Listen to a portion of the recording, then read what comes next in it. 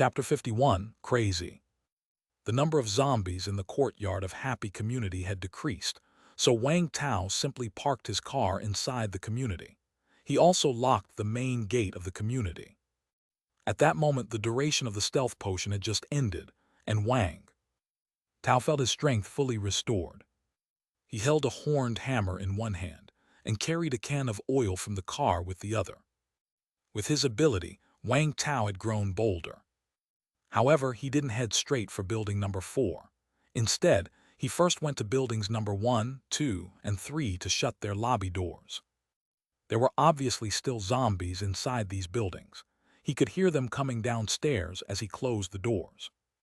Wang Tao didn't have time to deal with them yet, but he had to prevent them from ambushing him while he was fighting. With the community gate locked and the doors of the 3 buildings shut, only the zombies in building number 4 remained. When Wang Tao arrived at the entrance of building number 4 and saw the zombies in the stairwell, he didn't go in but climbed onto the awning above the lobby door. Then he began to tap the metal oil can with the horned hammer. Dong dong. As soon as the tapping sound echoed, it instantly attracted the attention of the zombies in the stairwell. Hefty. The zombies began to follow the sound and come out. After emerging, they seemed to catch Wang Tao's human scent and gradually became frenzied. But Wang Tao was now on the awning above the door, out of the zombies' reach, leaving them impotently raging below. In a short while, the number of zombies beneath him grew, forming a dense and terrifying crowd of about 20 or 30 heads. If Wang Tao fell, he would undoubtedly die. But Wang Tao was not panicked. When the timing felt right, he looked toward an open window on the 2nd floor, about 2 meters away from him. It was precisely the window of apartment 201, left open when he had departed. First, Wang Tao threw the oil can inside. Then he took off all his upper clothing, exposing a muscular torso covered in scars. Once stripped, the human scent of blood seemed more intense, making the zombies below even more frenzied. Wang Tao immediately threw down the bloody clothes. Following the scent, the zombies lunged at the clothes. Wang Tao then leaped toward the window and easily jumped through it. After entering, he grabbed his things and ran to the door, opening it from the inside. The moment he opened the door, a one-armed zombie lunged at Wang Tao. Wang Tao was prepared for an attack upon opening the door. Without looking, he kicked out. Bang! The zombie was sent flying into the door of apartment 202. Only then did Wang Tao take a moment to look and curse it angrily. Shit! The zombie he had just kicked away turned out to be the balding uncle. After the balding uncle climbed back up and lunged at him again, Wang Tao sidestepped to avoid the attack, pushed him into apartment 201, and quickly shut and locked the door. Then with a flip, he jumped straight down to the 1st floor. The zombies outside the door might have been taken aback, not expecting someone to suddenly jump down from the corridor. Faced with a crowd of zombies, Wang Tao remained unflustered and slammed the lobby door shut with a bang. Ignoring the various roars behind him, he rushed upstairs. Inside room 401. By the door of the secondary bedroom, a young man with pale complexion, dressed in spectacles and with a scholarly appearance sat on the floor. He was holding a kitchen knife, knocking on the door while eating his last piece of bread, then called out somewhat weakly, "Beauty, open the door. I promise I won't kill you." No one answered from inside. "Beauty, you can trust me. I really didn't mean to kill that uncle. I was forced into a corner too." Still no response. "Beauty, I'm giving you a chance to open the door voluntarily. Otherwise, don't blame me, okay?" "What are you waiting for? Waiting for your husband who's already fled on his own? Forget it, no one's coming to rescue you. Just accept your fate, follow me, and I guarantee I won't let you die." "Damn it, stupid bitch, I'm going to make you wish you were dead, I'm going to." "You alive?" The man in glasses suddenly turned vicious, looking as ferocious as a madman. As soon as he spoke, a muffled sobbing could be heard from the bedroom. Upon hearing this, The man in glasses immediately changed his tune. "If you open the door willingly, I promise, as long as you agree to be my wife, I won't kill you. I'll treat you well." Seeing that there was still no response from inside, the man in glasses didn't want to wait any longer. He propped himself up against the wall, stood up, then took a kitchen knife and began to pry at the door lock. "Damn you, you stinking whore. Wait for it. When I catch you, I'm going to strip you naked, chop you into pieces, throw you into the zombie horde. I'm going to you to death." As the man in glasses muttered to himself, he suddenly heard some noise coming from outside the front door. "Heh, these dumb zombies, here they come again." The man in glasses suddenly stopped short. He noticed that the door to his house was open. Gulp. Swallowing hard, the man in glasses clenched the kitchen knife tightly and hobbled along the wall towards the door. Suddenly, a tall, dark shadow burst in. Before the man in glasses could see clearly, he found himself lifted off the ground. Wang Tao looked at the man he held by the neck, a cold gaze in his eyes. As he watched the man struggle to breathe, Wang Tao loosed his grip, and the man in glasses fell to the ground. Wang Tao stomped hard on his stomach. After seeing that he had only a sliver of HP left, only then did Wang Tao let him be. Then Wang Tao approached the door of the secondary bedroom and knocked. "Open up, it's me." No answer from inside. Wang Tao didn't waste any words. He took half a step back, then suddenly kicked the door. Bang! The door was kicked open by his foot. A hoarse scream came from a corner of the room. Seeing the disheveled woman, Wang Tao strode over. "Don't kill me, don't kill me, I don't want to die." Ding Yukin, sitting on the ground, frantically waved her limbs. Wang Tao squatted down, easily grabbed Ding Yukin's limbs, then pinched her chin, forcibly lifting her head. "Sister-in-law, it's me." Ding Yukin looked over in terror. Looking at the tall figure in front of her, bare-chested and muscular, covered in scars, wearing a broken mask. She was suddenly stunned, rubbing her eyes in disbelief. Wang Tao. "It's me." "Wang Tao, woo-woo, is it really you? I thought you abandoned me, I thought I was dead, I'm not dreaming." Ding Yukin cried tears of joy, somewhat incoherently. Wang Tao gently patted her shoulder. "Sister-in-law, it's me, I'm back." Seeing Wang Tao's hand, Ding Yukin suddenly threw herself into his arms. "Woo-woo, I thought you." Wang Tao patted Ding Yukin's back and helped her stand up, then asked, "What on earth happened here? How did you end up here? What's the deal with the person outside?" Ding Yukin suddenly tensed up again when the matter was brought up. "That man went mad. He lured the zombies here. He wanted to kill us. The bald uncle to save me, woo-woo." Chapter 52, Murder. "Don't be nervous, just take your time." Wang Tao, supporting Ding Yukin, came out and saw the figure lying on the ground. Ding Yukin instinctively clung tightly to Wang Tao's waist. He's gone mad. He wanted to commit suicide with us, and then..."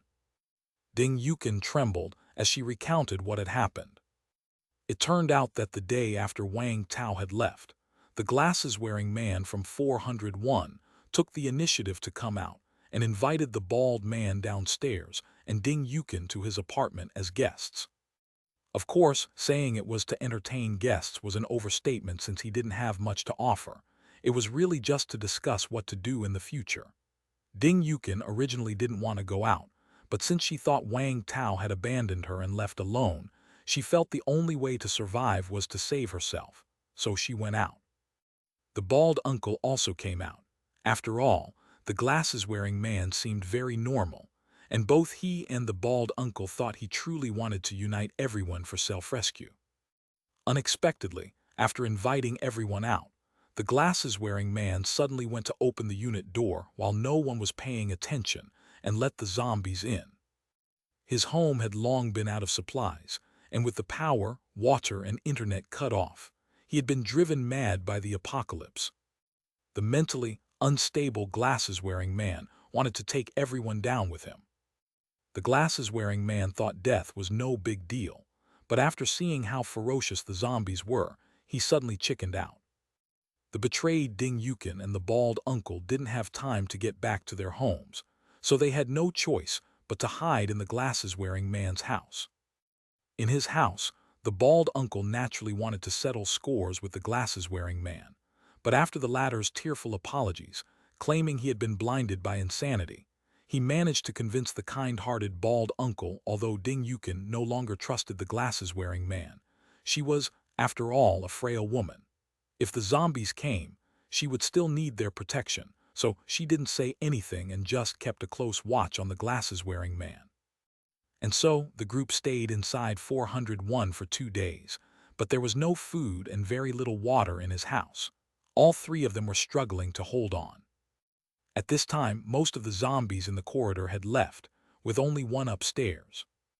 Therefore, the bald uncle suggested going downstairs to his place to get some things, as he still had some food Wang Tao had given him. But he was afraid that the glasses-wearing man would harm Ding Yukin, so he proposed that he go together with him and have Yukin stay at home to keep watch. Hearing there was food, the glasses-wearing man instantly perked up and agreed there was no problem. Then he and the bald uncle sneakily slipped out. But after the two left, something happened downstairs that drew a zombie, and they both ran back. When Ding Yukin opened the door, the glasses-wearing man suddenly pulled her out and opened the door. He wanted to drag everyone down together again. By then, his mind had already become abnormal. As Yukin was about to be bitten by a zombie, the bald uncle desperately charged at the glasses-wearing man, pulling Yukin back inside, but he himself got bitten. In the final moments, the bald uncle forcefully shut the door to 401, and as the two men struggled, the glasses-wearing man's keys got lost too. The bald uncle resolutely dragged the zombie down the stairs with him. Yukin frantically hid in the bedroom and locked it from the inside. Since the glasses-wearing man didn't have the keys, and since he hadn't eaten before, he didn't have the strength to break open the bedroom door, so the two were stuck in a standoff from yesterday until today. But when the glasses-wearing man had gone down previously with the bald uncle, he had managed to get some food from the bald uncle's place. So as long as he recovered some strength, he could probably break open the bedroom door by ramming it. By then, Yukin would surely die. After all, she was originally not as physically strong as the glasses-wearing man and hadn't eaten for days. She had no way to resist. And just when Yukin was at her most desperate, Wang Tao arrived like God himself, appearing right in front of her. After listening to Ding Yukin's rough explanation, Wang Tao looked at the glasses-wearing man as if he were looking at a dead man. Then he said, somewhat displeased, "Sis-in-law, didn't I tell you to hide in the house and not come out? Why did you go out?" I won't do it again." Ding Yukin hung her head slightly, not daring to meet Wang Tao's eyes. Right then, Wang Tao seemed to remember something and suddenly asked, "Do you think I abandoned you and left on my own?" When he went after the airdrop, he drove there, so if Ding Yukin had been by the window, she could have seen it. Most people would probably assume that Wang Tao was planning to leave on his own. Ding Yukin really wanted to say yes, but she didn't dare. She was afraid that her distrust would annoy Wang Tao, and only when she lost Wang Tao did she realize how much she needed him. In the few days that Wang Tao was gone, she truly understood what the apocalypse was. Seeing that Ding Yukin remained silent, Wang Tao knew what was probably going on. "Stupid woman, even if I really had left, couldn't you have asked the bald guy to unlock the door to my room? You know I have food in there, but you chose to trust a stranger instead. Really?" Wang Tao reproached irritably. The death of the bald man made him feel somewhat uncomfortable. Although they had been strangers before, the man had taught him the entire set of lock-picking skills, and he had a good personality, not one of those greedy types. Wang Tao had a good impression of him. And yet such a man had died like that. "I'm sorry, I sob." It was the first time Wang Tao had been so harsh to Ding Yukin, and it instantly frightened her. Clutching the corner of her clothes, she apologized with teary eyes. Okay, it's not your fault." Seeing Ding Yukin's haggard and fearful appearance, Wang Tao couldn't bear to say more. After all, she only had 10 drops of HP left. He was really afraid she might die if he continued. Wang Tao helped Ding Yukin to sit in a chair, then took out a piece of chocolate from his pocket, unwrapped it, and handed it to her. Ding Yukin swallowed, but hesitated to take it. Wang Tao straightforwardly brushed aside Ding Yukin's messy hair and somewhat roughly stuffed the dark chocolate into her mouth. Eat. MMM. After seeing that Ding Yukin could still eat, Wang Tao then turned his attention to the glasses-wearing man on the floor. The man with glasses only had 5/100 HP left. He didn't have much HP to begin with and had been severely beaten by Wang Tao, now nearing a state of death. Wang Tao strode over and, grabbing the man's collar, pulled him up from the ground. "Spare me." The man with glasses started speaking with a tremble. Without a word, Wang Tao grabbed his throat and then forcefully squeezed. Crack. -5. 0/100. He. The man with glasses' eyes bulged, his pupils slowly losing focus. Ding Yukin, who had been eating the chocolate with her head down, shuddered all over. Wang Tao looked back at her. "Sister-in-law, stay here for now. I'll be right back. Don't go running off again." Okay. Chapter 53, Weakness Potion. In this world, where civilization had gradually been replaced by barbarism, the bespectacled man had killed the bald man, and he even wanted to kill Ding Yukin. His fate was already sealed. Wang Tao didn't want to find out any more details or understand his mental state any further. He just wanted the bespectacled man to die. Wang Tao had thought that killing someone with his own hands might be uncomfortable, might make him queasy. But perhaps it was because he had killed too many zombies. After he killed the bespectacled man, he found he felt nothing at all. Not even as much as when killing zombies, after all. Zombies were much more disgusting than the bespectacled man. Wang Tao dragged the bespectacled man's body to room 202, which was the bald man's home, and then threw him out of the window. Bang! As the bespectacled man's body hit the ground, the group of zombies outside immediately swarmed over. Wang Tao didn't look at the disgusting scene for long. He turned his attention to the items that had dropped when he killed the bespectacled man. First thing was for sure, killing people could also result in loot drops. But killing people didn't increase the HP limit, nor was there that feeling of a slight improvement in physical condition. Acquired Weakness Potion Small X2. Weakness Potion Small. A creature contaminated with Weakness Potion will have its attributes reduced by L% 20%, depending on the dosage, lasting for 2 minutes, with a cooldown of 12 minutes for the same target. Killing an ordinary otaku and dropping 2 bottles of Weakness Potion. Does that make sense? This Weakness Potion wasn't like the others before. It resembled a glass bottle, not an injection. Thinking about it, who would inject themselves with a Weakness Potion? Wang Tao felt the correct way to use this thing was probably to throw it or to drug someone. It might not be needed for now, but who knows, it might come in handy one day. Moreover, according to the description, any creature contaminated with Weakness Potion will be weakened, so zombies should count as creatures, right? After stowing the items in the space backpack, Wang Tao went to the door of room 201, listening to the incessant zombie roars inside. He took a deep breath, and only then did he use the key to open the door. Bang! The moment he opened the door, Wang Tao kicked it. He sent the zombie, that was once the bald man, flying with a kick. Then he grabbed the horned hammer and quickly ran over, pounding away at the zombie that was once the bald man. Soon, the zombie that was once the bald man was down to a sliver of HP, and looking at that familiar yet ferocious face, Wang Tao sighed deeply. The bald man had avoided the virus outbreak, avoided the zombies, avoided the food crisis, but in the end, he couldn't avoid his own kind. If only he could have come back yesterday, he might have been able to be saved. But now it was too late. Bang! -54.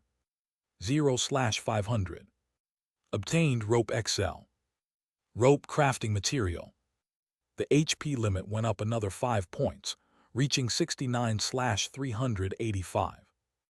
Wang Tao searched the bald man's body and found a blood-stained photograph. It was the family portrait he had proudly shown Wang Tao before. Looking at the bright, smiling faces of the family of 3 in the photograph, Wang Tao carefully tucked the photo away. "If I ever get the chance to meet your wife and child, and I happen to be capable, I'll look after them for you." Regardless, the man had taught him how to pick locks, and this infection had come while he was protecting Ding Yukin. If Wang Tao was able, he wouldn't mind helping the man's family, but remembering the terrifying figure he had seen on the outskirts with 10,000 HP, Wang Tao thought the chances of the man's family's survival were slim. Wang Tao sat here for a while and, after smoking a cigarette, finally tossed out the balding Uncle Zombie's corpse. Then he picked up the oil drum kept in this room and went upstairs to the door of 401. "Open up, it's me." Click. Ding Yukin was waiting right behind the door and, hearing Wang Tao's words, opened it without even a glance through the peephole. "Sister-in-law, next time you could at least take a look at who it is before opening the door. You don't have to hurry to let someone in." Wang Tao was somewhat speechless.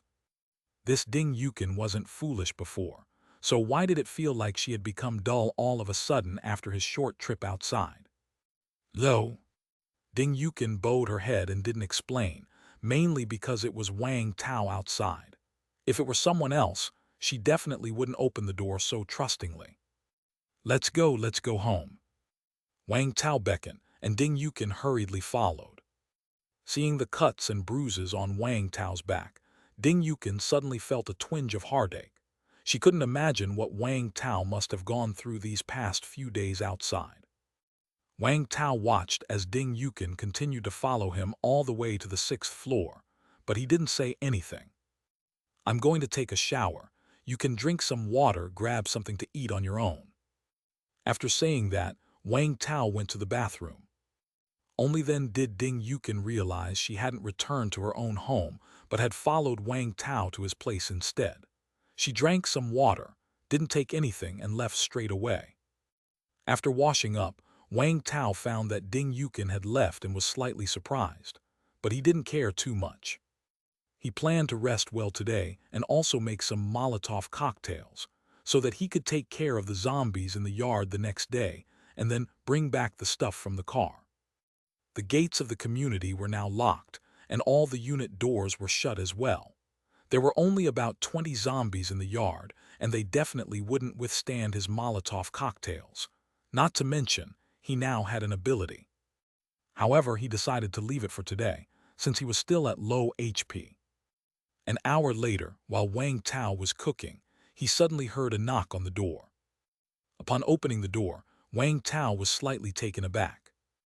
It was one thing for Ding Yukin to have gone home to shower and change clothes, but she'd also applied light makeup. Her hair was tied up high, revealing delicate ears and a slender, snowy neck. She wore a figure-hugging dark blue pajama set, tightly wrapped around the chest but still unable to hide the prominent curves. The hem of her pajamas was above the knee, encasing her shapely lower body, but not those slim legs sheathed in flesh-toned stockings.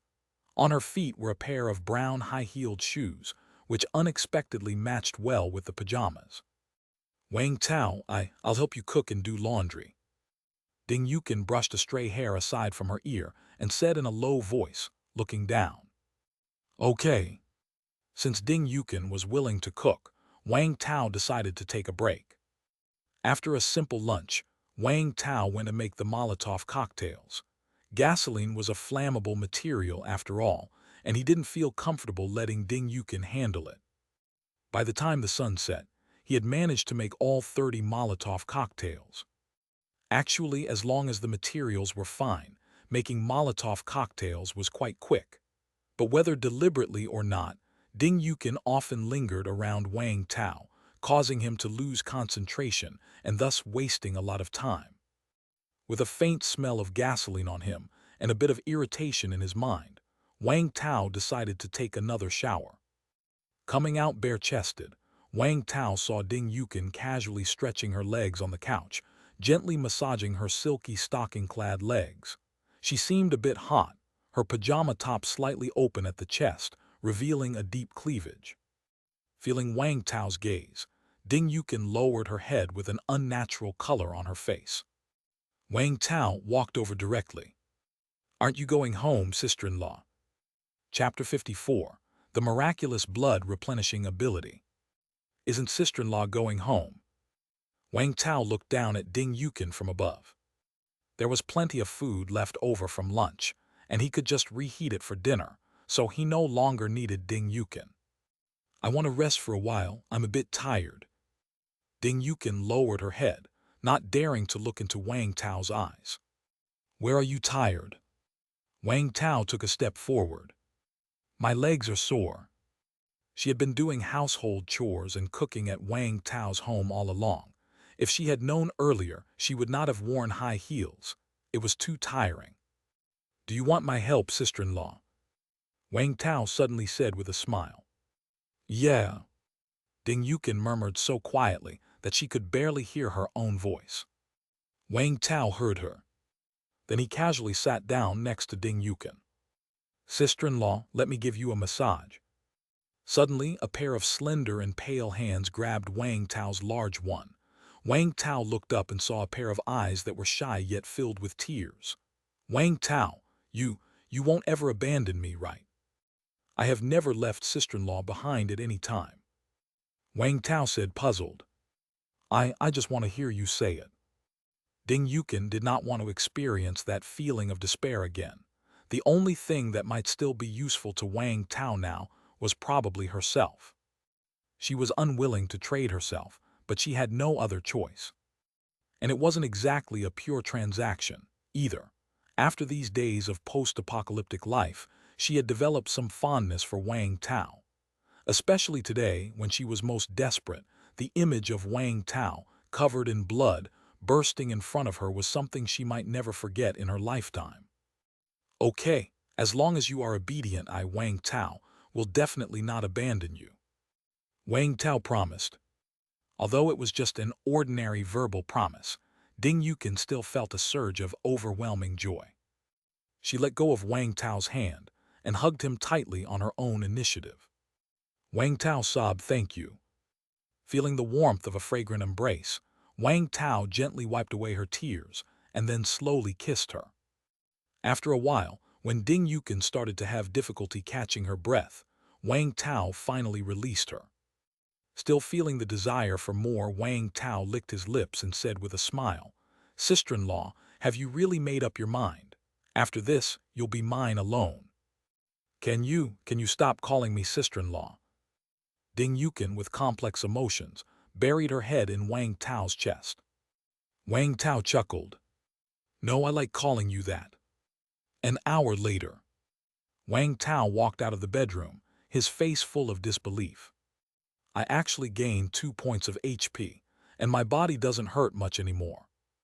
An hour before, his HP was 69/385, but now it was 169/385.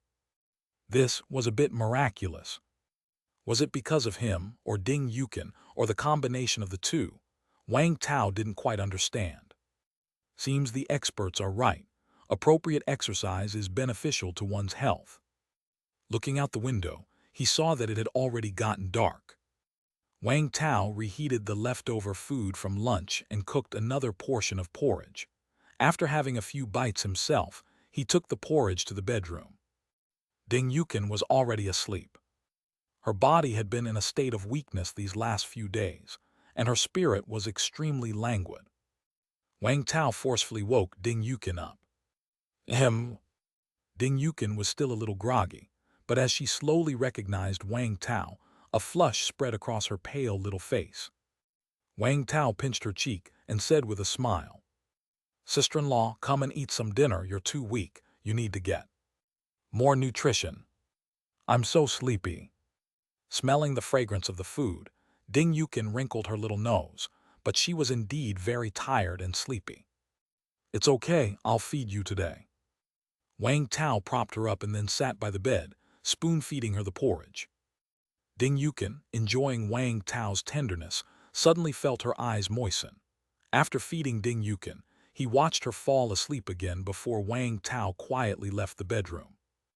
Now that his HP had recovered somewhat, it was time to continue his daily exercises. Wang Tao was quite disciplined in this regard. He exercised until late into the night, and only after feeling his body had grown stronger did he contentedly take a shower and then went to rest. Early in the morning, upon opening her eyes, Ding Yukin saw the burly figure lying next to her and felt complex emotions. She was a woman of loyalty. She had only ever dated once, and her partner was her husband, Zhao Yuan. If she had a choice, she certainly would not want to betray her husband, even though it was very likely that Zhao Yuan was already dead.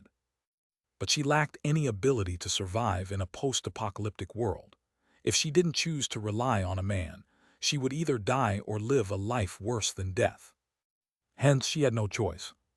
She felt gratitude, admiration, and trust towards Wang Tao, but no love. She believed she did not feel it yet. Awake! Wang Tao's voice suddenly sounded. Yeah, Ding Yukin murmured somewhat unnaturally as she buried her head into Wang Tao's chest. Today I'm going to clear out all the zombies in the yard, but before that, I want to try if I can replenish my blood again. Chapter 55. Testing the Molotov cocktail again. Wang Tao felt a bit disappointed.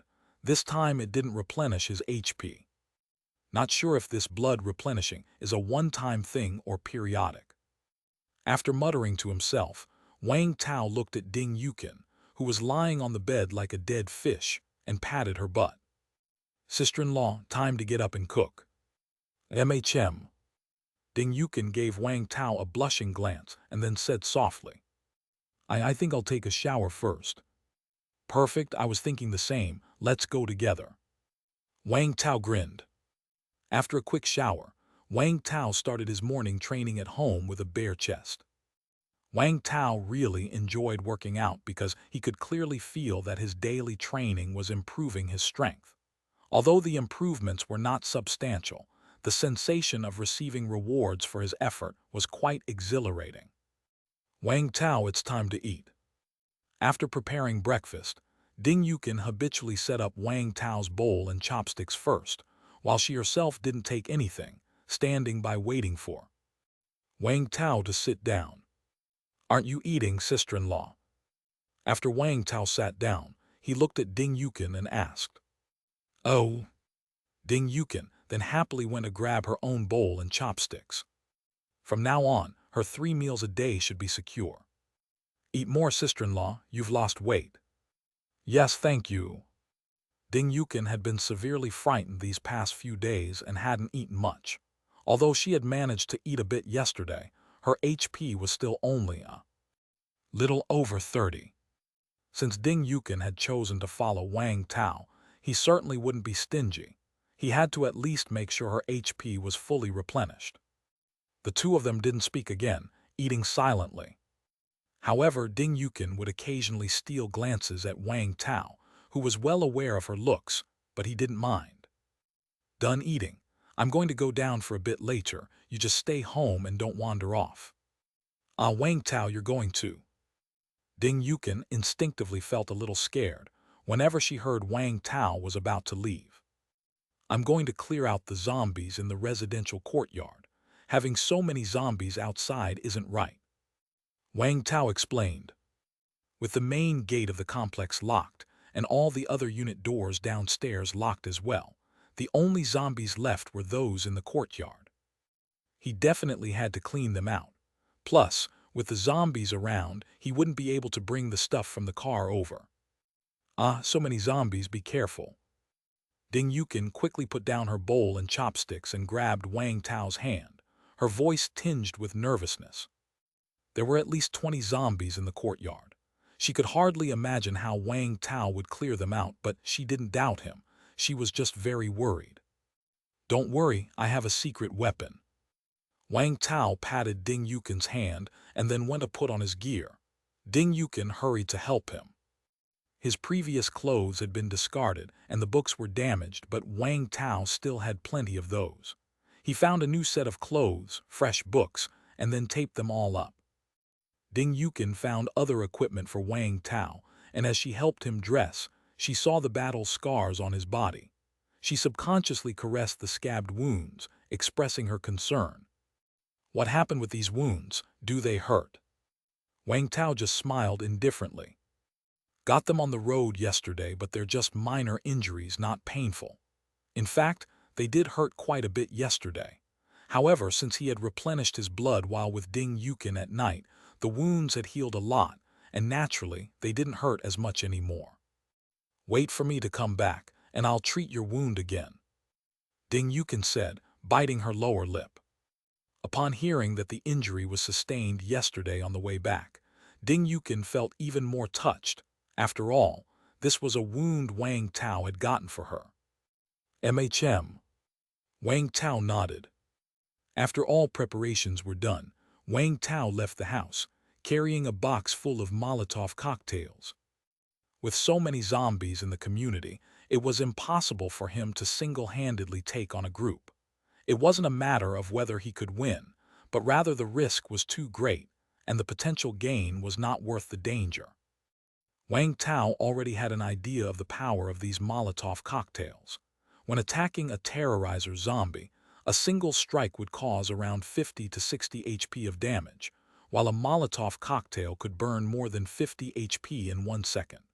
Although he was unsure of the exact damage it would do to these ordinary zombies, even if it was only around 50, it would be enough. After all, this was a continuous area of effect attack. With this powerful weapon at his disposal, he didn't need to take risks. Carrying the Molotov cocktails, he arrived at apartment 201 and opened the window. The body of the bespectacled man he threw down yesterday was now only a skeleton. A few zombies were gnawing at the bones. However, it seemed the zombies' teeth hadn't evolved much, as they were still unable to gnaw on some of the larger bones. Wang Tao knocked on the window, immediately attracting the attention of some zombies. He stood by the window, occasionally knocking on it. Soon, 4 zombies had gathered beneath the window. "Hefty!" roar. Looking at those zombies that were agitated but couldn't climb walls, Wang Tao cracked a smile. He lit a Molotov cocktail, then hurled it down at the zombies. Splash! Boom! After the Molotov cocktail shattered on the ground amidst the zombies, flames burst forth, and Wang Tao could distinctly feel a wave of heat. He looked closely and saw numbers beginning to float above the heads of the zombies engulfed in the sea of fire. -64, -63, -61. Molotov cocktail attacks against ordinary zombies only do slightly more damage than against terrorizers. Wang Tao was somewhat surprised, as he had added extra ingredients to the cocktail. It was not much of an issue, though, since the Molotov cocktails would burn for quite a while, and these zombies would definitely be burned to death. The roaring of these zombies attracted others, but seeing the flames, the other zombies were unwilling to approach, just roaring and watching from a distance. Wang Tao wasn't in a hurry, as he still had plenty of Molotov cocktails in his hands, enough to take out these zombies. The damage is getting lower. Wang Tao noticed that, as the zombies' HP dropped, the damage inflicted by the fire was also decreasing. Soon, 3 zombies had fallen to the ground with a sliver of HP left, but they weren't dead. The flames continued to burn. Although the gasoline in the Molotov cocktails had burned up, the zombies' bodies were flammable and could continue to burn. It just didn't smell too good. Wang Tao silently waited for a while, and 3 of the zombies were burned to death. The one that had not died because the flames had initially only caught its arm was now spreading to its body. But the 3 dead zombies didn't drop any loot, nor did they increase Wang Tao's HP limit. Damn, doesn't it count as my kill? Those I shot dead with a gun counted. Why doesn't burning them to death count? Wang Tao was puzzled, realizing he would have to experiment more in the future to understand the situation. However, if burning the zombies to death didn't count as his kills, he would have to change his combat approach. I have to go down there. First, I need to burn them until they are crippled, then finish them off with a blade. Otherwise, these zombies' deaths would be too wasteful. Chapter 56. Cleanup of the residential area. The flames on the first floor hadn't been extinguished yet, and the zombies were unwilling to come over, so Wang Tao had no choice but to go to room 202. He opened the window to attract the zombies. Once the zombies approached, he repeated his method and once again threw a Molotov cocktail, hitting 4 zombies. Waiting for their HP to drop to a sliver, Wang Tao grabbed his weapons and climbed out the window. There were still about a dozen zombies in the yard, so for safety, he didn't walk out the front door on the first floor but instead jumped down directly. Thud! The second-floor window was about 4 meters from the ground of the complex, and Wang Tao landed with ease. But at the same time as he landed, Wang Tao silently used shockwave. A visible ripple spread out from his feet, expanding in all directions like the ripples of a wave. -22. -21. -8. -12. The 4 zombies, already low on HP, were bounced up by the shockwave and then hit the ground. By the time they bounced, they were already dead. 4 semi-transparent packages appeared instantly. Haha, using shockwave to deal the final blow seems pretty good. It was Wang Tao's first time using shockwave against enemies, and he was slightly excited. He quickly estimated that the shockwave's range was about 3 meters in diameter, half of the Terrorizer's 6-meter diameter shockwave. But Wang Tao was content since he could repeatedly fuse the same type of crystal core, meaning the ability was sure to grow stronger, and as he collected more crystal cores, his ability would become increasingly powerful. After jumping down, Wang Tao immediately drew all the zombies' attention, and they twisted their bodies towards him. But Wang Tao had no intention of engaging them. He quickly stepped on the windowsill and climbed back up to the second floor. Then he lit another Molotov cocktail and threw it out. Splat! Boom! After throwing 3 Molotov cocktails in a row, the ground floor was engulfed in flames. Wang Tao then went back to room 201, and after waiting for a while, jumped down from there. With a thump, he landed effortlessly. Watching the zombies chaotically dancing in the inferno, Wang Tao chuckled. Enduring the heat waves, he strode forward, picked up the horned hammer and brought it down on the head of a burning zombie. Splat! -451. 0/500. The zombie had only a sliver of HP left, an easy target for the killing blow. Simultaneously, a visible shockwave emanated from the horned hammer. -42. 0/500. This time it affected only 1 zombie, but it was still instantly killed. Soon, all the weakened zombies in the inferno were taken out by Wang Tao. Wang Tao discovered a proper way to use the shockwave.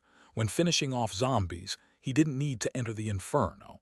He could simply hit the ground or the zombies outside the flames, and the shockwave would kill the zombies inside. This was very convenient. However, the ability consumed quite a bit. The 3-meter range shockwave was his most powerful attack, and each usage consumed 20 mana. He could use it at most 5 times. Wang Tao took care of all the zombies in the blaze with just 3 uses. Outside the inferno, there were still 2 unscathed zombies left. Perfect, you two can try out the ability. Wang Tao rushed forward and hammered hard on the head of one of the zombies. -3,431. -2,851. The zombie he hammered lost 343 HP, while the zombie nearby affected by the shockwave lost 285 HP. At the same time, both zombies were knocked to the ground by the impact. Wang Tao was satisfied with the result. He brought down the hammer again, targeting the zombie with the higher remaining HP. Splat! -157. 0/500. Shockwave. -1,151. 0/500. 2 hammers instant kill. The power of the shockwave seems to be related to the strength of my attacks, but the mana cost is at most only 20 points, so there must be a limit to this power unless I can use more mana. As he pondered, Wang Tao casually collected the loot dropped by the 2 zombies. All cleared. He looked around and saw a total of 22 zombies in the courtyard of the community. Apart from the first 3 zombies that Wang Tao did not finish off, he had finished off the remaining 19.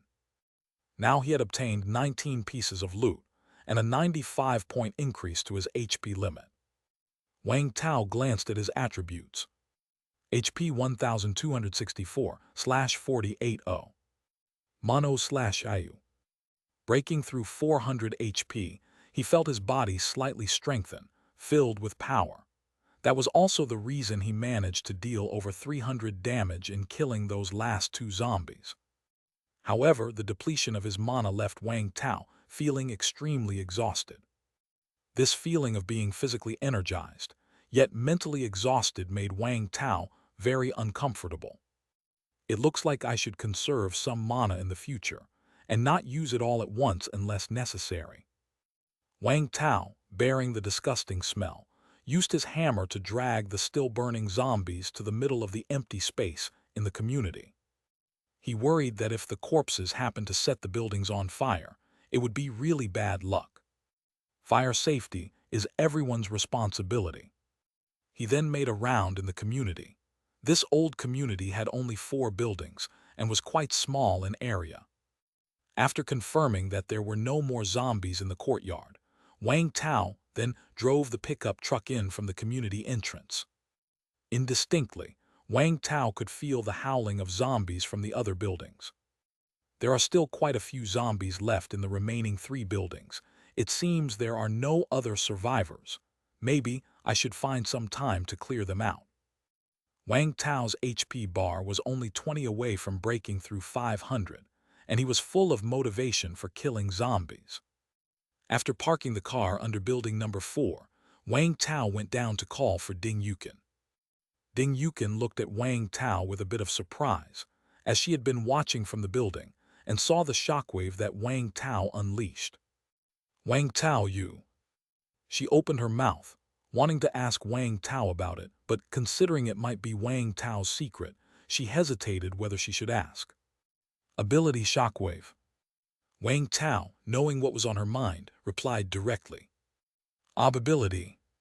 Though she had already guessed, Ding Yukin was still visibly shocked when Wang Tao confirmed it. After all, these were things from TV shows, and they had actually appeared in reality. Wang Tao observed Ding Yukin's surprised expression and raised his eyebrows. Since you have decided to follow me, sister-in-law, I'll figure out a way to get an ability for you to play with in the future. I can too. No, I can't manage it. Ding Yukin was initially subconsciously excited, but she quickly waved her hands in denial. Even if she had the shockwave ability, she wouldn't dare to kill zombies.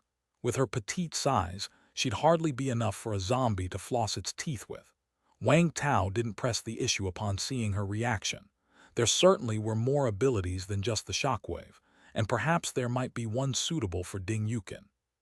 It took some time, but Wang Tao and Ding Yukin finally managed to move everything upstairs. Seeing so much food, Ding Yukin almost couldn't believe it was real, especially with a government drop among them which excited her. Could there possibly be a chance for rescue? But when Wang Tao showed Ding Yukin the letter from the supply drop, she knew that rescue was not possible. However, she wasn't too disappointed. After all, she had placed all her hopes on Wang Tao now. Chapter 57, You Wronged Me. 19 zombies. In addition to granting Wang Tao 95 more HP, they also dropped 19 packages for him. While Ding Yukin was sorting out the supplies, Wang Tao was checking his spoils of war. Some crafting materials he had seen before naturally dropped again, along with a few new ones. Gauze Roman 11, Cable Roman 11, Battery Roman 11, Electronic Component XL. He didn't yet know what these crafting materials were for, but they could be used on their own, like gauze for stopping bleeding or batteries for discharging electricity. However, he definitely wasn't going to use them just yet. After all, he could store them in the space backpack, saving time and effort. If he really needed to, then he'd consider the items in the backpack. Beyond these crafting materials, there was something he had never seen before. Security Uniform XL. Security Uniform. Durability +1, Tear Resistance +1. Wang Tao was somewhat surprised by the security uniform. Even clothes could drop, and with attributes to boot. If he remembered correctly, this black security uniform had the same style as the one worn by the community security guards. But the community guard was an old man, wearing loose-fitting security apparel, not so much protecting others as looking like he needed protection himself. With just a thought, the security uniform appeared in Wang Tao's hands. The full set included a cap, jacket, trousers, and a pair of black high-top combat boots. It was designed to mimic a combat police uniform. Wang Tao sized it up, and it seemed about his size. He didn't care about whether it was a security uniform or not. He cared about the quality. You have to say, attributes really make a difference. Normal clothes he could tear apart directly, but not this security uniform. He couldn't rip it at all at first try. This must be because of the uniform's attributes. The durability was all right, but the tear resistance was very impressive. Wang Tao put it on and tried it out right away. The uniform fit perfectly, was comfortable to move in. As long as one didn't look at the badge on the shoulder, it very much resembled a police combat suit. Nice, I'll wear you in going out from now on. Afternoon. Wang Tao moved the diesel generator to the rooftop and started it after pouring the fuel. Roar! The diesel generator was pretty loud, but since it was on the 6th-floor rooftop, and Wang Tao had set up some noise insulation around it, it didn't draw the zombies' attention from the street. The diesel generator couldn't be running all the time. He just needed to fully charge the outdoor power supply. So, a bit of noise wasn't an issue. He was going to turn it off at night anyway. Now I can take a hot shower tonight. It was April and still a bit cold, so a hot shower would be very comforting. Wang Tao, I'm going to head back now. After dinner, Ding Yukin suddenly spoke. Head back for what? It's almost time to rest. You want to go back and be alone in your room? Wang Tao asked, sounding a bit perplexed. I'm going home to get a change of clothes. Ding Yukin gave Wang Tao an embarrassed glare, her face red. Oh wait, clothes, I'll come with you. Wang Tao's eyes gleamed, as if he had thought of something. The two of them once again arrived at apartment 502, and for some reason, Ding Yukin felt somewhat nervous this time as she brought Wang Tao back to her place. Wang Tao had clearly been here before. I'll get the clothes, just wait for a moment. With that, Ding Yukin went to the master bedroom alone. Wang Tao didn't follow her immediately. Instead, he looked at the wedding photo on the wall. Previously, I thought sister-in-law's figure in the photo was photoshopped, but it turns out it's completely real, no modification needed. Wang Tao then glanced at Zhao Yuan in the photo beside Ding Yukin, murmuring in his mind. Brother Zhao, don't worry. I promised I'd take care of sister-in-law and I will keep my word. When Ding Yukin hurried back with a few change of clothes, she saw Wang Tao looking at her wedding photo, and she suddenly felt a strange panic inside, like she was doing something wrong behind her husband's back. Wang Tao, don't look. Ding Yukin hurriedly approached Wang Tao, extending her hand to block his line of sight. What's the matter, sister-in-law? Feeling shy? You seemed quite proactive yesterday. Wang Tao said, smiling. However, after he had spoken, he saw Ding Yukin's face turn a mixture of red and white, and tears instantly welled up in her eyes. Cough, sister-in-law, I was just joking with you. Wang Tao then remembered that Ding Yukin and Zhao Yuan were very close, and that making such a joke at this time and place was indeed inappropriate. Ding Yukin bit her lip, looking at Wang Tao with complicated emotions, but in the end she said nothing, only squatting on the ground with her hands covering her face, sobbing softly. Women are indeed troublesome. But soon after, Ding Yukin stood up again. She wiped her tears, turned her head away, and said softly to Wang Tao, "TVE got the clothes, let's go back." Wang Tao immediately frowned. "Sister-in-law, are you mad at me?" "No." Wang Tao suddenly reached out, grabbed Ding Yukin, and hugged her in his arms. Ding Yukin instinctively tried to resist, but she was clearly unable to do so. "Still say you're not mad." Wang Tao pinched Ding Yukin's cheek, and seeing she still did not react, moved his hand lower. "Wang Tao, please, let's go. Can we go to your house, please?" Ding Yukin begged him with tear-filled eyes. "Sister-in-law, do you feel like you've wronged Brother Zhao?" Wang Tao stopped his actions and asked. Ding Yukin did not answer, but the tears in her eyes grew more abundant. "Sister-in-law, go get my phone for me. It's in my room." Wang Tao suddenly released her and said. Ding Yukin hurriedly broke free from Wang Tao's embrace, and before long, she came back with his phone. After handing the phone to Wang Tao, Ding Yukin immediately retreated several steps, keeping her distance from him. "Why are you standing so far away, sister-in-law? Come sit next to me."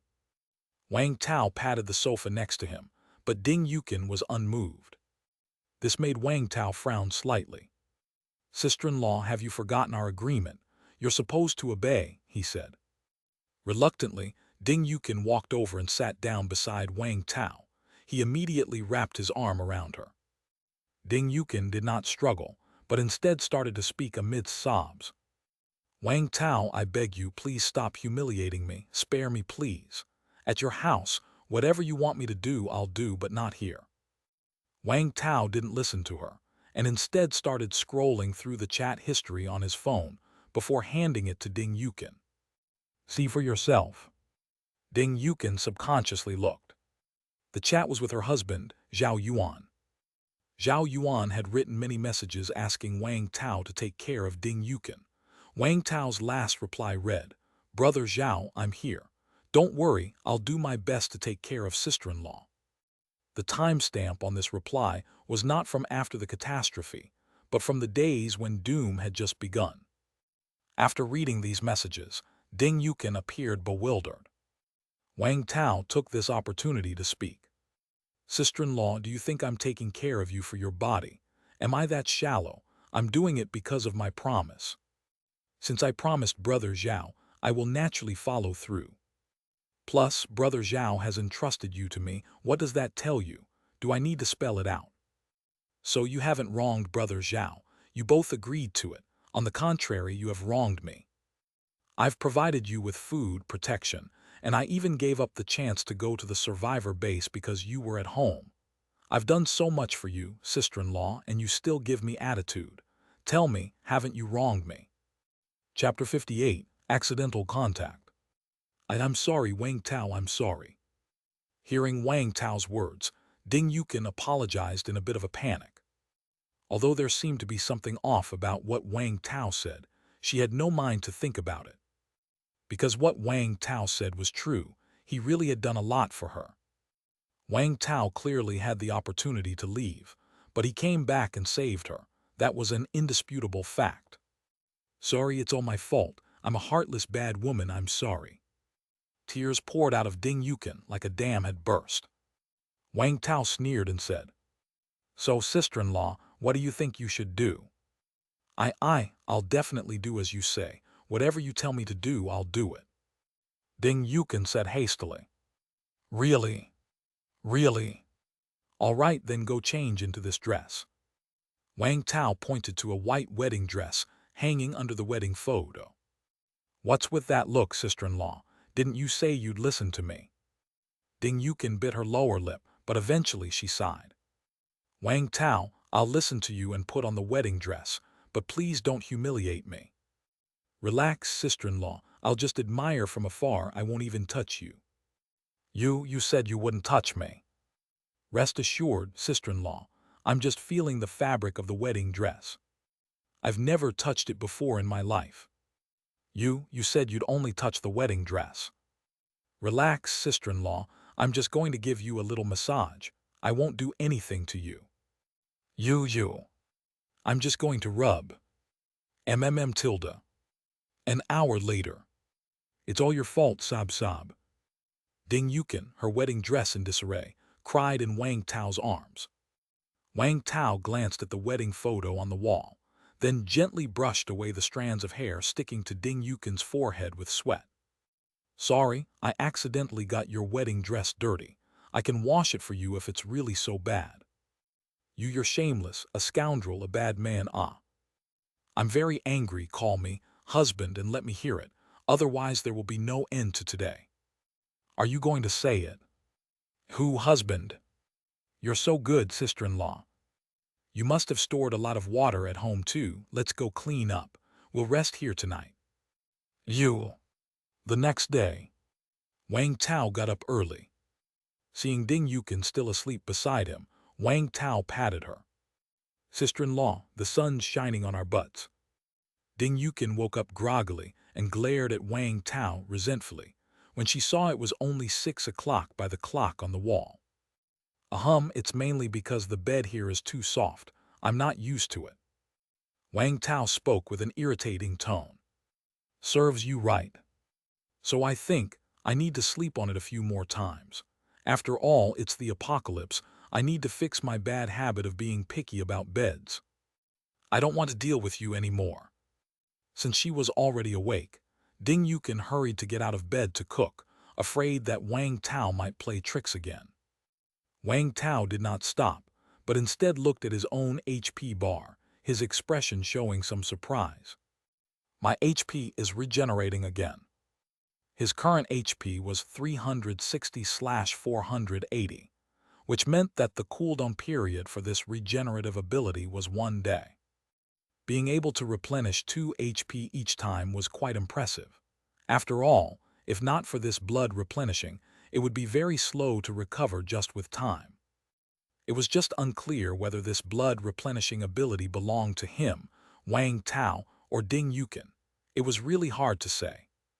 After all, since the apocalypse began, he had the ability to see living creatures, HP bars and loot drops from killing monsters. Perhaps Ding Yukin had some abilities as well. However, there was no way to prove this unless he tried it out with another woman, cough. After getting up, Wang Tao unexpectedly found a skull mask in Ding Yukin's house and took the item upstairs. Sister-in-law, did you make this especially for me? When Ding Yukin saw the item in his hand, her face immediately blushed. Then thank you, sister-in-law, I really like it. Wang Tao, look how neatly I arranged these. On the rooftop, Ding Yukin called out to Wang Tao with a hint of seeking praise as she looked at the neatly arranged leaks. Wang Tao, who was observing zombies through a telescope, turned around and saw Ding Yukin, dressed in a black silk OL outfit, bending over to tend to the leaks, and he nodded immediately. Looks good. It's so neat. Ding Yukin, looking at the lush green leeks in front of her, felt jubilant. Besides the leeks, many green plants were placed around, all collected by her inside this building. It's just a pity that it doesn't rain, Ding Yukin muttered while watering the leeks and green plants. Before the apocalypse, there was a heavy rainfall, but after that, it had been clear skies. If it weren't for some water stored in the building, they would have run out long ago. Moreover, the stored water was running low, as it had been more than 10 days since the water stopped, and much of it had gone bad. They could only use it for washing clothes, taking baths, and watering the green plants. For drinking, they relied on the purified water provided by Wang Tao in large barrels. Hearing Ding Yukin's muttering, Wang Tao also looked up at the sky. The sky was clear and cloudless. But he wasn't thinking about rain. Instead, he was hoping for another airdrop to happen soon. As for the water issue, besides killing zombies to obtain purified water, he could also solve it by digging a well. It was just that he didn't have the tools for drilling a well right now. If he could find a long steel pipe, he might be able to try drilling a small diameter artesian well. His family used to live in the countryside, where everyone used artesian wells. He knew how to make one, but it required some tools and effort. Let's go, sister-in-law. Wang Tao came over and patted Ding Yukin's buttocks. Ding Yukin gave Wang Tao a glare and then followed behind him, asking, Wang Tao, what are we having for lunch? Until a few days ago, she never imagined she could be picky about food in the post-apocalyptic world, and that was all because of Wang Tao. Just see what you can make. Never mind, let's eat those ready-to-cook meal packs today to change it up. After their outing, the supplies at home could be considered abundant, and they now had the luxury of choice. Okay. At noon, Ding Yukin was cooking in the kitchen, while Wang Tao was fiddling with the radio and walkie-talkie. Ever since he made contact with other survivors through the walkie-talkie at the water plant, Wang Tao liked to play with the device whenever he had some free time. SSS. Is there anyone who can receive SSS? Hearing the voice from the walkie-talkie, Wang Tao's eyes lit up. He quickly moved to the window, but the signal was still not very strong. Sister-in-law, I'm going up to the rooftop. Call me when dinner's ready. All right. Wang Tao took the walkie-talkie and ran to the rooftop. Is there anyone who can receive SSS? The rooftop was open and at a high elevation, with nothing to obstruct it, making the signal much better as soon as he got there. Wang Tao pressed the transmit button on the walkie-talkie. Who are you? Where are you? Repeat, who are you? Where are you? Someone finally received me. My name is Oh Yingying. We're trapped. Please save us. Oh Yingying. That name sounded vaguely familiar. Chapter 59, Survivor Status. Wang Tao remembered this Oh Yingying was one of the survivors trapped in the water plant. He still had her and that married man, Masterpiece, saved on his phone. He had unexpectedly made contact with them. After thinking for a bit, Wang Tao spoke up. How many of you are there? What's your situation? 3 of us. There are 3 of us in total, and one of us is a police officer. But we are trapped inside a milk tea shop, and there are zombies all around us. Woo-woo. The person on the other end wept softly as they spoke. What's the name of the milk tea shop? Are you injured? Let that police officer speak. Wang Tao was quite curious about their current state, so he asked a few more questions. Simei Milk Tea Shop. We're at the Simei Milk Tea Shop on Rui Kai Commercial Street. I'm not injured. Wei Guang. Oh, that's my companion. He's injured, but not by a bite. He's asleep. As for Officer Han, she's trapped in a dollar store nearby. I don't know how she's doing. Big brother, please save us. Wang Tao frowned. The policewoman wasn't with them. Then they were probably doomed. This pair of dog man and woman were indeed scheming, but in this apocalypse, strength and courage were more important. Since they had neither strength nor courage and were cowards without anyone to protect them, they were unlikely to survive. As for the Simei Milk Tea Shop, although Wang Tao hadn't heard of it, he did know of Rui Kai Commercial Street, which was not far from Shui's University. In other words, this group was close to the Suzaku University survivor base, but they got trapped before they could reach it. He didn't know whether to consider that good or bad luck. How did you get trapped? What dangers are outside? Wang Tao continued to ask. We encountered a very terrifying zombie earlier, and Officer Han fired her gun to save us. Although she seemed to have killed the zombie, the gunshot attracted a large horde of zombies, and we were forced to split up. Wei Guang got injured while running away. A very terrifying zombie. It must have been a special zombie. Firing a gun in the streets, the consequences were obvious. The policewoman definitely knew the consequences, but she still fired her gun to save others. Wang Tao had to admit, although he wouldn't be that kind of person, he still had great respect for them. Wang Tao thought for a moment and then said, Don't you have any food in that milk tea shop? Do, but there are too many zombies outside, and they are still knocking on the door. I'm so scared. Can you please send someone to rescue us? Send someone. Wang Tao was stunned for a moment, then raised his eyebrows. Wu Yingying clearly had a misunderstanding. She couldn't possibly think he was from the Shui's base, could she? Wang Tao didn't explain. He just continued to ask her many things. Wu Yingying, like grasping at a lifeline, told Wang Tao everything that had happened along the way. Of course, she didn't go into detail about what happened inside the water plant. Having heard all this, Wang Tao had a pretty good idea of their situation. After escaping from the water plant, the three of them were quite lucky not to encounter a large number of zombies. Adding to that, Han Rui was very familiar with the roads, so before entering Rui Kai Commercial Street, their journey was full of close calls but without real danger. Wu Yingying said that Han Rui initially didn't want to enter Rui Kai Commercial Street. Although it could serve as a shortcut, the commercial street was bound to have many zombies. But after observing for a while, they saw that there were hardly any zombies inside the commercial street. Instead, it appeared to be quite deserted. Sun Weiguang thought it was an opportunity not to be missed. They had seen wandering zombies at the water plant, so maybe the zombies in the street had moved on. Therefore, Ou Yingying agreed with Sun Weiguang. Majority rules, and the three of them entered the commercial street. Actually, they could have passed through the commercial street safely, but when Sun Weiguang saw the milk tea shop, he insisted on getting 2 cups of milk tea for the ladies. At that time, the door of the milk tea shop was open, and it looked safe inside. Han Rui allowed it since there was a zombie ahead, which she planned to sneak past and take care of. Sun Weiguang and Ou Yingying went to the milk tea shop together. But then Sun Weiguang made a noise in the milk tea shop, which suddenly attracted a terrifying zombie. Seeing that the two were in trouble, Han Rui decisively fired her gun from a distance, hitting the zombie. The zombie immediately switched its target and ran towards Han Rui. Wu Yingying saw the zombie follow Han Rui into a craft store, followed by a few gunshots.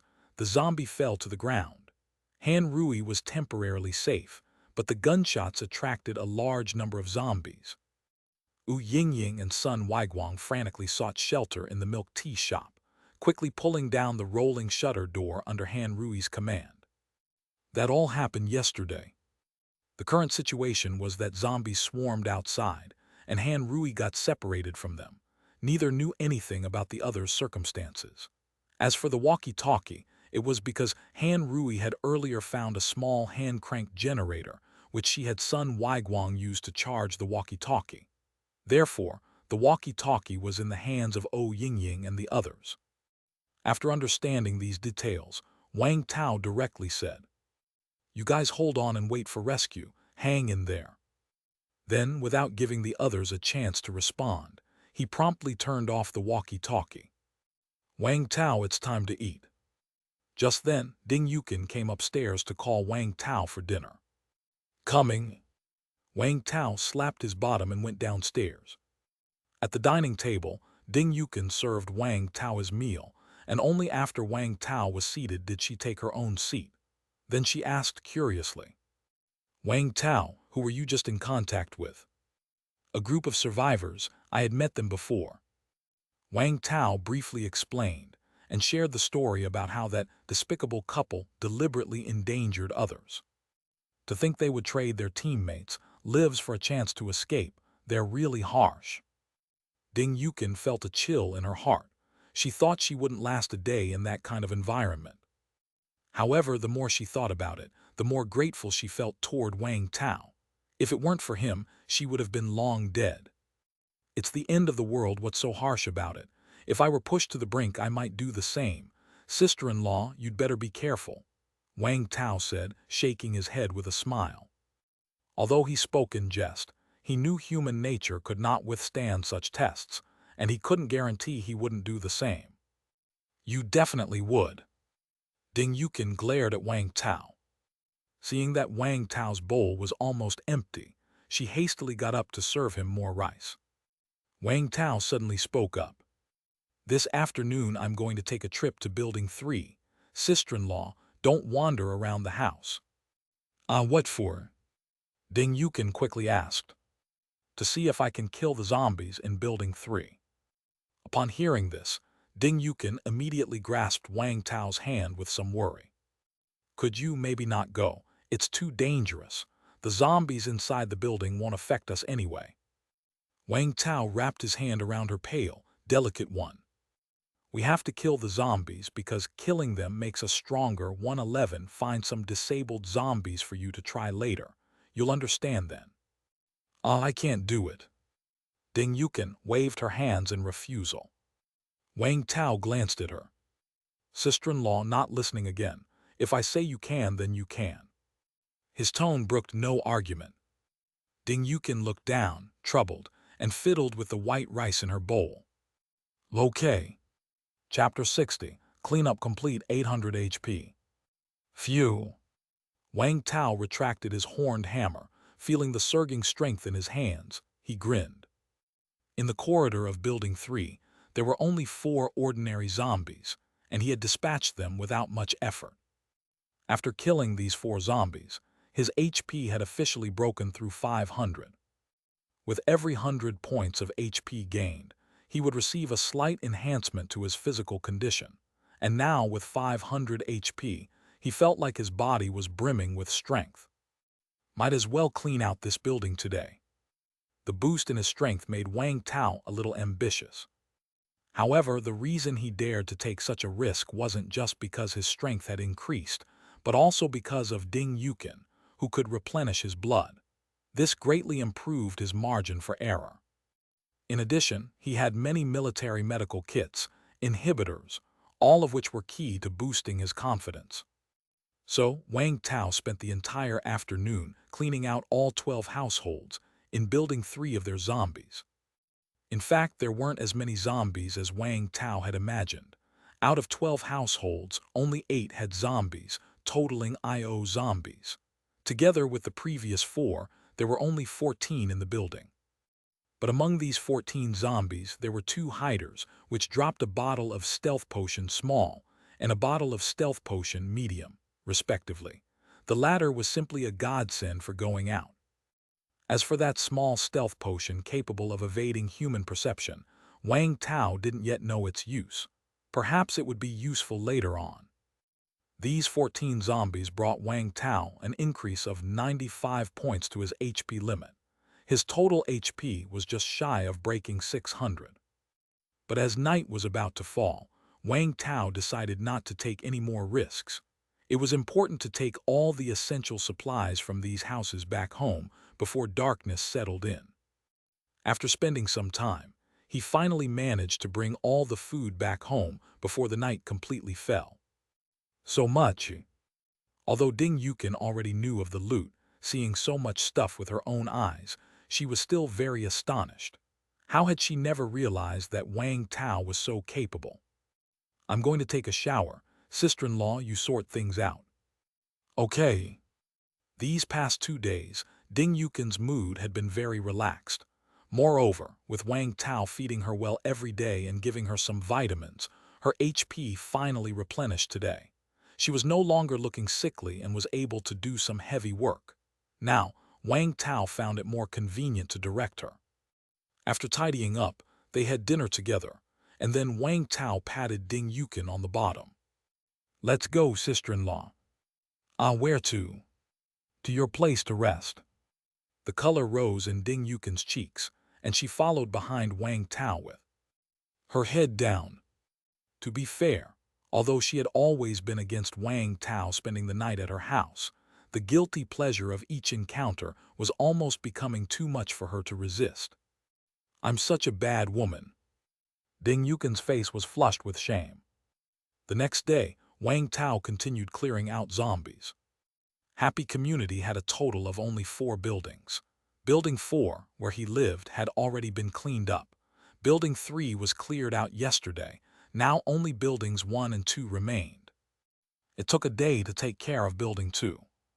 There were more zombies in Building 2 than in Building 3, a total of 22.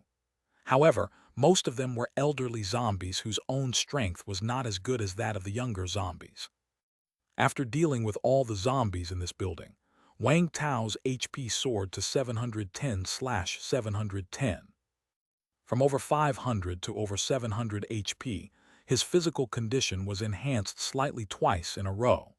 He was almost becoming addicted to this exhilarating sensation. We've only got 1 more building left. No rush, rest well, we'll come back tomorrow. Wang Tao still had plenty of physical strength, but he was somewhat drained mentally and a bit fatigued. After all, he had been killing zombies inside the houses, constantly on the alert for stealth zombie sneak attacks, so his mind had been extremely tense, making exhaustion inevitable. That night, Wang Tao went up to the rooftop terrace to turn on the walkie-talkie for a while, trying to see if he could make contact with others. As it turned out, he made contact with Yingying again, but this time Sun Weiguang was awake. Compared to Yingying, who only cried and begged for help, Sun Weiguang seemed much calmer. He painted a big picture for Wang Tao, claiming he had connections at the survivor base, and if Wang Tao could save them, he would definitely get Wang Tao a good job once they arrived at the survivor base. It was only then that Wang Tao learned that within the Suzaku University survivor base, the division of labor was very clear, even somewhat strict. To put it euphemistically, it meant every individual could make the most of their abilities. To put it bluntly, it meant everyone had to work. Only by working could one earn food and safety. There were many kinds of jobs inside the base, and the base would assign jobs according to each person's abilities and characteristics. Jobs didn't pay a salary, but one could earn corresponding contribution points. These points could be exchanged for many things, including food, weapons, and even safety. In any case, as long as you worked hard, there would be bread, and there would be milk too. However, since there were many types of jobs, even tailor-made for individuals, there inevitably arose a hierarchy of prestige and remuneration within these jobs. Sun Weiguang meant that he had the ability to arrange a high-paying, low-risk job for Wang Tao. As long as Wang Tao came to rescue them, he would keep his word. Wang Tao naturally scoffed at this, thinking if Sun Weiguang really had that ability, someone would have already gone to pick him up. Would he have ended up in this situation? Wang Tao gave a few non-committal responses, urging them to hang on and wait for rescue, before shutting off the walkie-talkie. This Suzaku University survivor base sounds quite interesting, might be worth taking a look. An interested expression appeared on Wang Tao's face. The next day, Wang Tao continued with his zombie clearing work. Between clearing and scavenging loot, it took him another day. The zombies in Building 1 were almost completely wiped out by him. Wang Tao's HP had also reached exactly 800. The reason he said almost was that Wang Tao intentionally left 2 zombies with all limbs broken. Wang Tao, I beg you, I can't do it. Ding Yukin hadn't expected that Wang Tao would actually leave her 2 zombies to kill. Wang Tao narrowed his eyes. Sister-in-law, not following orders again, are we? I'll do anything but kill zombies, I really will. Ding Yukin quickly clung to Wang Tao's arm, resorting to coquettish charms and layering on an enticing allure. Having never even killed a chicken, she dared not kill zombies. The mere thought was terrifying. Even quadriplegic zombies scared her. Looking at the pitiful Ding Yukin, Wang Tao remained unmoved. He had not an ounce of pity for a beauty, and without hesitation, he grabbed Ding Yukin by the waist and hoisted her over his shoulder. Ding Yukin let out a startled cry. No discussion. Wang Tao wanted to observe what it was like for an ordinary person to kill zombies. Moreover, this was for Ding Yukin's own good. She would not be allowed to refuse. Chapter 61, Hidden Attributes. Whimper, whimper, whimper. Ding Yukin held the short spear, closed her eyes, and frantically stabbed at the zombie on the ground with its hands and feet severed. While stabbing, she also kept her mouth shut, humming softly. Wang Tao was somewhat speechless. After a while, Ding Yukin finally hit the zombie's head. Squishing. -5. 0/500. The zombie died without dropping anything, as it wasn't killed by Wang Tao. Wang Tao looked at Ding Yukin. Her HP bar increased by 5 drops, turning into 105/105/5. But that wasn't the point. The point was that, below Ding Yukin's HP bar, some text slowly appeared. Hidden attribute, Blood Pack. Blood Pack. In times of clouds and rain on Mount Wu, it can restore HP to the other person. Friendly Reminder 1. Some lucky individuals may carry hidden attributes, which automatically take effect and cannot be directly observed. Only during the process of HP increase or skill learning is there a certain probability that they will be revealed. Friendly Reminder 2. Before the hidden attributes are revealed, no enhancements can be obtained. Wang Tao. No wonder Ding Yukin could replenish his HP, so there was a hidden attribute. I actually killed a zombie. Feeling like her spear really pierced through, Ding Yukin opened her eyes, looked down, and seeing that she indeed killed the zombie, she still somewhat couldn't believe it. Although this zombie had no combat ability left, having been beaten by Wang Tao until it was down to a sliver of HP. But this was the terrifying zombie that had scared her. She had never thought she could personally kill a zombie. At this moment Wang Tao spoke. So zombies aren't that terrifying after all. Ding Yukin quickly turned her head to look at Wang Tao, then somewhat excitedly hugged his arm. Aye. Enough, stop stammering, there's another one. With the experience from the first one, the second time was much smoother. This time Ding Yukin didn't close her eyes. Instead, under Wang Tao's direction, she swiftly stabbed another crippled zombie to death. -8. 0/500. Ding Yukin's HP increased by another 5 points, now 110/110, but no text appeared below the HP bar this time. Combining the friendly reminders he had seen earlier, Wang Tao had a rough guess. Due to the advent of the apocalypse, some lucky individuals developed a hidden attribute. This attribute normally wouldn't show itself, not even visible to Wang Tao. It only had a chance of appearing during HP growth and while learning skills. Like Ding Yukin's hidden attribute, it appeared during the process of her HP increase after killing the zombie.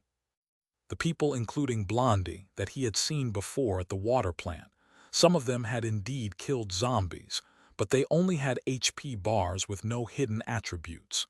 They might not have any, or they might have them but not yet revealed. Wang Tao himself didn't have any hidden attributes, but Wang Tao felt that he probably did, it just hadn't revealed itself yet. After all, he had many miraculous abilities. Although his HP had increased quite a lot and he had learned a skill, it was a matter of luck. He might not be as lucky as Ding Yukin, whose hidden attribute revealed itself after killing the first zombie. Hidden attributes are different than skills. Hidden attributes should be one's talent. Some people have talents, some people don't. Some people have talents but are unaware of them. All this is quite normal.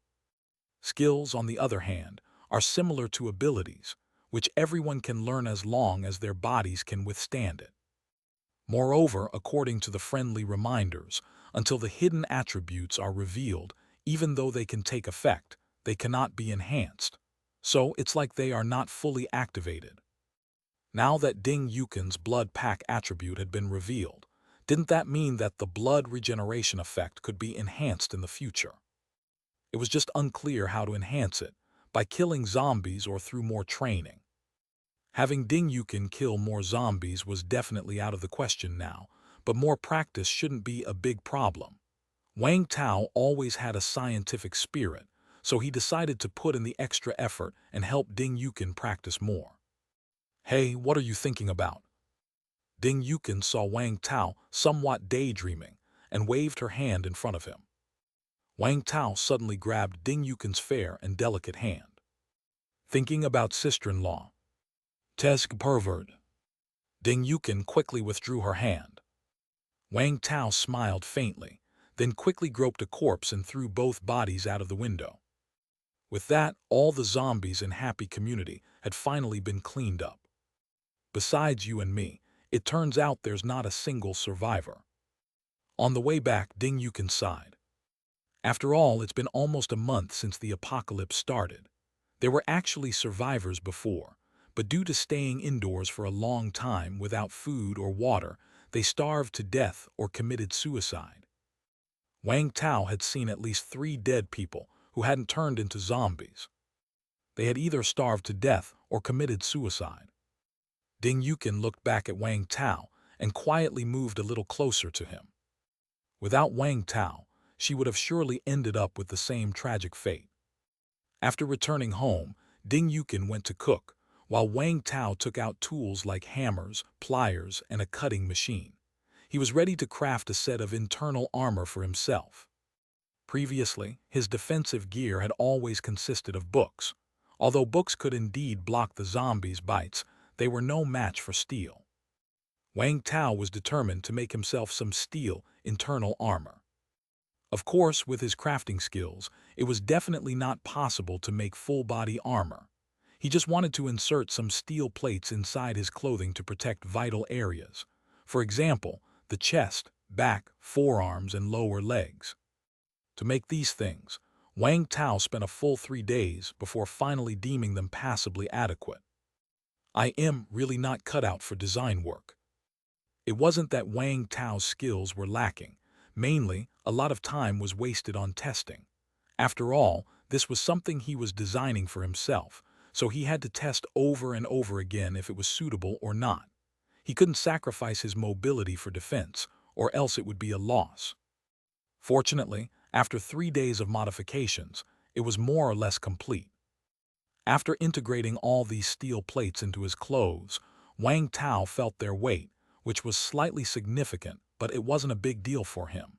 His current carrying capacity was extremely exaggerated, so this weight was trivial. These steel plates were much thinner than books, but their defensive power had increased by countless levels. Once Wang Tao put them on, one could hardly tell that his clothes concealed steel plates. Before, he would only use the parts of his body wrapped with books to make contact with zombies when forced into a tight spot. But now, he guessed he could directly stick his arm into a zombie's mouth. With the zombies' dental strength, if they dared to bite down, they might just break all their teeth. I am going out this afternoon, Wang Tao said to Ding Yukin. Where to? Although Ding Yukin trusted Wang Tao's abilities, each time he mentioned going out, she was anxious. Black Square TM going to check out North Street. There's a convenience store there. One saw with the binoculars there are still supplies inside. North Street was just north of the happy community where Wang Tao lived. It was a place with large pedestrian traffic, many zombies, abandoned vehicles, and had experienced a gas explosion. Wang Tao had never dared travel through there when he went to collect airdrops before. But now he had significantly increased in strength and could afford to take a look. Even though they had many supplies at home, Wang Tao was always one to prepare for the worst. After all, this was the post-apocalypse. There could never be too many supplies. Plus, Wang Tao still needed to kill zombies to increase his HP. You be careful. MHM. After a simple lunch, Wang Tao armed himself fully, put on the skull mask made by Ding Yukin, and left Happy Community. Chapter 62, Fatty Zombie. North Street was a main artery, much wider than other streets, with a steady flow of cars and pedestrians. After the apocalypse struck, Wang Tao didn't know what had transpired here, but now the scene was utterly chaotic, with a multitude of abandoned vehicles clogging the way. Other alleys were still passable for vehicles, but here, forget cars, even motorcycles couldn't get through. Hee. A zombie spotted Wang Tao and immediately started staggering toward him at a quick pace. Wang Tao picked up the horned hammer in his hand, and with a ruthless swing, he smashed the zombie's head in. With a squelch, the zombie's head burst like a watermelon. -500. 0/500. It was an instant kill with a single blow. You've obtained Iron Block XL. Iron Block crafting material. With Wang Tao's current strength, ordinary zombies stood no chance. Targeting their heads meant almost certain death with just one hit, even without using his full force. Wang Tao initially hadn't planned on searching the bodies, considering the number of zombies on the main street, but noticing what seemed like a pack of cigarettes on this zombie, he still took it. Cigarettes were like hard currency among survivors. Since he had come across them, it would be wasteful not to take them. They would definitely come in handy at the survivor base. After killing more than a dozen zombies, Wang Tao finally made it across the street. His target was clear as he headed straight for the convenience store. 3 zombies loitered at the entrance of the store. All 3 fell to Wang Tao's hammer. Peering through the glass, Wang Tao saw the convenience store in disarray, shelves knocked over, but there was still a decent amount of food left. He took out the woven bags he had prepared in advance and began filling them with the intact food. Soon, Wang Tao had filled an entire woven bag with food. Since the food was packaged, it wasn't very heavy. After filling 2 woven bags, Wang Tao carried them back to Happy Community's entrance. He dumped the food inside and then ran back to the convenience store. In that short time, 3 more zombies approached the convenience store entrance. Wang Tao made short work of them and continued collecting food. After filling another 2 bags, Wang Tao murmured softly in surprise. Inside the store was a small door he had assumed was a back exit, but upon opening it, he discovered it was actually a basement storage. There must be plenty of food in the basement storage. I'll make another trip later. P. All the well-packaged food and water in the convenience store were gathered by Wang Tao, leaving behind food with poor appearance, all stained with blood traces. For his own safety, Wang Tao certainly wouldn't take them. However, if there were still some in the basement, he wouldn't hesitate to collect them. Having delivered the food back to the community, Wang Tao once again headed for the convenience store. The basement was pitch dark. Wang Tao switched on his powerful flashlight, and then he gasped in shock. What the hell? In the center of the basement lay an incredibly obese zombie. Wang Tao shone the light on the zombie's face, which immediately elicited a furious roar from it.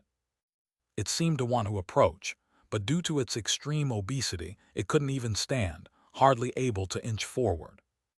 Gazing at the empty basement, then at the zombie with 2,000/2,000 HP over its head, Wang Tao had reason to suspect it had eaten all the food in the basement. Since the zombie couldn't move, Wang Tao grew bolder. He carefully illuminated the zombie's face with his flashlight, then realized something. I thought his face looked familiar. Isn't this the cashier from the convenience store?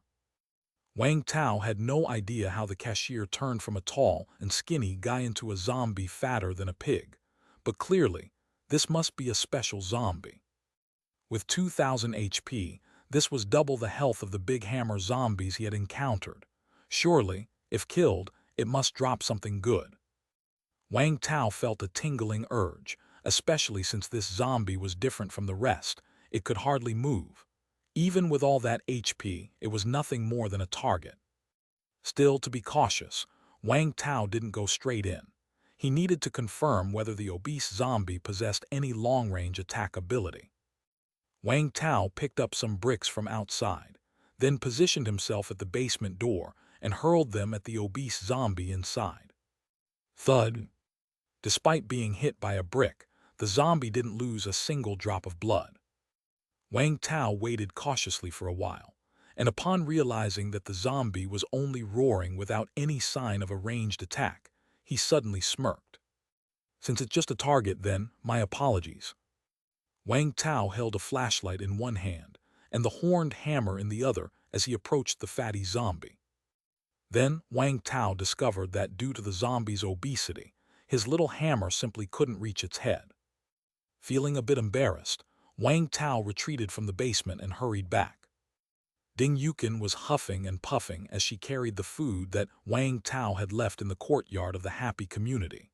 When she saw Wang Tao running back quickly, she thought something had happened and was momentarily startled. She wanted to follow Wang Tao back, but she couldn't bear to leave the food behind. Wang Tao saw the panic on her face and said, "Sis-in-law, don't panic, there's no danger." Upon hearing this, Ding Yukin patted her trembling chest and sighed in relief. "You scared me to death, but Wang Tao, what are you?" "I am going to make a weapon. I'll need it shortly," Wang Tao said as he went upstairs. Oh, let me help you." "All right." Back home, Wang Tao found a mop handle, then strapped the steel pipe spear onto it. After securing it tightly, he swung the 2-meter-long homemade spear a few times. Whoosh whoosh. Not bad at all, this will do. Wang Tao took up the spear and left. His third visit to the convenience store. 2 more zombies approached the entrance of the store. Armed with his new weapon, Wang Tao poked at each of the zombies from a distance without hesitation. Thrust. -500. 0/500. Thrust. -500. 0/500. After collecting 2 crafting materials, Wang Tao, with the spear in hand, entered the convenience store's basement warehouse. Heh roar. Seeing the fatty zombie furiously roaring but unable to stand up, Wang Tao came in front of it, lifted the spear with both hands, and thrust it straight at its skull. Bang! -112. 1888/2000. Such low damage. Wang Tao was a bit surprised, but it wasn't a big deal. After all, his opponent couldn't fight back. So there he was, wielding the spear and plunging it forcefully into the zombie's skull over a dozen times. All the while, Wang Tao stayed on guard, wary of the zombie possibly going into a frenzy or having some special attack. Fortunately, the fatty zombie had none. When the zombie was down to its last sliver of HP, Wang Tao moved away from it, positioned himself at the entrance of the basement, then clenched the spear and hurled it hard at its head. Thrust. -45. 0/2000. Crash. The moment the zombie died, a bunch of transparent wrappings burst out. Chapter 63. The Big Explosion. Acquired purified water small ZO. Acquired purified water medium ZO. Acquired compressed biscuits ZO. Acquired canned meat ZO. Acquired canned fruit ZO. Acquired canned vegetables ZO. Acquired sugar ZO. Acquired coffee ZO. Looking at the huge pile of items, Wang Tao clenched his fists with excitement. Because this was not just food, it was food that could be put into a space. Backpack. From now on, when he's alone outside, he no longer has to worry about food shortages or carrying inconveniences. By killing that fatty zombie, Wang Tao's HP increased by 40. Adding to what he had gained from killing zombies on the street before, his HP had reached 930/930, just 70 short of 1,000. But these were actually not the most important things. The most crucial thing was the blueprint the zombie dropped. Acquired Food Compressor Blueprint XL. Food Compressor Blueprint can be used to craft a food compressor. Required materials: Zombie Crystal Core XL, Iron Block X3, Steel Wire X3, Gear X3, Blade X3, Nails X3, Cable X3, Battery X3, Electronic Components X3, Rubber X3, Plastic. X31. Food Compressor. Compresses food into a smaller volume, making it more convenient to carry and use as a nutrient liquid. A food compressor. Having read the blueprint's description, Wang Tao felt even more excited than when he had gotten the food. He finally understood what use the crafting materials dropped by zombies had. This food compressor was definitely a survival godsend in the apocalypse. However, he couldn't craft it yet. Although he had killed quite a few zombies and acquired many crafting materials, the ones that zombies dropped were random, and he didn't have enough yet. The blueprint showed he was still missing Rubber XL, Electronic Components, X2 Blade XL, and the most important Zombie Crystal Core. Acquiring these crafting materials was fine. If all else fails, he could keep killing zombies, as he was planning to increase his HP by doing so anyway. For him right now, this wasn't difficult, it would just take some time. As for the Zombie Crystal Core, Wang Tao approached the already fallen fatty zombie and fiddled inside its head with a tool. A blue transparent diamond-shaped crystal fell out, with a phantom image inside the core that looked like a slowly wriggling stomach. Level 1 Crystal Core Glutton. Quality, excellent 40%. Purity, 50%. Side effects: rampant increase in appetite, excessively obese body type. Glutton, the more food one consumes and the fatter one gets, the stronger their defensive power becomes. Seeing the specific information of this zombie core, Wang Tao's expression became somewhat strange. At face value, this ability was pretty powerful. As long as one kept eating without limit, the defensive power would become monstrously strong. But the side effects were quite apparent. The rampant increase in appetite was one thing. Food was already scarce in this post-apocalyptic world, and with such a massively increased appetite, he'd need a huge amount of food. The main issue was the excessively obese body type. Just reading about it might not make clear how obese one could get, but Wang Tao had just killed this obese zombie, which was so fat it could no longer walk. If he truly ate to that extent, what good would high defensive power be if he turned into a stationary target? Moreover, without an immunity to the zombie virus, a larger body size meant he would be more susceptible to injuries if he encountered zombies. Wang Tao felt this zombie core might not be very useful for the average person, unless someone could develop some clever strategies with it. For Wang Tao himself, it also didn't seem very useful. Though he had the chance to remove the side effects of this core, the condition for increased defensive power was the more one eats and the fatter one gets. And Wang Tao was quite content with his muscular physique. He didn't want to become a fatty. Thus, the ability of this core wasn't useful for Wang Tao personally, but the core itself had a significant use. There were two things he could currently use the core for: crafting strength potions and making the food compressor. There was no need to craft a strength potion for now, because the required materials were too numerous. But the food compressor was different. He could obtain the materials needed to create it, and it would be very useful for his current situation. After scouring the basement one more time and making sure nothing was missed, Wang Tao finally returned to the convenience store. In the short while he was busy, a few more zombies had approached outside. Wang Tao directly picked up the spear. Kill? Damn, just one last material and it won't drop no matter what. Is it really that realistic? Seeing that there were no more zombies near the street for the time being, Wang Tao suddenly felt an ache in the testicles. He was still missing a cable, and his HP had reached 990/990. There was no helping it, whether it was for materials or for health points. He had to keep killing zombies. Wang Tao crossed through an alley and proceeded to the next street over.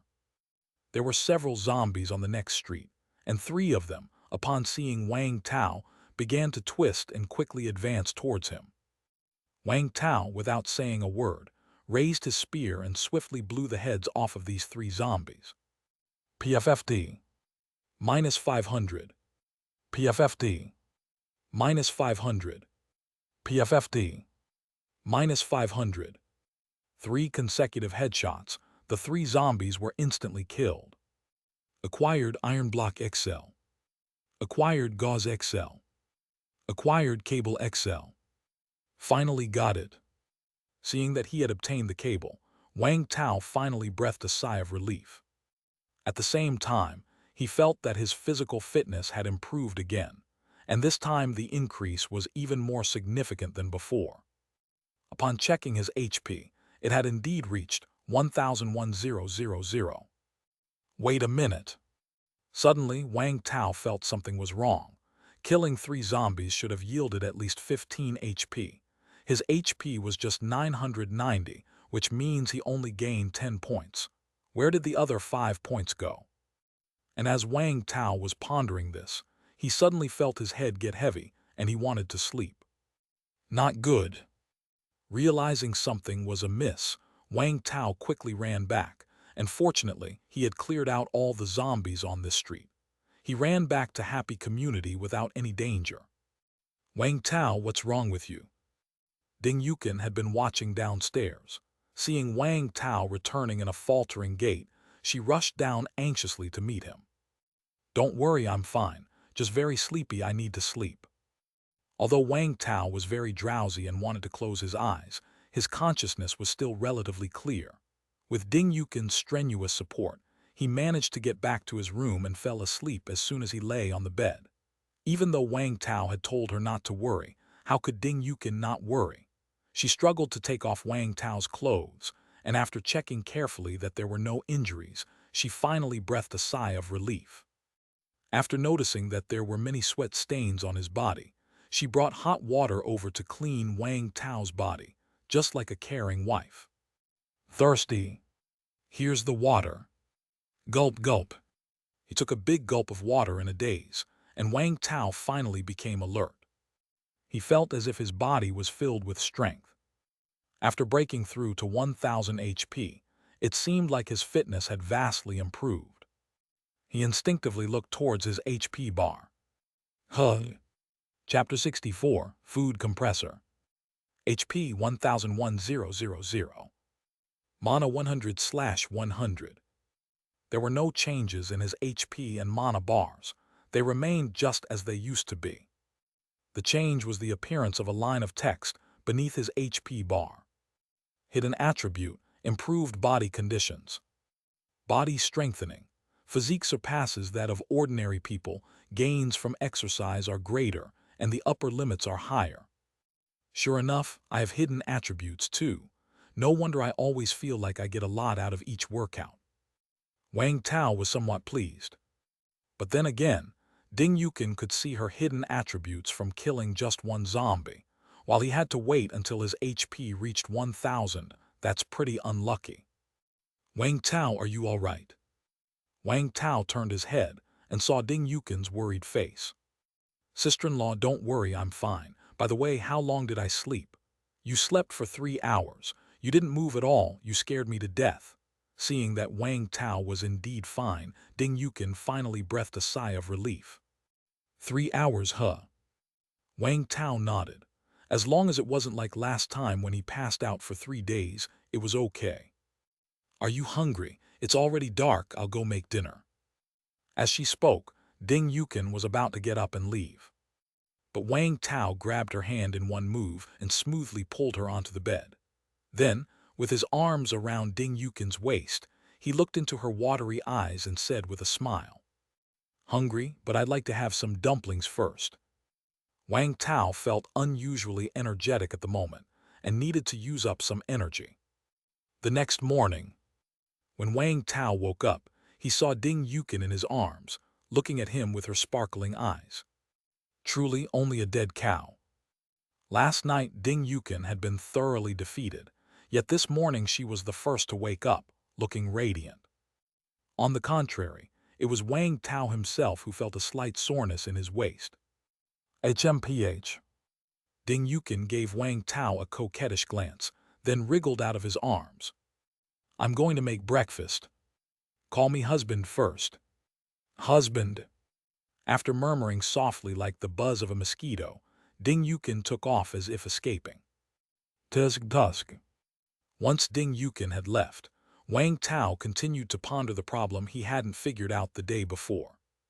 Where did those 5 drops of my blood go? Could it be that after my HP exceeds 1000, killing zombies no longer increases the HP limit? Wang Tao was a bit distressed. If that were true, then wouldn't that mean 1000 HP was the ceiling? But he had seen zombies with 2000 HP and unknown creatures with tens of thousands of HP. I'll try again later.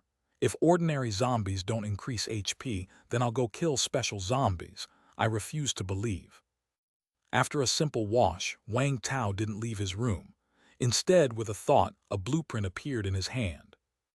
It was the food compressor blueprint, and then he took out the necessary crafting materials and crystal core.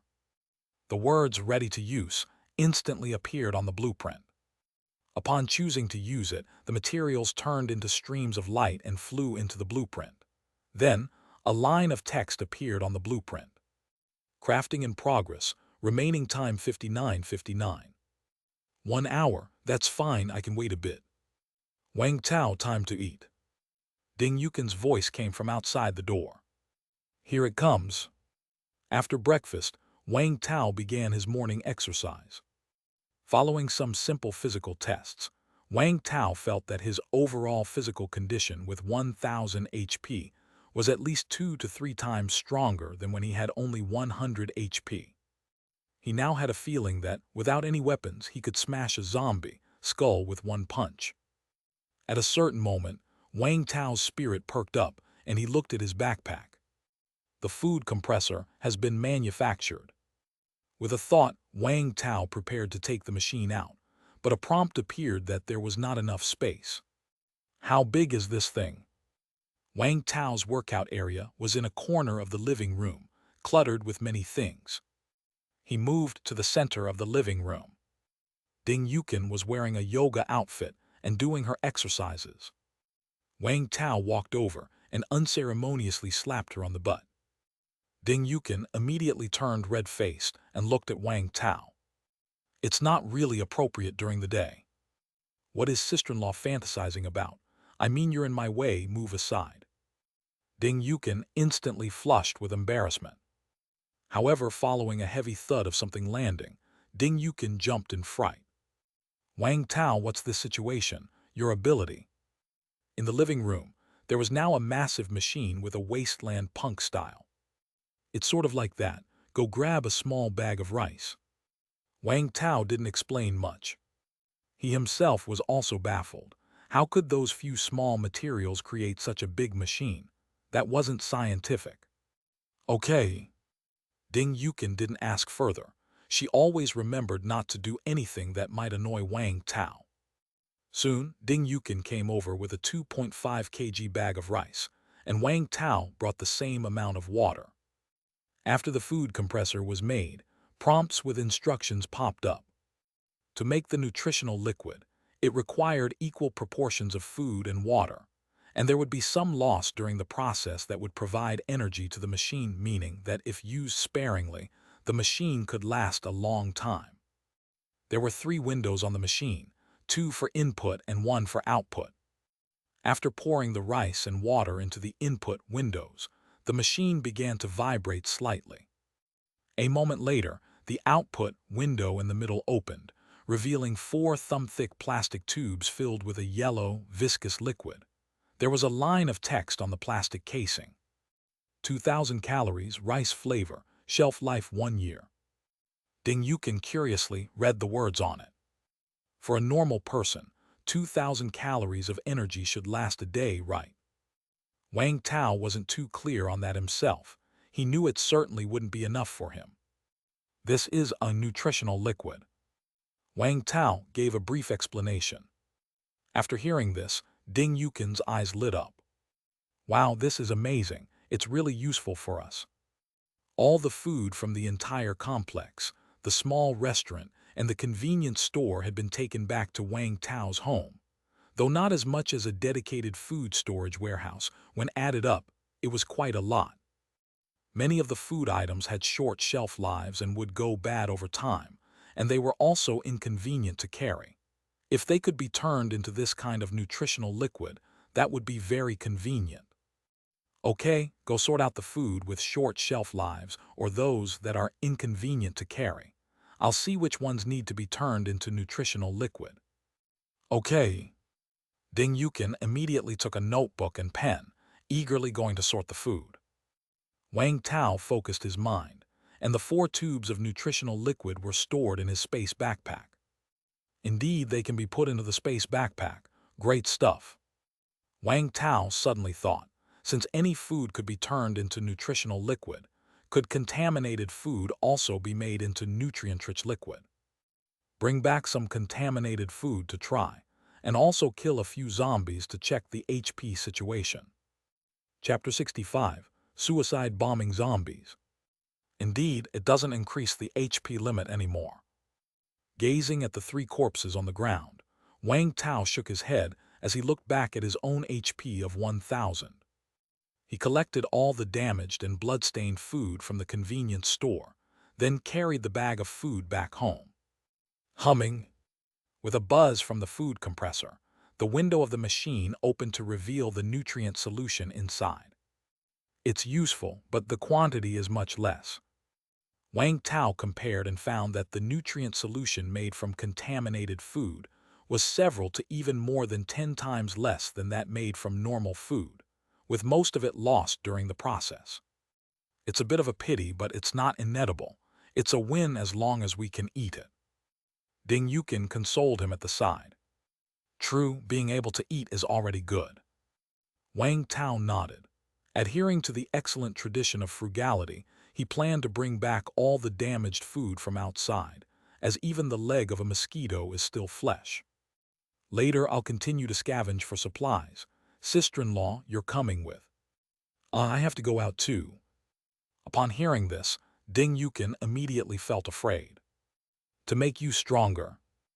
Ding Yukin really wanted to say that she didn't want to become stronger, and that she was satisfied with life as it was. But she was afraid that saying so would make Wang Tao resent her.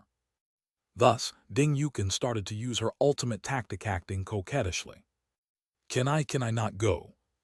Looking at his sister-in-law shaking his arm while holding onto it, feeling the softness transmitted from his arm. Wang Tao expressed with a smile. No. Wang Tao was not swayed by persuasion or by her soft approach, leaving Ding Yukin with no choice but to go out with him. Of course, before going out, Wang Tao equipped Ding Yukin with protective gear, and then the two descended the stairs together. Looking at the chaos and deadly silence outside, Ding Yukin stayed close behind Wang Tao. The end of the world. Having stayed at home for a long while, it was Ding Yukin's first time stepping out of the residential complex. Feeling the quietness and desolation, it made her very uncomfortable. Especially when she saw zombies on the streets, she was so frightened that she quickly hid behind Wang Tao. Wang Tao, holding a hammer, walked leisurely to the zombies and tapped one on the head, not using too much force. Minus 469. 130, 1/500. The zombie was knocked down and heavily injured. Attack! Wang Tao urged in a low voice. Ding Yukin swallowed and, unwilling to disobey his command, gripped the spear and stabbed viciously towards the zombie's head. Thud! Minus 31. 0/500. Seeing that Ding Yukin's HP increased by 5 points above her head, Wang Tao was instantly gratified. Since he was going to scavenge all the materials around, he naturally had to ace these zombies. But killing ordinary zombies wasn't adding to his HP anymore, making it feel somewhat wasteful. Therefore, it was better to add some HP to Ding Yukin, mainly because Wang Tao wanted to know if the effectiveness of her blood-replenishing packs would strengthen after her HP increased. Now that Wang Tao's HP had reached 1,000, Ding Yukin could only replenish 100 HP for him daily, which still felt insufficient. As for the items that Wang Tao obtained from killing zombies, he didn't have an immediate need for them, so it could wait. If needed later, he could kill zombies to collect them, as he could easily take out ordinary zombies at that point. After spending 2 days, Wang Tao finally scavenged clean all around the residential complex, and all the food that could be brought back was brought back. Ding Yukin's HP also reached a solid 300. Whether the increase in HP affected the healing ability or not, Wang Tao didn't know for the time being, as he had been at full HP recently. But he knew that Ding Yukin's physical condition had improved a lot many positions that she couldn't withstand before. She could now let Wang Tao go a bit wilder. Last night there was a heavy rain. It was a bit of a surprise for Ding Yukin, given there had been no rain for a whole month, and the air was extremely dry. The leeks and green plants on the rooftop were well watered, seeming to have grown overnight. Wait a second. Sister-in-law, have you noticed that these green plants have gotten bigger? On the rooftop patio, Wang Tao suddenly pointed to the green plants on the ground and asked. Not really, I think. Ding Yukin's tone was somewhat uncertain. She almost came to check on these green plants every day, so logically, if they had grown, the change should not have been so apparent to her. But now she felt as if they really had grown a bit larger. You're not sure? Then it seems they have gotten bigger. Wang Tao normally didn't pay much attention to these green plants. Today, at a glance, he felt they had grown significantly larger. especially the chives that were cut just 2 days ago, which had already grown back halfway. Could the growth rate of chives be this fast? Wang Tao looked at the drizzling rain in the sky. A bad feeling grew inside him. Could it be related to yesterday's heavy rainfall? Heavy rainfall. You're saying that the rainfall promoted the growth of the plants. Ding Yukin was surprised. There might be that possibility. Sister-in-law, you surely haven't forgotten the 3 days of heavy rain before the apocalypse arrived. How could Ding Yukin forget such a deeply engraved event? She spoke with some concern. Could it lead to something bad? I'm not sure, but it shouldn't affect us for the time being. Wang Tao looked at his HP bar and saw no changes, nor did anything strange appear. Sister-in-law, put those sorted foods into the food compressor to make nutrient liquid. I'm going out again today. Wang Tao planned to collect gasoline and diesel today. The food resources around the neighborhood had been scavenged clean, and Wang Tao felt that it might soon be time to leave, since no matter how much food he had, without replenishment it would be useless. If they were to leave, with all the supplies he had to carry, including Ding Yukin, the blood-replenishing pack, walking definitely wasn't an option. They would have to drive. If driving, then the energy source definitely needed to be prepared in advance. However, Wang Tao hoped that it would be best to drive an electric car, since it made much less noise. So today, while Wang Tao went out to look for gasoline and diesel, he also sought out electric cars. It would be ideal if he could find one. If not, he would have to make do with a pickup truck. Be careful. After Ding Yukin helped Wang Tao put on his full protective gear, he headed downstairs with some empty oil drums. Many abandoned vehicles on the street had caught fire, and naturally, their gasoline was gone. Wang Tao's destination was a small open-air parking lot on the next street, which he had scoped out with binoculars before. There were several intact cars there. But upon arriving outside the parking lot, his gaze suddenly sharpened. Is that? Wang Tao saw a bloated, organ-exposed zombie. 1000/1000. An HP of 1000 wasn't too high, but it was the most disgusting zombie he had ever seen, bar none. Clearly, it's a special kind of zombie, but it's not recorded in the military's data. Wang Tao didn't go directly towards it. Maintaining a certain distance, he threw a brick at the zombie. Smack! The sound made the zombie divert its attention, and upon spotting Wang Tao, it immediately started staggering over. Wang Tao readied himself for combat.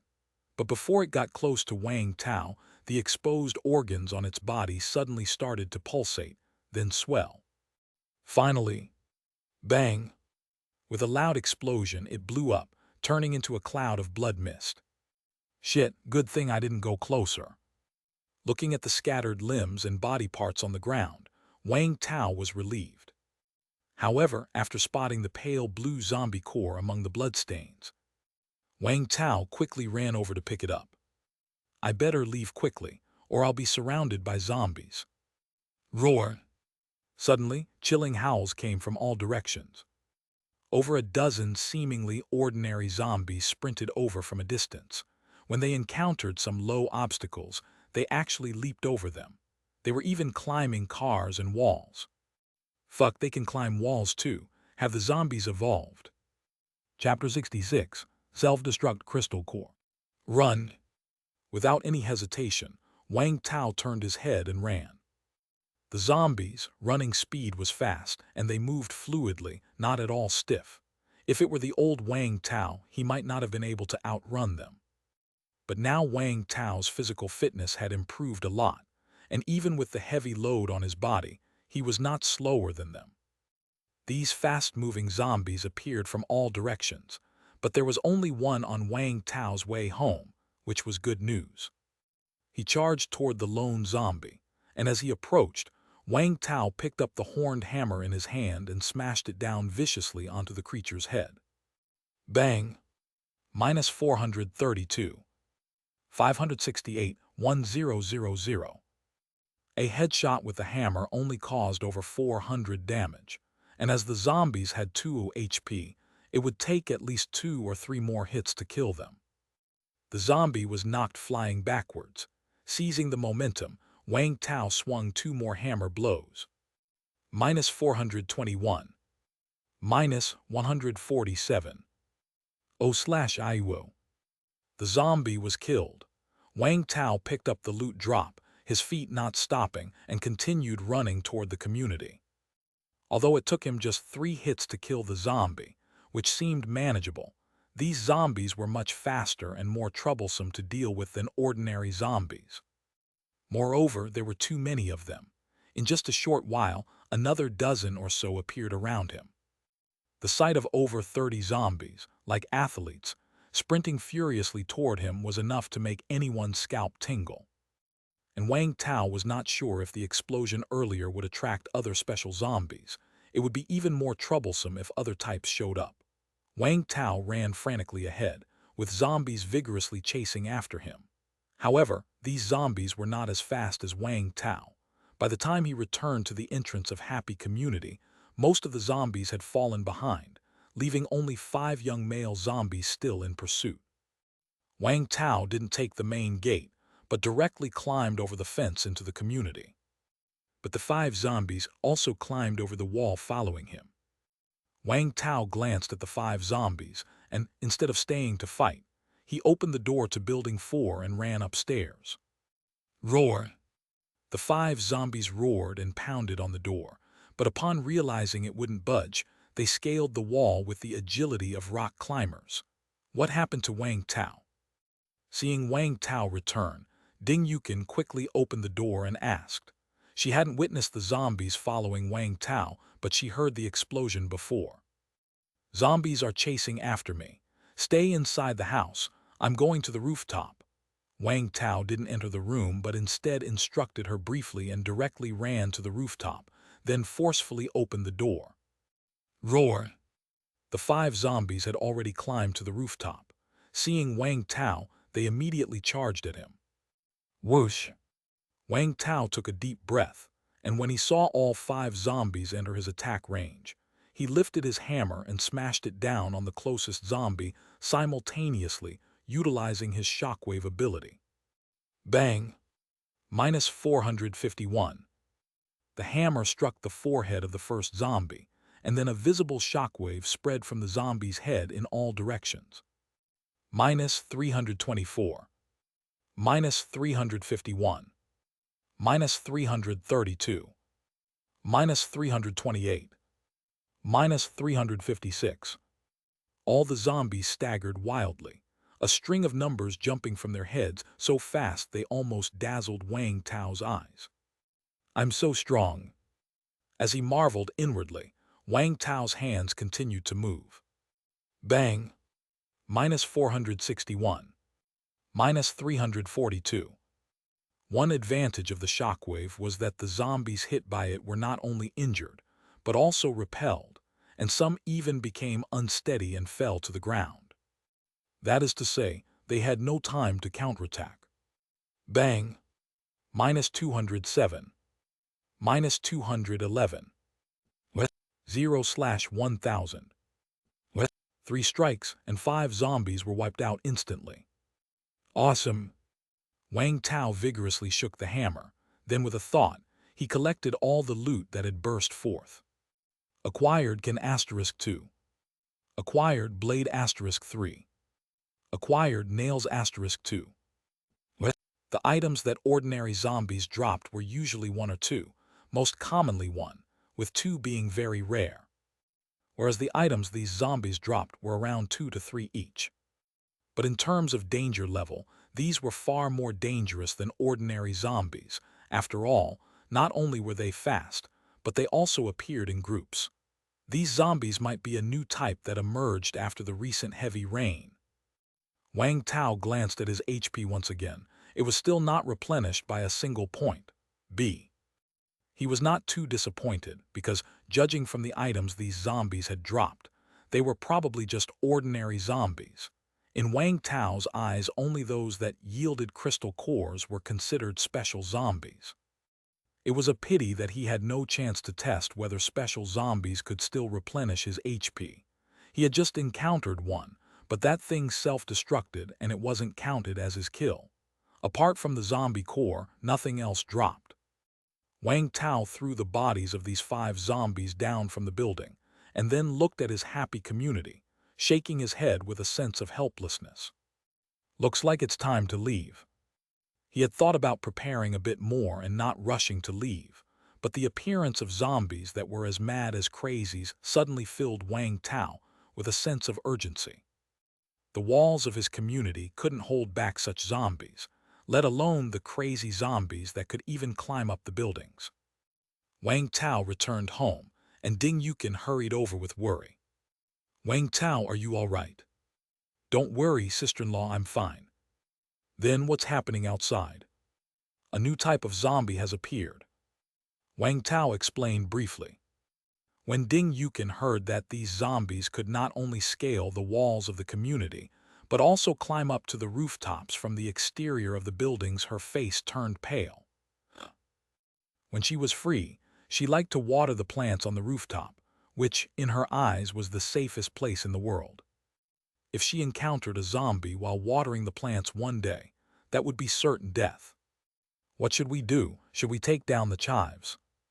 Ding Yukin was somewhat afraid. She had just managed to live comfortably for a few days under Wang Tao's protection. Was fate still not willing to let her be? "Don't worry, sister-in-law. These zombies were attracted by the loud noises. As long as you don't make too much noise, it should be fine. Of course, we can't stay here much longer. We'll have to see when we can leave. Tomorrow I'll go out again." Wang Tao reassured her. "Okay, I'll listen to you." Ding Yukin clutched Wang Tao's hand tightly. "Oh, right." Wang Tao suddenly remembered he had picked up a zombie core, but hadn't had the chance to check it yet. With a thought, a light blue transparent crystal core appeared in his hand. Level 1 crystal core self-destruct. Quality, excellent 60%. Purity, 50%. Side effects, none. A crystal core without side effects. Wang Tao was somewhat surprised, but upon reading the description that followed, he understood why there were no side effects. Self-detonation consumes all energy, the body explodes instantly. The range and power of the explosion depend on the amount of energy. Chapter 67, the quality of the crystal core. Wang Tao had previously thought that all crystal cores had side effects, but it now seems that this isn't the case. Every crystal core contains impurities, but that doesn't mean they definitely have side effects. Those side effects refer to the obvious ones like photophobia or excessive obesity. Impurities themselves are a kind of side effect. Too much accumulation poses the risk of turning into a zombie. However, this is a result of long-term accumulation. They are different. Furthermore, when Wang Tao saw that this crystal core had no side effects, he was quite surprised. But after seeing its ability introduction, he instantly understood. No wonder the ability's name is self-detonation. This damn thing is literally an ability for self-detonation. One can use it only once in a lifetime. For Wang Tao himself, the uselessness of this self-destruct crystal core is on par with the glutton crystal core he had previously consumed as a material. After all, Wang Tao wouldn't choose to integrate either of these 2 types of crystal cores. Of course, these 2 crystal cores would definitely still be of some use to others. After all, once someone becomes an ability user, their physical condition would improve significantly, making it worth it even if they didn't use their abilities. Then, Wang Tao reminisced about the differences among these crystal cores. Up to now, he had obtained a total of 4 zombie cores. They were 2 shockwave crystal cores, 1 glutton crystal core, and today's self-destruct crystal core. These 4 crystal cores, apart from having different types, also have different qualities. Only their purity is the same, all at 50%. Therefore, Wang Tao had reason to speculate that the purity of level 1 crystal cores was probably all 50%. But as for higher-level crystal cores, whether their purity would be higher or lower, Wang Tao felt that it would most likely decrease. As for the quality of the crystal cores, Wang Tao's 4 cores are of 4 different quality levels, each with a different color. These are a 20% fusion success rate white rank, ordinary items, 40% blue excellent, 60% purple excellent, and 80% red superior. Wang Tao had previously synthesized 2 shockwave cores and obtained an orange epic with a 100% success rate. So looking at it this way, the situation becomes quite clear. The quality of crystal cores should have 5 categories, ranked from low to high according to the success rate of fusion, namely: white rank ordinary 20%, blue excellent 40%, purple excellent 60%, red superior 80%, orange epic 100%. Although the orange epic was synthesized by him, since such a thing exists, he thinks that it should be possible to drop one. If someone were to drop an epic crystal core, that would undoubtedly be incredibly lucky. Of course, even if they are not orange epic, purple excellent and red superior are also good. At least the fusion success rate exceeds 50%. For Wang Tao, the most cost-effective method at the moment is to synthesize 2 crystal cores whose combined quality can reach 100%. Because after synthesis, the purity of crystal cores also adds up. Currently, the purity of level 1 crystal cores is 50%. 2 of them add up to just 100%, so using 3 crystal cores for synthesis would be a bit of a waste of purity. Gulp 1. Hearing the sound of someone swallowing saliva, Wang Tao turned his head and saw Ding Yukin looking at the zombie core with a face full of longing. Sister-in-law wants to eat it. Wang Tao raised an eyebrow. I do. Ding Yukin replied subconsciously and then came back to her senses. She quickly became somewhat embarrassed and said, No, I won't eat, you eat. Wang Tao had talked to her about the zombie core, but she had no idea what it looked like, and the crystal core in Wang Tao's hand was too clean, so she didn't know it was a zombie core. Sister-in-law, do you know what this is? This is a zombie core. Eating it gives you a certain chance to obtain an ability, you know. Aren't you tempted? Wang Tao said somewhat seductively. Not tempted. Although Ding Yukin was still swallowing her saliva, she turned her head away directly. She truly wasn't tempted. She didn't care about whether she had an ability or not. As long as Wang Tao didn't leave her behind, she was content. But her instinct kept telling her to eat that crystal core, so she simply turned her head away, refusing to look. Seeing that Ding Yukin did not appear to be lying, Wang Tao was somewhat impressed. He had initially thought that Ding Yukin was the strong, independent type, but after deep communication, he realized she was a traditional type who tended to rely on men. That kind of woman might not be expected to start a business or make money, but as a wife, she would definitely fit the bill. All right, let me give you a rundown on crystal cores. Wang Tao explained everything he knew to Ding Yukin, so that she wouldn't be completely in the dark if she ever encountered one in the future. Ding Yukin was startled when she heard that this zombie core was a self-destruct ability. Good thing I didn't eat it. I really wouldn't want to self-destruct. The crystal core was temporarily stored in the space backpack, not needed for the moment. However, Wang Tao had no plans to use it for himself either. After all, this wasn't a game. He had only one life. If he were ever driven to self-destruct, it would be death either way. He had no intention of blowing himself up to benefit others. At night, after completing their daily exercise, Wang Tao noticed it was still early, so he took out the walkie-talkie. And again, he managed to get in touch with Yingying. A week had passed since their last contact, and Wang Tao was somewhat surprised that Yingying was still alive. Although it might be a bit rude to say so, the fact that the two of them were still alive for so long meant they definitely had something special. Wang Tao inquired briefly, and Yingying said that there was plenty of food in the milk tea shop for the two of them, and the roll-down shutter door was sturdy, keeping ordinary zombies out. As long as they stayed quiet in the milk tea shop, they were relatively safe. But while they were safe, both were showing signs of near mental collapse. Big brother, please send someone to save us. We are really going crazy. In the milk tea shop, a disheveled, filthy Yingying whispered tearfully. She and son Waiguang had been in this milk tea shop for a week.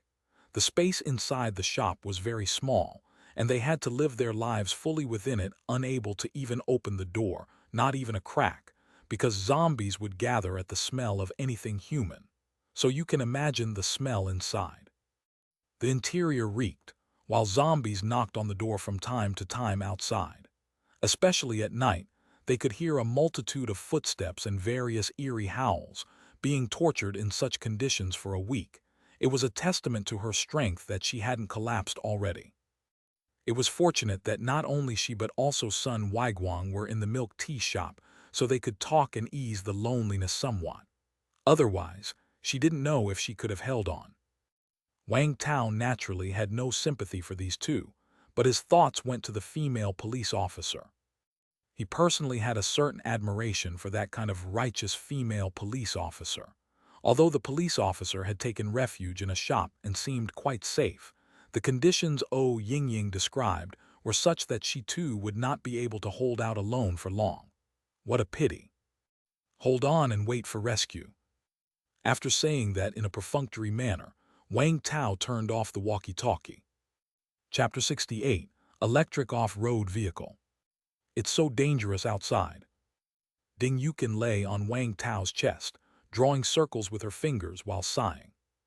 She had heard everything Yingying said just now, and it was difficult for her to imagine how long she would survive in that kind of situation. Thank goodness for Wang Tao. How could it be called the apocalypse if it weren't dangerous? Wang Tao gently stroked Ding Yukin's hair. Then suddenly, with a mischievous smile, he whispered in her ear, "Shouldn't sister-in-law thank me in some way?" How should sister-in-law thank you?" Feeling the warmth by her ear, Ding Yukin's ears turned slightly red as she raised her head, twisting her body uneasily. Wang Tao looked at her red lips. "MMM. It rained again today." Wang Tao was preparing to brave the rain and visit that parking lot once more.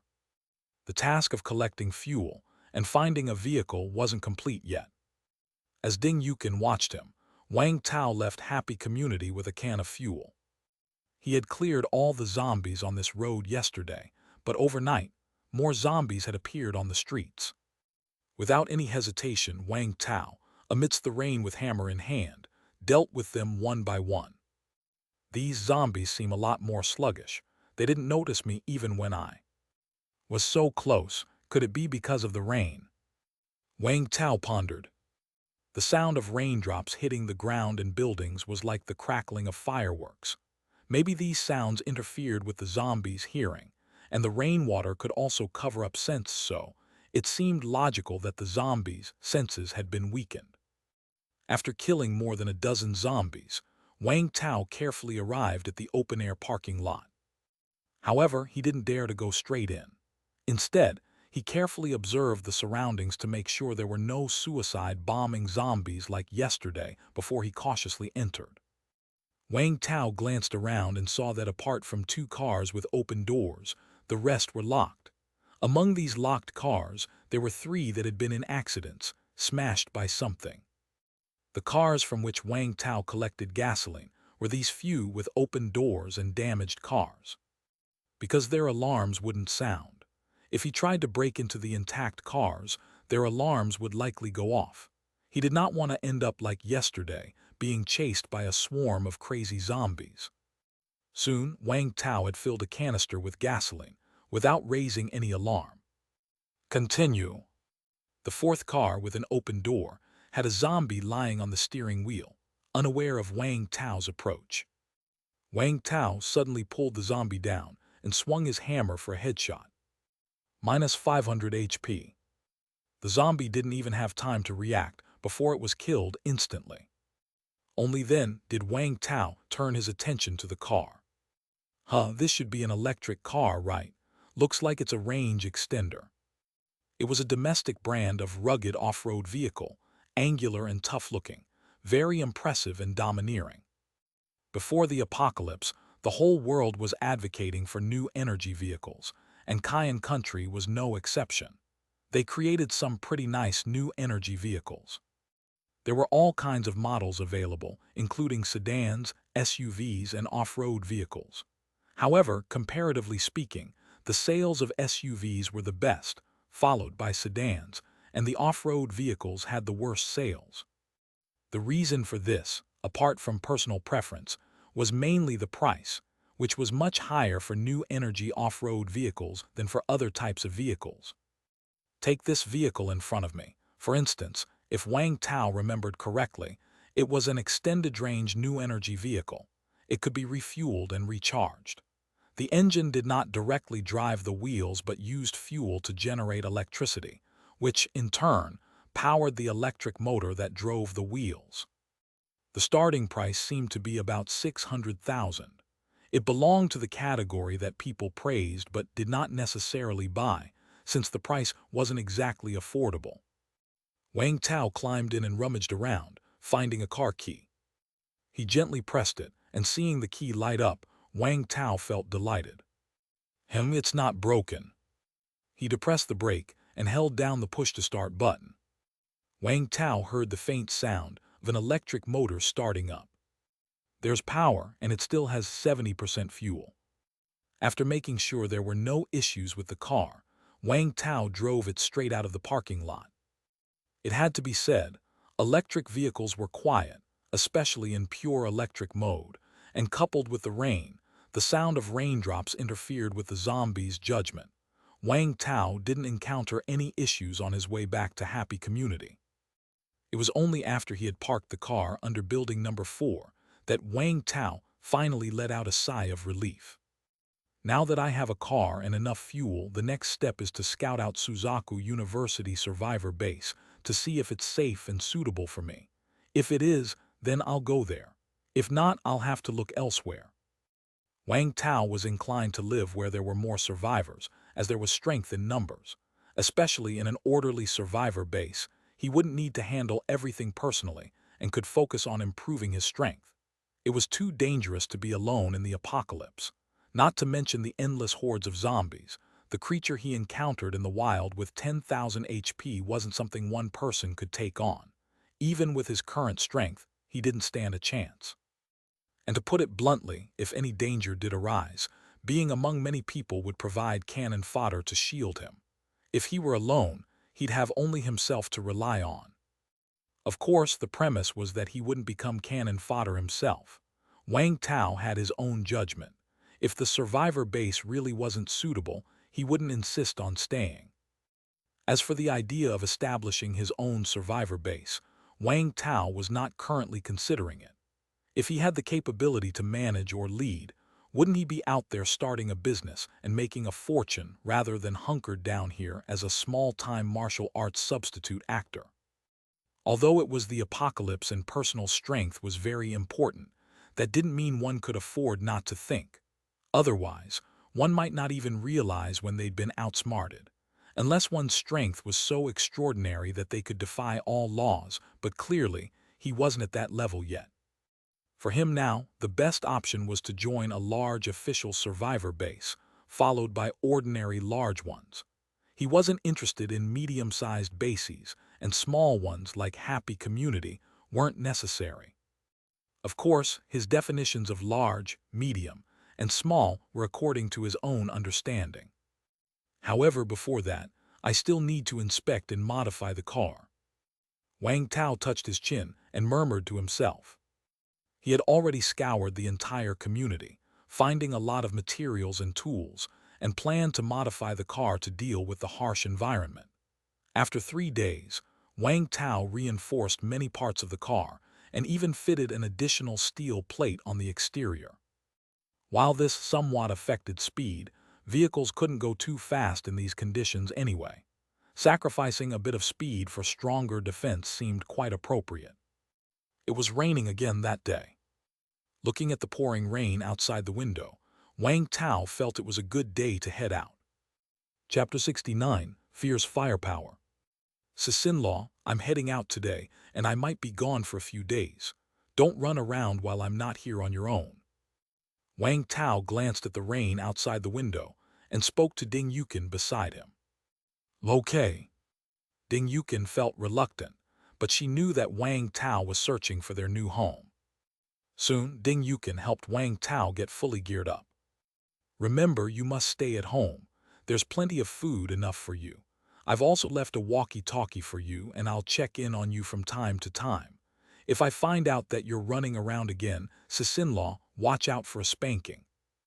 Wang Tao gave Ding Yukin's bottom a firm smack. Stop it. Ding Yukin gave Wang Tao an annoyed look, then said seriously. Don't worry, I'll wait for you at home obediently. Be careful, okay? Ding Yukin bestowed a longing kiss on Wang Tao, and then watched reluctantly as he drove away from Happy Community. Having a different car really made a difference. Not only was this one more comfortable, but it was also much quieter. Plus, with the heavy rain and detours, he hardly encountered any zombies along the way. Even if an occasional zombie did appear, he simply ran it over. However, the slight regret he had was that he didn't encounter any special zombies on the way. Wang Tao wasn't interested in killing ordinary zombies anymore, but if he came across special ones, he definitely would want to try and take them down. After all, special zombies had crystal cores. At this pace, I should arrive at Shua's University in another 20 minutes. Wang Tao ate some compressed biscuits in the car, preparing to hit the road again, but upon spotting a building in the distance, he raised an eyebrow. Huh, isn't that Ruikai Commercial Street right ahead? Wang Tao reviewed the map. If he cut through Ruikai Commercial Street, Suzaku University was indeed very close. At least, it could save him 10 minutes of travel. In a post-apocalyptic world, saving time was saving lives. However, considering what Yingying had described over the walkie-talkie earlier, Wang Tao still felt it was better to take a detour. Time saving on the premise of safety was one thing, but if there was danger, then it was a different story altogether. Da-do-do. All of a sudden, rhythmic gunfire came from the commercial street. Even though it was raining heavily, the sound was unmistakably clear. Gunfire from the direction of the commercial street. Wang Tao's brow furrowed, and he immediately turned off the car and got out, climbing up to the third floor of the building behind him. Rumble. Roar. The sound of gunfire incited countless zombies to roar. The ground seemed to tremble. Da-da-do-da-da-da. The gunfire continued, giving the impression that it wasn't an individual, but more like a squad at work. After climbing to the rooftop of the 3-story building, Wang Tao immediately took out his binoculars to observe. In the distance, Ruikai Commercial Street was swarming with zombies, and at the entrance of the road at the forefront were 3 modified off-road military vehicles, reinforced with steel plates, wire netting, and spikes. Each of the 3 vehicles had a shooting port on the roof, with 3 camouflaged soldiers emerging halfway out, pulling the triggers of the mounted machine guns, firing bursts at the horde of zombies. Rifle fire was also coming through the shooting ports of the car windows. The ferocious, terrifying zombies were falling en masse, as if they were chives being harvested. Even if they weren't shot in the head, being hit by a 12.7 caliber machine gun would pulverize half of their bodies, rendering them instantaneously incapacitated. This is the power of thermal weapons. On the rooftop, Wang Tao watched this scene with a surging heart, feeling as though he was the one firing the guns. After all, which man could reject shooting a gun? With such firepower, how could zombies possibly stand a chance against humans? I wonder if there's still a large-scale army surviving. 3 vehicles, more than a dozen guns, after killing a large swath of zombies, rolled straight over them and drove into the commercial street. They then stopped in a triangular formation in front of a shop. Zombies continually approached from all sides but were shot dead, and occasionally, a few slipped through the defensive fire but were powerless against the modified military vehicles. Inside the vehicle, someone opened the door and waved to the shop. Then 2 figures were seen running out of the shop and diving into the van. Those 2 silhouettes look familiar, Yingying and that son Waiguang. Wang Tao was somewhat surprised. He had casually told Ying and the others to wait for rescue over the walkie-talkie, not really expecting them to actually wait. Yet they had. Such good luck. Even Wang Tao was envious of this stroke of fortune. He continued to watch, and as soon as Ying and the other were on board, the convoy immediately began to retreat. At that moment, more zombies converged from all directions, swarming towards the three vehicles like a black tide. Wang Tao also spotted at least dozens of those crazy zombies that ran faster than humans and could climb over walls. The arrival of these crazy zombies suddenly increased the pressure on the armed convoy. Though Wang Tao could not hear or see the communication within the vehicles, the suddenly chaotic gunfire suggested they were starting to panic. Fortunately, they had plenty of bullets and thick armor, so no matter how strong the crazy zombies were, they could not withstand the gunfire. The vehicles struggled to break free from the encirclement of zombies and reached the main road. Then, with a sudden acceleration, the three vehicles sped away. But it was not so easy to shake off the zombies, and due to the poor road conditions, the convoy couldn't pick up much speed. The horde of zombies relentlessly followed behind, as if they could be overwhelmed at any moment.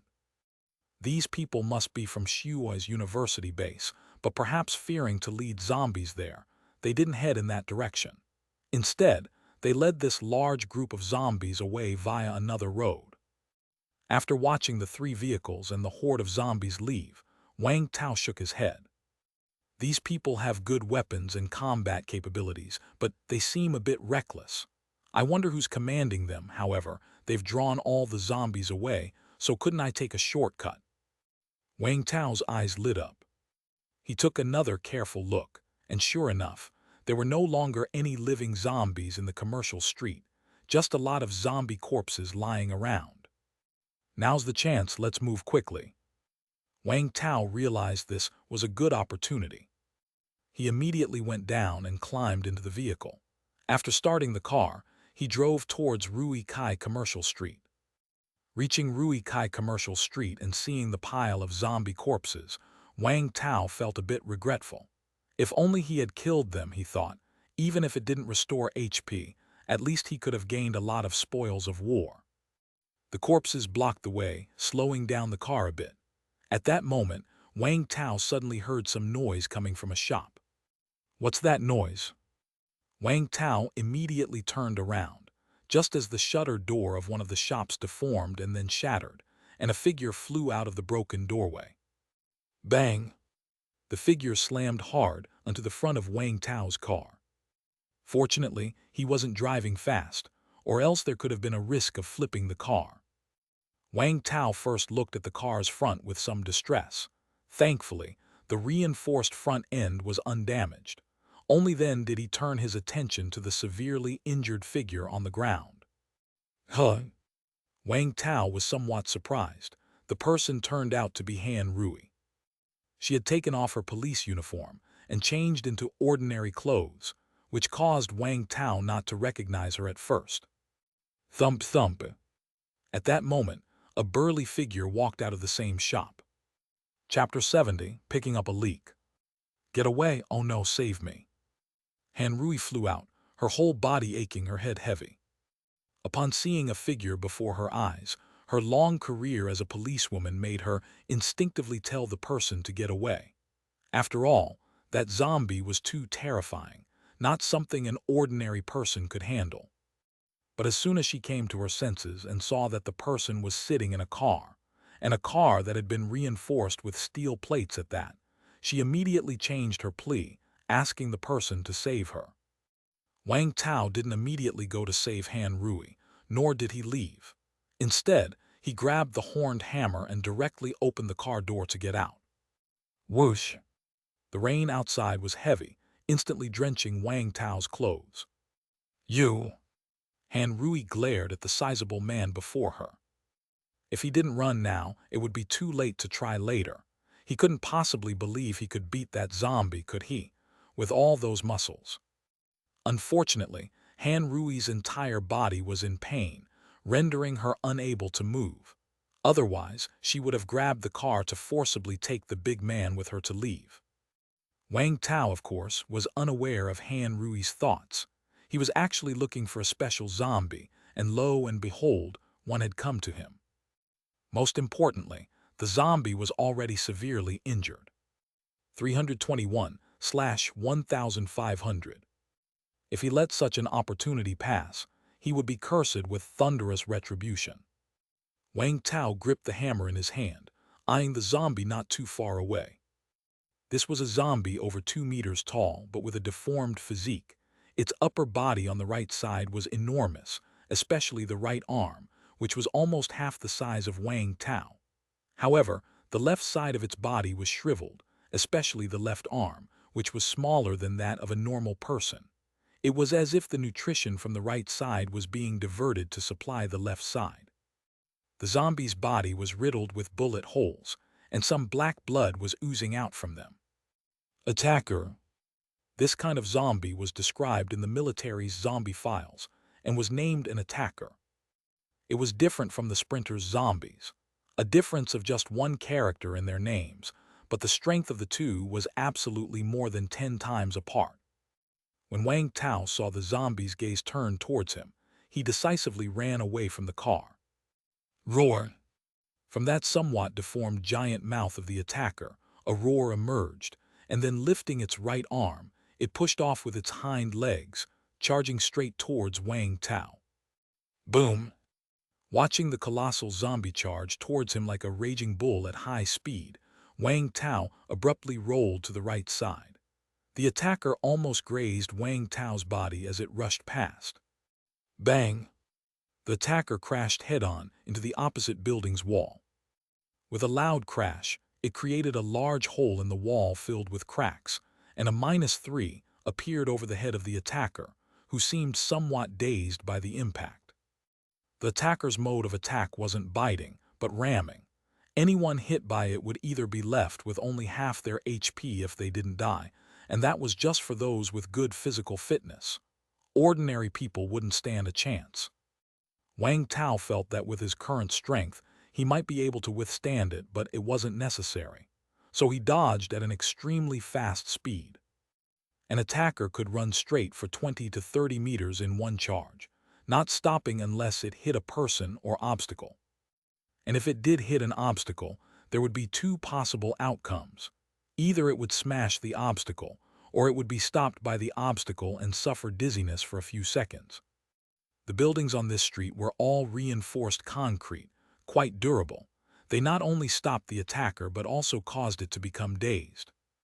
Han Rui, leaning against the car, widened her eyes, filled with disbelief. He actually dodged it. Only someone who had personally fought this zombie could understand the terror of its charge. From an observer's perspective, the trajectory of the charge was visible, but if you were the one in its path, there was almost no chance to dodge. Yet the big guy had actually managed to dodge it. She had previously thought he was done for, but it turned out he was an expert. She had misjudged. Meanwhile, Wang Tao, taking advantage of the Sprinter's moment of dizziness, hurried over and swung the hammer 3 times at its head. Bang, bang, bang. -121. -124. -76. 0/1500. Is it dead just like that?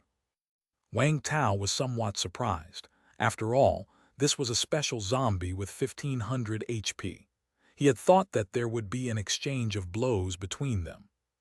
But then again, considering his greatly improved strength, it made sense that he could easily kill a special zombie that was already weakened. Eh? Suddenly, Wang Tao's face lit up with joy, because he noticed that his HP had increased. He had gained 40 points, and it was now 1040/1040. Did this mean that killing ordinary zombies wouldn't increase his HP, but killing special zombies still did? Indeed, 1000 HP wasn't the limit. With a thought, the semi-transparent package dropped by the zombie entered Wang Tao's space backpack. Acquired, Rush Right Arm Blueprint Roman 11. Wang Tao didn't bother to look at the loot. He hurriedly used the hammer to pry out the crystal core from inside the sprinter's head. It was a purple crystal core named Rush, and without time to look closer, Wang Tao stashed it away and immediately ran back to his car. Han Rui's mouth hung open the entire time, her face a picture of shock. After seeing that Wang Tao had dodged the zombie's attack, she realized she had misjudged him. But watching Wang Tao take down the zombie with just 3 swings of his hammer, Han Rui was completely dumbfounded. She was aware of how formidable this particular zombie was. Even when she heard the gunfire, she dared not make a sound for help. In the end, she was discovered and got knocked out cold. She tried to fight back, but it was no use. And then this man killed it with just 3 hammer blows. What also surprised her was the efficiency with which Wang Tao extracted the crystal core. His actions were those of someone who had done this many times before. So he was an ability user.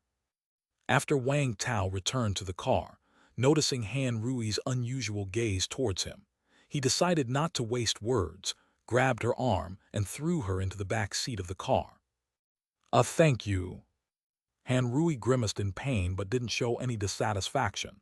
Instead, she sincerely voiced her thanks. Being rescued was a great favor in itself. She had no right to ask for more.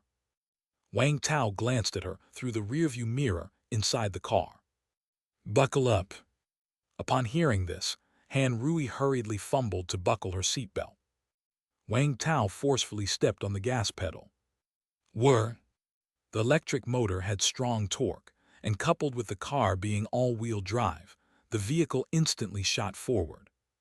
Han Rui, inside the car, felt the powerful sensation of being pushed back against her seat, her eyes revealing a hint of surprise. No wonder he dares to drive around by himself. It's an electric car. The sound of an electric car is relatively quiet, plus it was raining heavily, so their chances of safely returning to the survivor base were high. Han Rui assumed Wang Tao was from the Shua's University survivor base, since it was close by. However, possibly due to the gunfire earlier, although there were no zombies on the commercial street, there were many of them after passing through the commercial area. For safety, Wang Tao deliberately took some detours. After spending several hours, they finally reached Shua's University in the evening. The present Shua's University was completely different from what he remembered. The walls around the campus had been raised significantly, topped with sandbags, shooting ports, and barbed wire, while the bottom was lined with anti-tank obstacles, trenches, and big iron barrels with burn marks. Just looking at all this gave one an immense sense of security. A sign hanging over the gate read, "Shua's Base," in large characters. Wang Tao didn't rush to enter, instead parking the car in a safe corner before turning his gaze to Han Rui. "Officer Han, shall we talk?" Chapter 71, Han Rui's Attributes. "Do you know me?" Officer Han looked at Wang Tao, who was wrapped up tightly all over, with a mixture of caution and surprise. "I've seen you before." Wang Tao didn't elaborate. "What do you want to talk about?" Officer Han was somewhat uncertain of Wang Tao's intentions. "Is this base reliable?" Wang Tao gazed at the base before him. Officer Han knew what Wang Tao meant by reliable. She had encountered a group of survivors with ill intentions before, and she certainly wasn't going to easily trust other survivors now. Even Wang Tao, who had just saved her life, she remained somewhat wary. But in her opinion, the Sui survivor base really was reliable. "Of course it's reliable. My former boss is inside, and besides, this is a base established by our security army." Officer Han shared some information she knew. "Okay, then I can rest assured." Wang Tao nodded, then looked at Officer Han again and said, "I'm somewhat curious about the process of Officer Han coming to the commercial street, and what happened to Officer Han when she was trapped in the dollar store.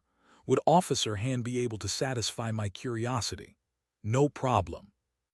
Officer Han nodded decisively, well aware of her current situation. Although she had escaped the threat of the zombies and had been saved by this man, her life was, in effect, in this man's hands. Officer Han didn't yet know what Wang Tao was thinking. As long as Wang Tao did nothing excessive to her, she would try her best to be accommodating, to avoid provoking him. I came to Rui Kai Commercial Street about last week. I can't remember the exact day. Officer Han's story was similar to what Yingying had described earlier, but there were some differences in the details. They had arrived at Rui Kai Commercial Street without encountering any danger, and with the Suzaku University survivor base just in sight, the three of them were extremely excited. Officer Han suggested taking a detour around the commercial street, even though there seemed to be no zombies inside it. She was still a bit worried. But her husband, Sun Weilong, wanted to go straight through. The commercial street wasn't just one street. It referred to the entire area. Detouring would mean a significantly longer route. In the post-apocalyptic world, every additional minute outside was a minute of danger. Going through would save a lot of time. They also observed that there were no zombies in the commercial street, which seemed visibly safe, whereas taking the detour meant facing invisible risks. Yingying was indecisive, finding reason in Officer Han's words, yet agreeing with Wei Guang's argument as well. So when both turned to her for a decision, she chose to support Wei Guang's idea to pass through the commercial street. Officer Han was actually a very decisive person, but in all honesty, even she wasn't sure if her judgment was right. So this time, she conformed to the majority. As they entered the commercial street, everything went smoothly.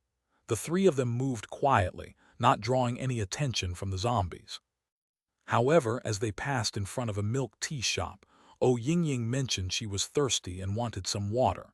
They hadn't had any for a whole day. Wei Guang was thirsty too, and upon hearing this, he looked at the milk tea shop nearby. The shop wasn't big, the door was open, and one could easily see there were no zombies inside. Then Wei Guang volunteered to take Yingying to the shop to look for water, figuring that a milk tea shop was likely to have clean water. Officer Han saw a zombie at the corner ahead, blocking their way, and decided to go ahead and clear it out herself. After some effort to deal with the zombie, a noise suddenly came from the milk tea shop. Before she could understand what was happening, she saw a female zombie, different from the others, charging directly into the shop. Officer Han hurried over, only to find Wei Guang and Yingying hiding under a table. Just as the zombie was about to reach them, Officer Han pulled out her gun and pulled the trigger decisively. With a bang, the bullet hit the zombie, successfully diverting its attention. But it also attracted countless other zombies in the vicinity. Han Rui quickly instructed the two of them to pulley down the roll-up door to hide, and then she rushed into a nearby shop. This special zombie naturally followed her, but she was a good shot. As the zombie charged in after her, she rapidly emptied her magazine. For now, even the strongest zombie was still made of flesh and blood and definitely couldn't withstand bullets. As long as you have good aim and hit the zombie's weak spots, you could easily kill it, even if it was a special zombie. Therefore, this special zombie was directly killed by Han Rui. But by then, a large horde of zombies had already appeared outside. She couldn't meet up with Sun Weiguang, so she had no choice but to lock the doors and windows and hide there. Han Rui initially thought that the zombies outside would soon leave, but unexpectedly, they seemed to stay on the street without wandering off. Fortunately, there was some food in the shop, so she wouldn't starve to death. What she didn't expect was that a burly special zombie had made its way into the house next door at some point. With no bullets left, she couldn't possibly fight a special zombie with her bare hands. Her only option was to stay hidden and wait until today. When she heard the gunfire outside today, she was thrilled, thinking she might be rescued. But with a terrifying special zombie nearby, she didn't dare make a sound. She had hoped the special zombie would be lured away. Unexpectedly, it seemed that the special zombie was injured or something because it didn't leave. Instead, it hid inside the house. This left Han Rui in a bit of a predicament.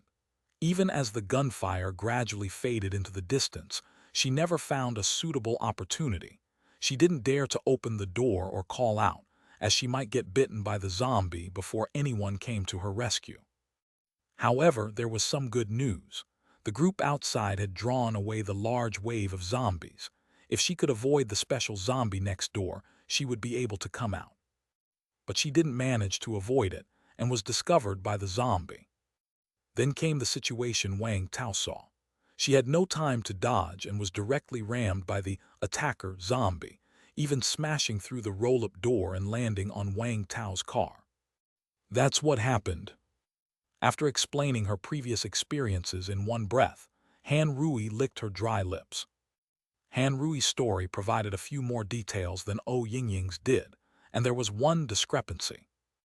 Ou Yingying claimed that it was Sun Weiguang who took the initiative to get them milk tea, but according to Han Rui, it was Ou Yingying who wanted water, and that's why Sun Weiguang went to look for water in the milk tea shop.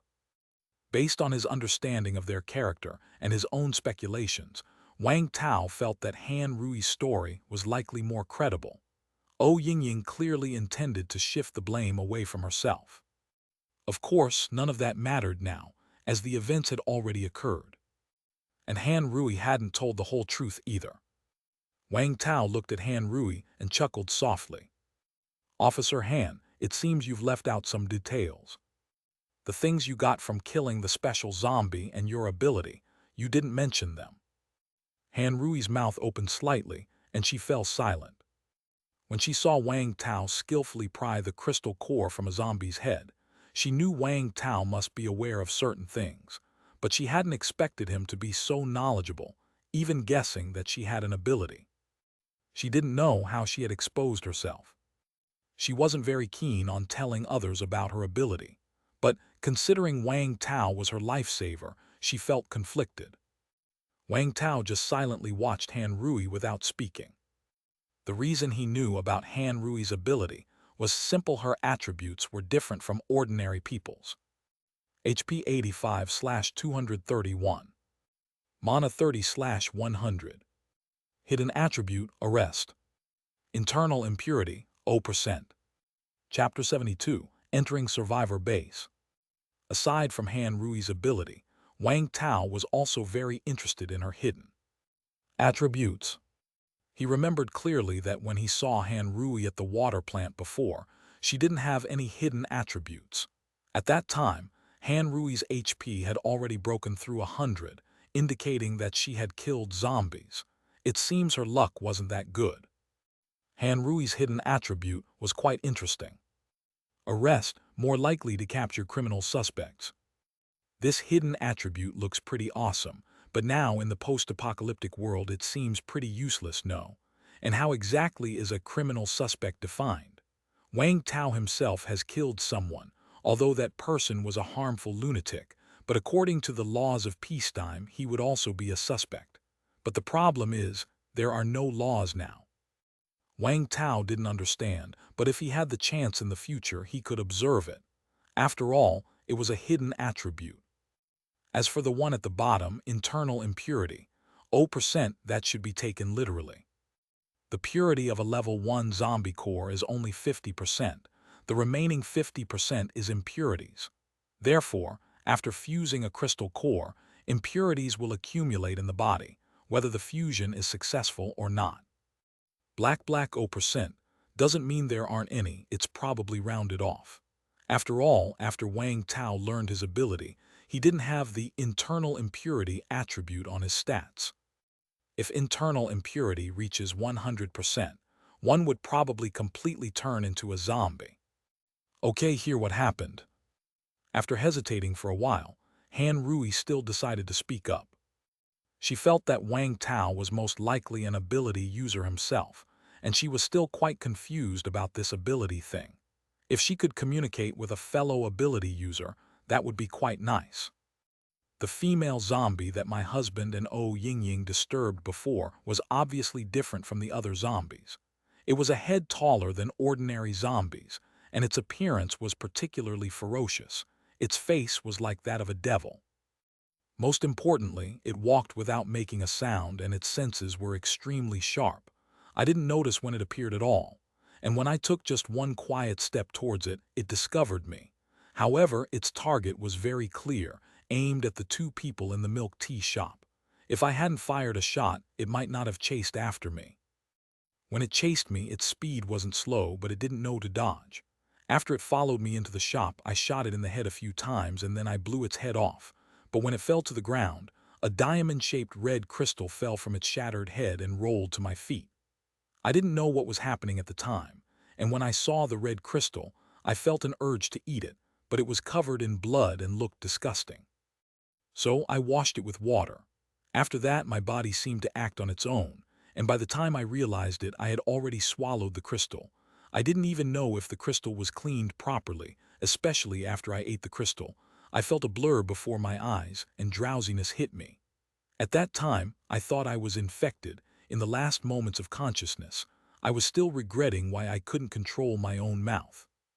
Turns out I wasn't infected, I just fell asleep. But I slept for quite a long time, probably for about 2 or 3 days, and I didn't feel any hunger either then. Han Rui took a deep breath, a look of excitement on her face. Then I discovered that I had obtained a miraculous ability. I could vaguely sense the presence of several zombies outside the house. I don't know how to describe it to you. That feeling can't be put into words, but I could just sense that there were zombies outside, and even discern their approximate numbers. At this point, Han Rui's eyes sparkled brilliantly. She had been quite desperate about the apocalypse, always forcibly supporting herself with her conviction.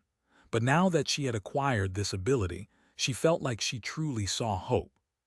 The hefty zombie you killed seems to have appeared while I was asleep. After waking up, I could vaguely feel that it was next door to me, with only a thin brick wall between us, so I didn't dare to make any rash moves, especially given its huge size. It's a pity that I was ultimately discovered, even though I was cautious and always keeping an eye on it. But when it smashed through the wall, I couldn't react in time and was sent flying. At this, Han Rui still seemed somewhat scared. Her ability and combat capabilities were unrelated. It was a purely supportive power. Moreover, she was already injured and her pistol was out of bullets, leaving her essentially powerless in combat.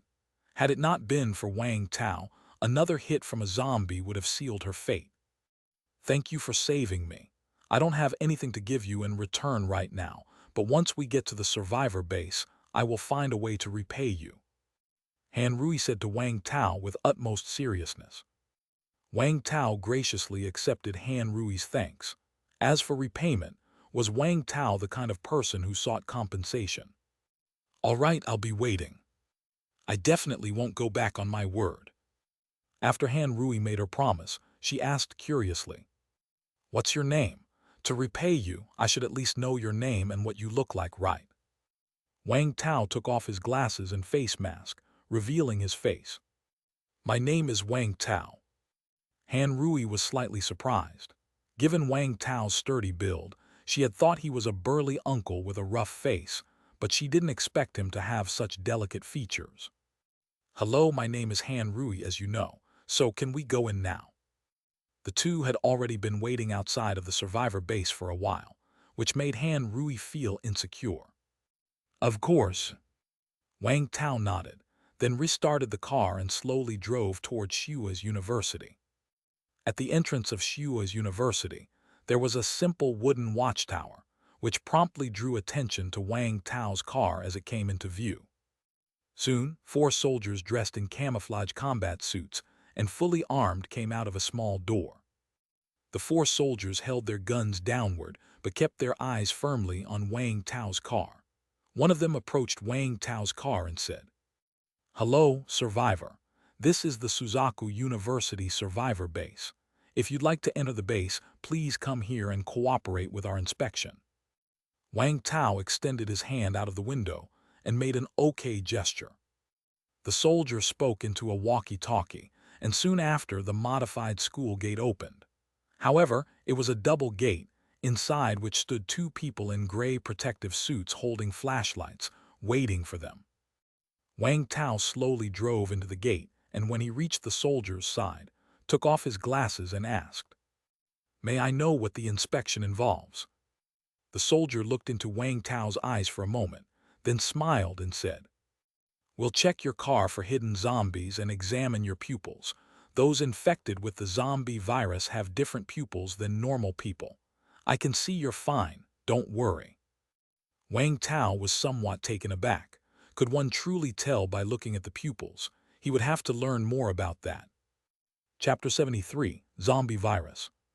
Nice car, it's rare to see an electric one. As Wang Tao was driving slowly into the base, a soldier following outside the car struck up a conversation. It's passable, but I have to stick to less crowded areas, otherwise the electric car is useless. Wang Tao shook his head. That's true. If you really run into a big wave of zombies, no car would suffice. The soldier nodded in agreement, clearly sharing the sentiment. Smoke. Wang Tao took out a pack of cigarettes from his pocket and handed one to the soldier. Upon seeing the cigarettes, the soldier seemed tempted, but he still shook his head and declined. Are your rules that strict? Wang Tao was a bit surprised. In the post-apocalyptic world, they still abided by rules so strictly. The soldier scratched his head. It's not that. You guys have to pass an inspection first to make sure the people and things in your car are all right after. Oh, I get it. Wang Tao suddenly realized. It wasn't about strict rules but cautiousness. They were wary of strangers. Wang Tao could understand, so he put the cigarettes away. Soon, the car entered the checkpoint within the base. Hello, survivor. Please get out of the car for inspection. Wang Tao and Han Rui both got out of the car, and two people in white protective suits approached them with flashlights. Take off the face mask and look at me. Wang Tao removed his face mask and looked at the person in front of him. The person took out a flashlight, shined it in Wang Tao's eyes, looked carefully for a moment, and then gave an okay sign to someone behind. Han Rui's inspection was done as well, and there were no issues. Then the inspectors asked Wang Tao and Han Rui to wait while they checked the car. Curiously, Wang Tao asked, "Can you really tell if someone's infected with the zombie virus just by looking at their eyes?" One of the people in the white protective suits explained. A person infected with the zombie virus will have white pupils and some black blood vessels in the whites of their eyes. The more severe the symptoms, the deeper the infection. If you come across such people in the future, you must stay vigilant. So that's how it is. Wang Tao had never encountered an infected person during the incubation period, so he had no chance to notice these details. At that moment, the person checking the trunk of the car suddenly let out a surprised gasp. The others and the surrounding soldiers all gathered around, curious if there were danger. They wouldn't make such a sound but would shout danger or suspicious item. Wang Tao was puzzled about what they had found. He remembered that other than some food, he hadn't placed anything else in his car. Damn, so much food, and there's even cigarettes. All of a sudden, a soldier blurted out impulsively. Wang Tao took a couple of steps, and now he too saw the things that had surprised everyone. It was just some food with a short shelf life from a convenience store, perhaps a bit much, but his appetite was big and it wasn't so shocking to warrant such a fuss. As for the cigarettes, he didn't smoke, and many of these were spoils from looting corpses. He was thinking of trying to trade them for other goods after entering the survivor base. Han Rui also spotted the food and subconsciously swallowed. She hadn't eaten for 2 days. Is there a problem? Wang Tao asked. No problem. I'm just a bit surprised you brought so much food and all these cigarettes. Cigarettes are valuable stuff. The soldier spoke somewhat sheepishly. That's so, haha, I just got lucky, found them on the way. Hearing this, a few soldiers rolled their eyes. Given Wang Tao's burly stature and the blood-stained weapons in his vehicle, saying he just happened upon these items, who would believe that? Of course, luck played a part, but he had surely killed plenty of zombies. Particularly, some of the cigarette packs were stained with blood. Would anyone want these kinds of cigarettes? Wang Tao picked up a blood-stained pack of cigarettes. The cigarette pack was smeared with blood, but the inside was clean. Adhering to the principle of not wasting, Wang Tao naturally took the cigarettes with him. However, he didn't deliberately clean the exterior of the cigarette packs, instead keeping those with an unsightly appearance separate. Of course, these cigarettes are in high demand in the base. Are you worried they might be contaminated with the zombie virus? If so, you don't need to worry.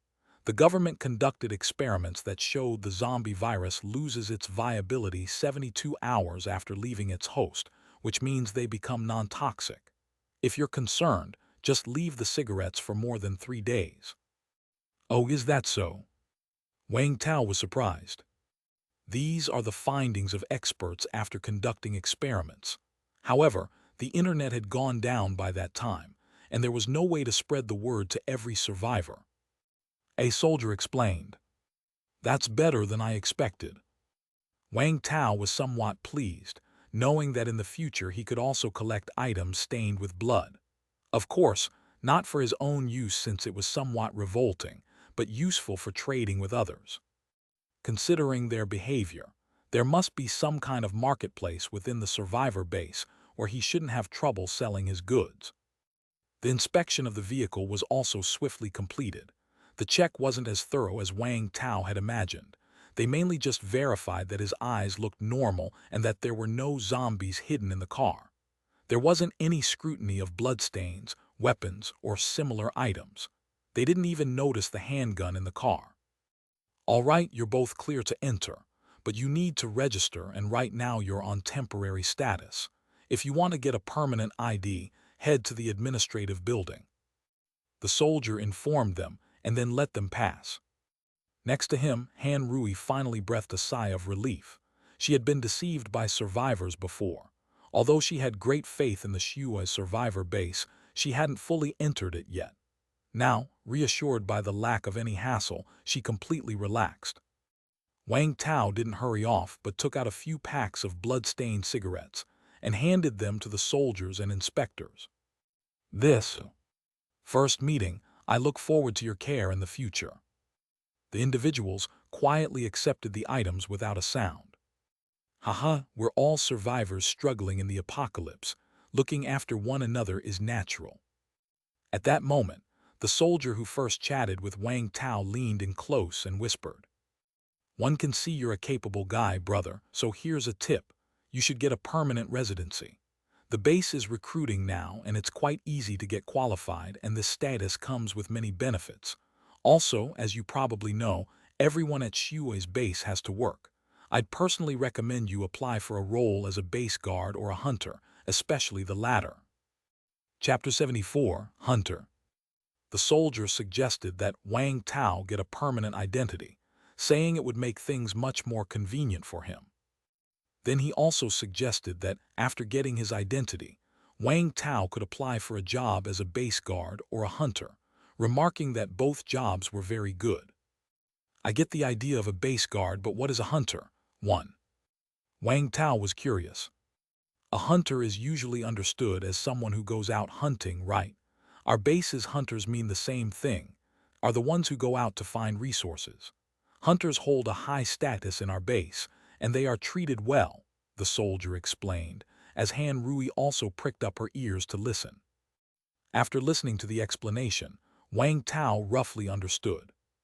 Within Suzaku University survivor base, those who dared to go out and look for materials were treated very generously by the base, and the survivors respected them greatly. And the base wouldn't force anyone to hand over materials. It was up to you. However, the base had created a contribution system where handing over materials could earn you contribution points, which could be exchanged for many things, including food and weapons. Of course, there are various types of hunters, some of whom sign contracts with the base. For example, promising to bring back a certain amount of materials to the base every week. In return, the base would provide you with the best welfare and treatment. In any case, the system was very flexible. It all depended on your own choice. To be honest, it sounded quite good to Wang Tao. Thanks. Wang Tao expressed his gratitude. Hey, we're all survivors. Helping each other is the right thing to do. After exchanging a few more pleasantries, the base's inner gate opened. Wang Tao called to Han Rui to get into the car, and then waved goodbye to everyone. The first thing that came into view upon entering Suzaku University were the hand-painted slogans on both sides of the road. On the left was written, "The end of the world is not scary, zombies fear fire and headshots." On the right was written, "Many hands make light work, united we create the future." The ground was also spray-painted with slogans like, "Unity and love, mutual help," and "United we stand to overcome all difficulties." If he had seen these slogans before the apocalypse, Wang Tao would have found them tacky. But now, he felt an inexplicable sense of kinship. It wasn't just him. Han Rui next to him felt the same way. Looking at everything, Han Rui felt as if the air had become much fresher. Suzaku University had completely changed compared to what Wang Tao remembered. The university used to have a lot of ornamental plants, lawns, sculptures, and the like. They were impractical but did look nice. Now, those obstructive things had almost all been removed and replaced with large sheds made of color steel plates. Inside the sheds, some people were refitting vehicles, others were setting up stalls, some were sharpening tools. Bloodstains, burn marks, and bullet holes were all over the campus grounds and walls. It seemed that establishing the base hadn't been easy. Buzz, Wang Tao's car, instantly attracted the attention of the people inside the sheds. They were often here and recognized at a glance that Wang Tao was new and looked at him curiously. Especially seeing Wang Tao's modified electric car, many of them showed looks of envy. "I'm going to the administrative building. How about you?" Wang Tao looked towards Han Rui, who was sitting in the passenger seat. "I'm going too. Trouble you to take me there." "All right." Wang Tao had been here before, and with the direction signs around, he quickly found the administrative building. It was a 3-story structure, with a few survivors going in and out occasionally. Wang Tao parked the car and entered with Han Rui. In the lobby on the first floor, a slightly overweight middle-aged woman was surrounded by several emaciated people. The middle-aged woman was writing on a piece of paper and working on a laptop by her side. Wang Tao, being tall, easily squeezed in, and Han Rui quickly followed behind him. Although she disliked cutting in line in the past, at this time, niceties were of little concern. "Hello, new survivor. Are you applying for a temporary or permanent residency?" The middle-aged woman had naturally noticed Wang Tao and his companion, her gaze lingering on him for a moment. Wang Tao asked, "What's the difference between temporary and permanent residency, and what are the requirements?" "Temporary residents do not enjoy the various benefits of our base, nor do they accumulate contribution points. Permanent residents, on the other hand, can enjoy all sorts of benefits and accumulate contribution points." The middle-aged woman handed Wang Tao a piece of paper. On the paper were listed the various advantages of permanent residency at Suzaku University base. Skipping over the trivial benefits, the important thing was that permanent residents could enjoy the protection of the base, accumulate contribution points, and be allocated work and housing for free. As for food, those who work could get ration tickets. This old-fashioned thing had made a comeback. As long as you work hard, you could receive 1 or 2 ration tickets a day. Though the food you could get with a single ration ticket might not be filling, it was enough to keep you from starving. As for the conditions, there are none for temporary residency. Just register with me directly. For permanent residency, there are 2 options, and you can choose one of them. The first is to exchange 2 contribution points or submit items worth 2 contribution points. The second is to work unpaid for a week, of course. We provide basic living security. These 2 conditions were quite interesting. For most ordinary survivors who were new, they would not have any contribution points, and they likely wouldn't have anything valuable on them either. Therefore, if these people wanted to obtain permanent residency, they had no choice but to opt for the second condition. The second condition was much simpler compared to the first. Although it meant working for free for a week, the base would provide the minimum sustenance every day during this time. Moreover, during this week, the base wouldn't have survivors do any particularly hazardous tasks. Mainly, It involved safe work such as construction, digging, and transporting. If you were lucky, you might even get to do something like standing guard or reception. Wang Tao felt that this wasn't so much the base trying to exploit a week's worth of labor for free because, from his own experience recently, most survivors were living in hardship. As long as you could provide them with food and safety, working was not an issue at all. Wang Tao leaned more towards the idea that the week was a period for the base to observe the survivors. For instance, if they found someone being sneaky or having impure intentions, the base could simply choose not to accept them. Although it was the post-apocalyptic era and people were important, one couldn't let one wrong person spoil the whole batch, especially since this would affect the lives of hundreds, if not thousands. "I'll submit items." Wang Tao spoke up directly. The middle-aged woman's eyes lit up. 100 contribution points was not a small number, and previously, almost no one chose to submit items directly. "All right, sir, please wait a moment." She then looked at Han Rui. After giving Wang Tao a glance, Han Rui said, "I'd also like a permanent residency, but I choose to work unpaid for a week." "All right, please follow me." Chapter 75, Contribution Points Ration. Wang Tao had thought that Han Rui would ask to borrow some food to hand over, but he didn't expect Han Rui to choose work directly. This made Wang Tao look at her with new respect. He liked this kind of independent woman. An middle-aged woman called a young girl over to receive other people, and she took the two of them to the next room. She then took out a small booklet and handed it to Wang Tao. "This is our contribution point system. Take a look." Then she turned to Han Rui and said, "May I ask, Miss Han Rui, what did you do for a living before? I need to know your skill set so we can assign the appropriate job." "Police officer, detective." "Police officer, a detective, why didn't you say so earlier?" The middle-aged woman slapped her thigh. Her expression filled with excitement as she motioned for Han Rui to sit down. "Officer Han, our base always has preferential treatment for people with combat abilities like you. You don't have to work without compensation. You can join our base right away if you're willing." "Okay." Although Han Rui was somewhat surprised, she wasn't a stickler, and she agreed immediately. "All right, wait a moment, please." The middle-aged woman brought over a form for Han Rui to fill out. It was just basic information, quickly completed. The middle-aged woman then called over a young girl and instructed her. "You take Officer Han to find Officer Feng."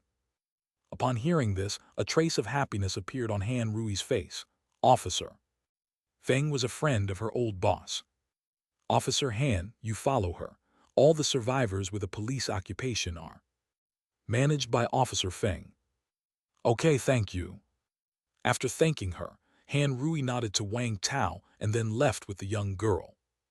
It was only then that the middle-aged woman turned back to Wang Tao and asked, "Mr. Wang, what do you plan to hand over?" "Electronics, I guess." Wang Tao considered.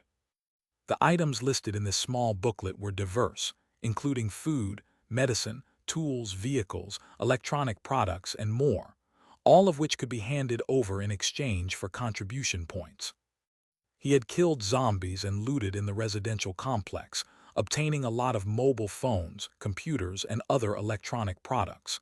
These items were useless to him, but he had kept them on the off chance that they might become useful later. Now, they could indeed be put to use. Some electronics were in his vehicle, part brought when he left, and others acquired along the way from searching corpses. Although he did not know why the base needed these electronics, since they wanted them and he did not, it was a good opportunity to earn contribution points. "Okay, when do you want to?" "They're in the vehicle outside. Come with me to get them." "You came here driving, great." Wang Tao led the middle-aged woman to his vehicle. The woman was taken aback upon seeing the modified vehicle. The base hadn't had any newcomers for 2 days, and now they were all strong individuals. There was no need to mention the female police officer. Someone with her level of combat experience was exactly the kind of talent the base was currently lacking. And this Mr. Wang Tao seemed quite extraordinary as well. He was robust and arrived in a vehicle, clearly also possessing impressive combat ability and experience. Wang Tao took out several mobile phones, tablets, and laptops from the trunk, some of which could still be powered on. He handed them to the middle-aged woman and asked, "Is this enough?" "It should be enough. I will calculate your contribution points for you. The excess will be saved up," the middle-aged woman hastily said. Shua's university was located in a relatively secluded area, and the houses nearby had been looted early on. Now, to loot items, one had to go farther away, which significantly increased the danger. Therefore, the contribution points received for handing over these items were not low. The middle-aged woman escorted Wang Tao inside to do some calculations. "That's a total of 140 contribution points. After deducting 2, you have 40 contribution points left. Mr. Wang, do you have a mobile phone yourself?" "Yes." Wang Tao took out his phone and unlocked it. The middle-aged woman brought out a data cable and connected Wang Tao's phone to the computer. In no time at all, an app appeared on Wang Tao's phone. The middle-aged woman explained, "Mr. Wang, you can register an account here, and your contribution points are all in it." "You have internet here?" Wang Tao was somewhat curious. Wang Tao had thought that the contribution points would be primitive handwritten records or replaced by other items. He didn't expect them to exist on the internet and to even have a dedicated app. This gave Wang Tao a feeling of high technology in an instant. "This is a local area network, available only in certain fixed areas within the university. Our base has talented individuals in the field of networking, and that's why we have such a thing," the middle-aged woman explained. "I see." After fiddling with his phone for a bit, Wang Tao quickly completed the registration. There were only 4 pieces of information on the app: name, occupation, contribution points, and assets. His contribution points were now 4140, with both occupation and assets listed as none. It seemed that the contribution points were also a total cumulative count. "All right, Mr. Wang is now a formal member of our base. Welcome. Here is a gift for you as a token of our meeting," the middle-aged woman said, clapping her hands, and then handed Wang Tao a green ration ticket. Wang Tao didn't hesitate to accept it, as it could be exchanged for a meal. The middle-aged woman then called over a round-faced girl. "If Mr. Wang has any other questions, he can ask Dong Li. My suggestion is that you first apply for a position, and after securing employment, you can apply for accommodation." "All right." Wang Tao nodded and then left with the girl. "Hello, Mr. Wang Tao. My name is Dong Li. You can ask me anything you want to know," the round-faced girl hastily said. "First, take me to apply for a job." "Of course."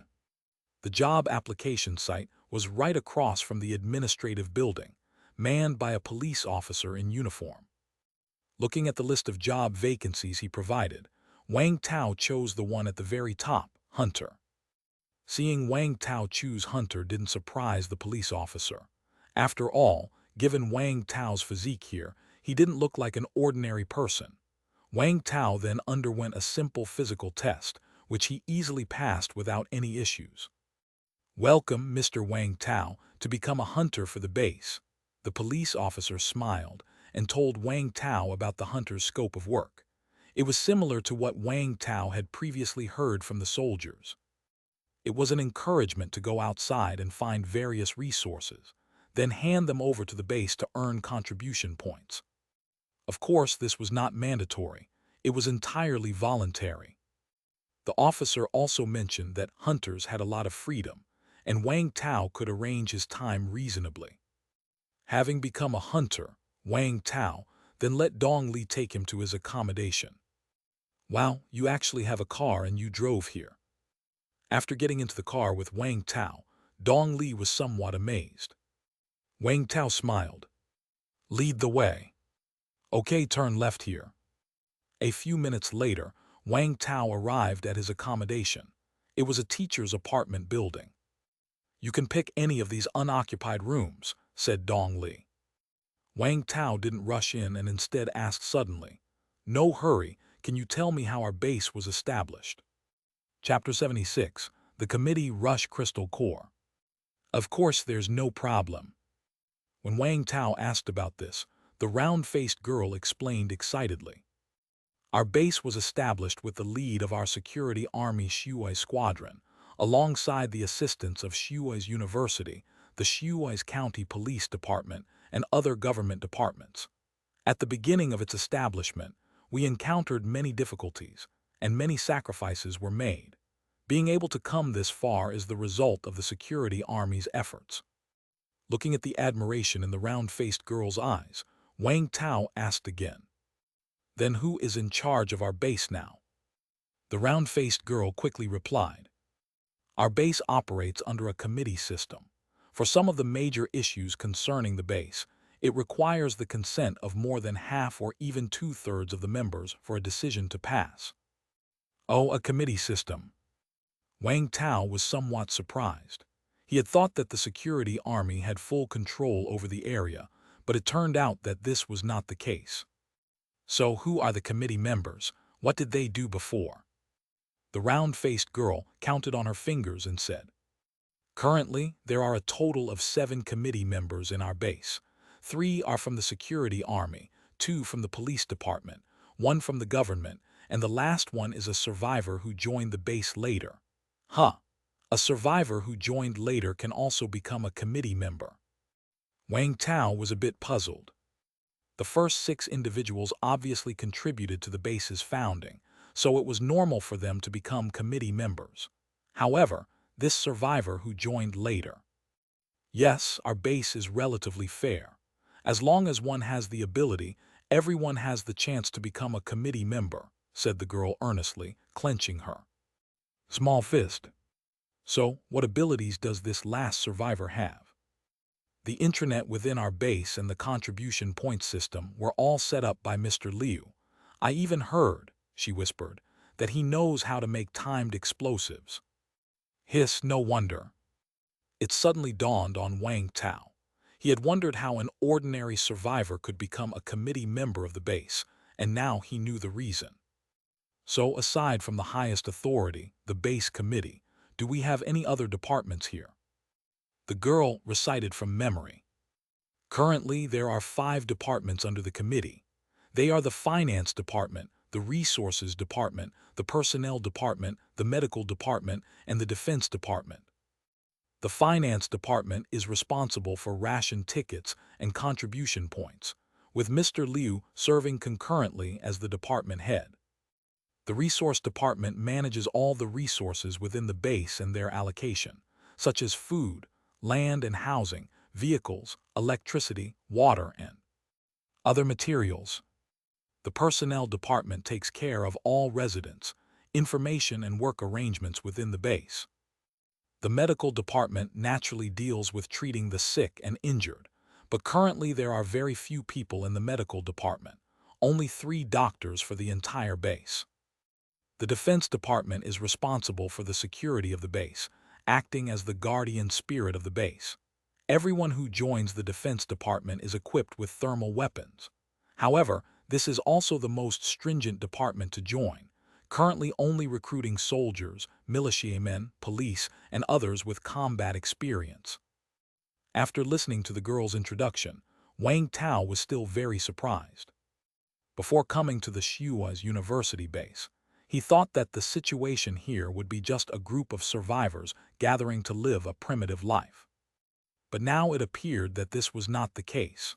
Although the base was small, it was well equipped, with clear divisions of labor amongst departments, and power wasn't concentrated in the hands of any single person.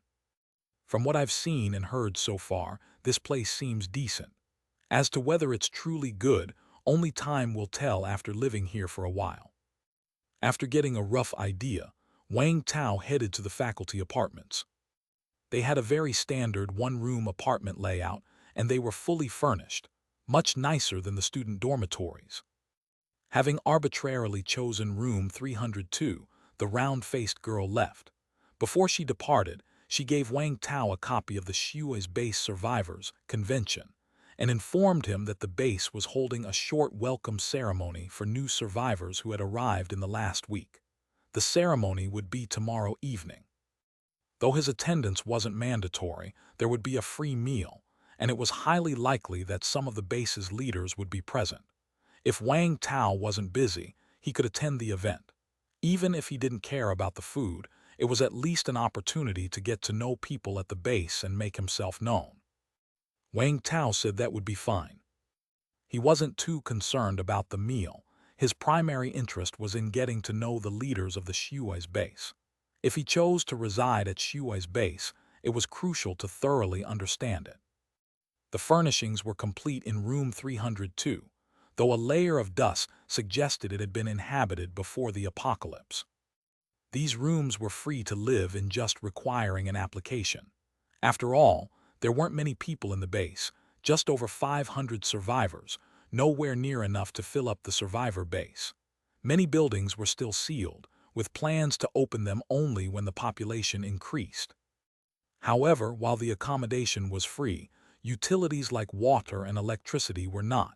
They had to be exchanged for contribution points. Inside Shui's University, there were diesel and gasoline generators that supplied electricity to the survivors. Since fuel consumption was involved, it was impossible to provide free power, so it cost contribution points and wasn't cheap. As for water, the base had drilled a well previously, allowing survivors to use groundwater. This too required contribution points and was rationed.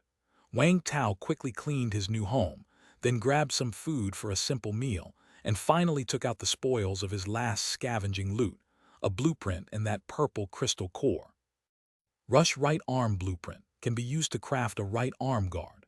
Required materials: iron block *2, steel wire *2, screw *2, blade *2, nails *2, rubber *2, plastic *2, cable *2, electronic components *2, battery *2. Rush right arm, sturdy in texture, can block blade and gunfire. Durability +10, defensive power +10. The materials needed are fewer than the food compressor, and it doesn't require a zombie core. Wang Tao was curious about what the crafted arm guard would look like, but he lacked materials at the moment, needing one more plastic and one more nail. He would have to go out and kill a few zombies to gather what he needed. Then Wang Tao turned his attention to the purple crystal core. Level 1 crystal core, Rush. Quality, excellent 60%. Purity, 50%. Side effect, stiff limbs. Rush can consume a certain amount of energy to perform a rush. The core seemed pretty good. If he could master the same rush ability as the charger zombies, it would certainly be convenient not just for fighting but also for escaping. What he didn't know was how significant the stiff limbs side effect would be. If it caused the same stiffness as the zombies, then it might not be worth the trade-off that was, of course, for others. For Wang Tao himself, side effects were not an issue. If he could collect 1 or 2 more Rush crystal cores and synthesize a core without side effects, then this skill would definitely be an asset, on par with Shockwave. Hopefully, I'll run into more special zombies in the future. Wang Tao silently wished. He then tried to contact Ding Yukin using the walkie-talkie, but couldn't get through. Clearly, the walkie-talkie's power was insufficient. Wang Tao switched to other civilian public channels, occasionally hearing someone speak, probably people from this base. There wasn't any useful information. The walkie-talkies he had were ordinary civilian ones, only operable on civilian frequencies. The soldiers and higher-ups at the base definitely had professional walkie-talkies, and Wang Tao couldn't receive their messages. Contribution points can be exchanged for many things. They should have high-power walkie-talkies, right? I'll check it out tomorrow. Chapter 77, 77 Exchange List. The next morning, Wang Tao went to the resource department. All 5 departments of the Shui's base were located in the comprehensive building, including the committee meeting rooms. Although they were referred to by their individual department names, in reality, there weren't many people, so everything was housed together. The resource department controlled all the resources of the survivor base and was also responsible for issuing tasks to find emergency supplies. These tasks came with a high amount of contribution points. When hunters found supplies outside, they generally kept what they could use and handed over what they couldn't to the resource department in exchange for contribution points. Contribution points could not be directly traded, but the items obtained with contribution points could be traded. Regarding trade, the base didn't have any strict requirements, not just for trade but also, other than prohibiting infighting, harming other survivors, and similar conventions. There weren't many stringent rules. It was relatively free. The resource department was on the first floor, and a young, chubby man was surrounded by a crowd. Wang Tao did not approach them. Instead, he looked at the papers posted on the wall, which listed the contribution points awarded for recycling certain resources. The highest contribution points were given for medicines and some medical equipment. It was evident that the base's medical resources were scarce. Wang Tao only had a few medical kits, which weren't even sufficient for his use, so naturally, he wouldn't hand them over. As for other items, such as electronic products, various tools, and some food, Wang Tao had some to spare and could exchange them for contribution points. However, these items were at his home and couldn't be brought over right away. In addition to recycling materials, the resource department also allowed for the exchange of other items with contribution points. After Wang Tao carefully examined the exchange list, he was quite surprised. They even let you exchange for guns. The list stated that a handgun could be exchanged for 10,000 contribution points, bullets not included. However, earning 10,000 contribution points was difficult. Ordinary people certainly had no chance. This must have been intended especially for hunters. Moreover, Wang Tao not only saw guns on the exchange list but also bulletproof vests, high-power walkie-talkies, even inhibitors. Below the inhibitor, there was a detailed description of its effect, with a special note emphasizing, with an inhibitor, it's like having an extra half-life. Of course, the contribution points needed to exchange for an inhibitor were the highest, at a whopping 100,000 contribution points for one bottle. Wang Tao was curious about the origin of these inhibitors, whether they were from airdrops or obtained through other channels. With committee members comprising the security, army, police, and government officials, it made him wonder. But regardless of the source, as long as these inhibitors were available, a lot of people would be willing to save up contribution points at the base. After all, an inhibitor could temporarily prevent the outbreak of the zombie virus, so saying it was like having an extra half-life was quite reasonable. Wang Tao made a mental note of some items he was interested in, planning to come back later and exchange his unnecessary items for contribution points. Even though he had inhibitors and guns, no one would complain about having more. He would definitely take the opportunity to acquire them if he could. And items like bulletproof and stab-proof vests interested him as well. They must be more comfortable than wearing a steel plate. As for the high-power walkie-talkies, priced at 100 contribution points each, Wang Tao didn't have enough points for now, so he planned to exchange for them in a few days. By then, the young chubby man had finally finished his work. Wiping the sweat from his forehead, he came up to Wang Tao. "Good day, sir. My name is Guokeo. Would you like to exchange items for contribution points, or would you like to use contribution points to exchange for items?" Guokeo looked at Wang Tao, who was tall and strapping with a horned hammer stained with HP fastened to his waist, and treated him with great respect. One could tell at a glance that he was a hunter. Everyone in the base held hunters in high regard. After all, much of their living supplies were brought back by hunters from the outside. The base often promoted the merits of these hunters. "Hello, I'd like to exchange for a few firefighter axes." The firefighter axes were 10 contribution points each, and their quality should be decent time for the horned hammer to retire. Then, Wei Zhengguo curiously inquired, "By the way, how many hunters do we have at our base?" While reaching for the axes, Guokeo replied to Wang Tao. Currently, there are about 50 people. This number is always changing, as it is a high-risk job. New people join from time to time, and some of the old ones leave. Out of the 500 people at the base, only about 50 were hunters who ventured out to search for supplies. This ratio was lower than what Wang Tao had imagined. But that's normal. Many survivors join the base seeking a stable environment to live in. As long as they don't have to face the zombies outside, they are willing to do any hard and exhausting work. Mr. Wang, you've just arrived at our base, right? It looks like you're alone. Personally, I'd suggest that if you go out to scavenge for supplies, it's better to form a team. After all, it's too dangerous to go alone. Guokeo said as he pulled out a document. Take a look. These are the hunters who have recently been looking to form teams. Maybe there's someone compatible with you. Wang Tao took it. The document listed about a dozen names and their brief introductions. However, these introductions were not detailed and were very subjective, simply stating who was strong, who was fast, and who had good eyesight among other things. Wang Tao naturally wasn't interested in these. If they were all ordinary people, they were likely to hold him back. His only interest was in Han Rui, because her ability to sense zombies was quite remarkable. Paired with his own strength, it was unrealistic to say he could dominate the post-apocalyptic world, but at least it would make scavenging for supplies in the city much more convenient. Buzzroar tilde. Suddenly, a roaring engine sound came from outside. Is it the same group of soldiers who came back earlier? Wang Tao instinctively looked out the window. It doesn't seem to be the same people we saw earlier.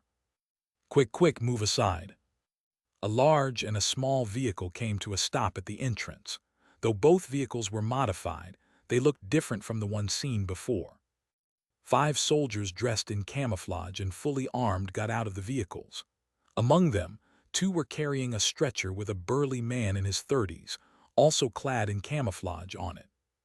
At that moment, the burly man's thigh was wrapped in a bandage that had turned red, but he grinned, chatting and laughing with the soldiers beside him. It's Squad Leader Wei. Squad Leader Wei is injured. Guokeo exclaimed in shock and hurried over. Squad Leader Wei Zhengguo. Wang Tao had read the Shuai's Base Survivors Covenant, which contained information on key personnel within the base. There was only one Squad Leader Wei, the co-founder of Shuai's base, former captain of the Shuai Security Army, and now one of the 7 committee members of the base, Wei Zhengguo. As one of the top leaders of the base, he personally went out to scour for supplies. Wang Tao was somewhat surprised. This differed from what he had expected. Squad Leader Wei, how did you get hurt? At this moment, a slim male doctor in a white lab coat hurried over from next door. Haha, just got knocked flying by a special zombie. Don't worry, it's nothing serious. Wei Zhengguo, lying on the stretcher, said with a grin. Chapter 78, Wei Zhengguo. Let me see, this isn't too serious. It's quite severe. After briefly examining the wound, the doctor exclaimed in shock. Wang Tao saw that not only did Wei Zhengguo have an injury on his thigh, but he also had many other wounds on his body. His face was pale, and his HP was badly depleted, only at 132/635. He didn't have any mana, but he did have a hidden attribute. Hidden attribute, sacrificial dedication. Sacrificial dedication. The more people who are sacrificed, the more one's potential is stimulated. Wei Zhengguo's high HP limit of over 600 took Wang Tao by surprise, since he himself only had just over 1,000. Moreover, his hidden attribute was quite interesting, a battle-related attribute, but it required the sacrifice of teammates. As for the other soldiers, they all had around 300 HP, with no mana and no hidden attributes. The doctor, following by Wei Zhengguo's side, spoke with some concern. Squad Leader Wei, we've run out of anesthesia. Hey, who needs anesthesia? Just give me a cigarette and that's fine. Wei Zhengguo said with an assertive tone. All right, who has a cigarette? I don't. Do any of you have cigarettes? I don't either. Several soldiers shook their heads. Who has a cigarette? I'll borrow two and pay you back later. The doctor called out to the others in the hall. Cigarettes were a prized commodity in the base, and nobody had any to spare. If they had them, they'd be smoked already. Forget it, no cigarettes, it's fine, hiss.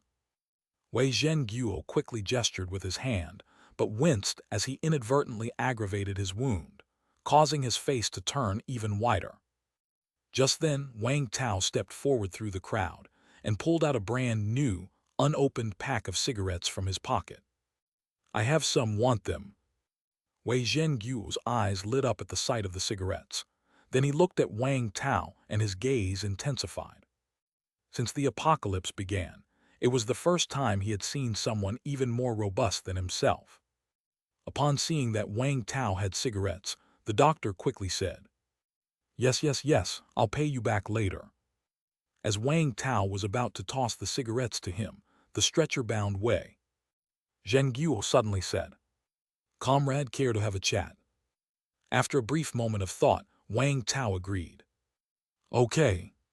He followed the crowd into the medical room, while two soldiers stayed at the door to stand guard. The medical room was large, with more than 10 beds, but there wasn't much in the way of medical equipment. It didn't look very professional. Comrade, are you new here?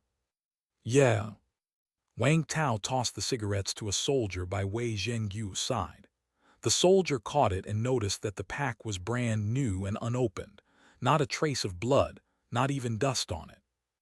The soldier quickly tore it open, took a cigarette in his mouth, lit it, and then placed it into Wei Zhenguo's mouth. Hiss, refreshing. Wei Zhenguo took a deep drag, and his pale complexion seemed to regain a bit of color. He looked at Wang Tao, coughed, and laughed heartily. Cough, my name is Wei Zhenguo. Welcome to Sui Survivor Base. Hello, I'm Wang Tao. Wang Tao nodded calmly and confidently. Spurred by curiosity, Wei Zhenguo asked, Comrade, where do you come from? You must not be from nearby, right? Ever since the apocalypse began, Wei Zhenguo had been active in this area and had seen many survivors. If he had seen someone with Wang Tao's build before, he would certainly remember. Happy Community. Since they were about to leave Happy Community anyway, Wang Tao did not hide it. Happy Community is 5 or 6 kilometers from here. It must not have been easy coming all this way, right? In the post-apocalyptic world, even a single kilometer could be an insurmountable distance for many people. 5 or 6 kilometers was often enough to cost them their lives several times over. It was indeed no easy feat, and we even encountered a special zombie. Wang Tao spoke as if casually bringing it up. Hearing this, Wei Zhenguo's eyes widened abruptly. A special zombie? What kind of special zombie? The few soldiers immediately turned their gaze to Wang Tao, and even the doctor treating Wei Zhenguo unconsciously looked up at Wang Tao. Wang Tao instantly understood. It seemed that these people had likely encountered special zombies, and perhaps even seen a zombie corps. It was a misshapen one, an attacker that could rush. Wang Tao described the appearance of the attacker simply. As a result, the soldiers exchanged glances, looking at each other in dismay. Wei Zhenguo's face immediately showed anger. I was sent flying by a zombie like that one. Maybe it was even the same one we came across. Wang Tao was somewhat surprised, yet it seemed to make sense to him. The attacker he encountered had numerous bullet wounds, which could have been inflicted by Wei Zhenguo and his team. That thing was really tough. Wei Zhenguo sighed, and then recounted what had happened to them earlier. Wei Zhenguo and his team set out yesterday morning to scavenge for supplies, proceeding with extreme caution and without encountering any danger. But during a supermarket raid, they suddenly ran into that attacker. If they had been prepared in advance, they weren't afraid of an attacker, because after all, how could a zombie be stronger than a bullet? However, the attacker burst through a wall, charging in from the adjoining room. Wei Zhenguo was unlucky and got hit head-on by the attacker, being knocked away. Direct frontal assaults from the attacker, something even Wang Tao with his HP wouldn't dare to withstand, let alone Wei Zhenguo who had even less HP than him. If it weren't for Wei Zhenguo having killed many zombies, substantially enhancing his physical abilities, plus the attacker having shattered a wall, diminishing its charging force, if it had been someone else, they'd likely have met their demise. Although Wei Zhenguo withstood the charge, the space was too confined. He got cornered by the zombies, and the other soldiers dared not fire indiscriminately. He got hammered by the zombies a few times, losing half his life in an instant. At the crucial moment, Wei Zhenguo, enduring the pain, drew his pistol at his waist and hit the attacker's head. The attacker subconsciously used its thick arm to block the bullets, releasing its grip on him. Wei Zhenguo seized the opportunity to hide to the side, and then the soldiers began to unleash a barrage of fire. The attacker, possessing some wisdom or perhaps retaining human instincts, chose to flee in the face of such firepower. The soldiers couldn't see the HP bar. They didn't know how much HP the attacker had left. And with Wei Zhenguo lying on the side, they gave up the chase, hurriedly carrying Wei Zhenguo, preparing to evacuate, especially with such loud gunshots. Who would have thought that outside, a group of zombies capable of running and climbing walls suddenly appeared? The threat posed by these zombies, which they named Mad Demons, was even greater than the attacker. The attacker was just one which could be eliminated with concentrated fire. But there were too many Mad Demons, and with ordinary zombies closing in, they dared not engage. They had to retreat quickly. The way back was blocked by zombies, and they didn't dare lead so many zombies to the base, so they ran to a small, previously built backup camp to hide for a night. However, the zombies outside didn't really disperse, and it wasn't until this afternoon that they finally found a chance to leave. Ah, what a pity. It would have been great to kill that attacker, the name for that type of zombie. There are some good things inside a zombie. Wei Zhenguo smacked his lips, his face full of regret. What good things? Wang Tao asked knowingly. Wei Zhenguo glanced at Wang Tao, took a deep breath of his cigarette, and then said, Zombie cores. These special zombies carry a zombie core inside. If a human consumes this thing, they gain an ability and become an ability user. An ability user. That's right, the very kind of ability user you're thinking of. Wei Zhenguo affirmed immediately, as if knowing what Wang Tao was thinking. Do we have any ability users at our base? What's the treatment for ability users? Wang Tao asked curiously. We currently don't have any ability users at our base, but I've seen one. As for the treatment. Wei Zhenguo paused for a moment, then said earnestly. If someone becomes an ability user, they can be directly promoted to become the 8th member of the committee. That's something the 7 of us on the committee discussed. Wang Tao was taken aback and then decisively said, I am an ability user. Chapter 79, Author Notes on the Story. I'll skip this. Chapter 80, I am an ability user. You're an ability user. The crowd couldn't help but exclaim in shock, with Wei Zhenguo even attempting to rise from his bed, though luckily others held him down. I am. Wang Tao nodded again. As he spoke, he raised his right hand and snapped his fingers. Snap! A ripple visible to the naked eye spread out from Wang Tao's fingertips, lifting and then shredding an old poster hanging on the nearby wall. Ability shockwave. Wang Tao spoke indifferently.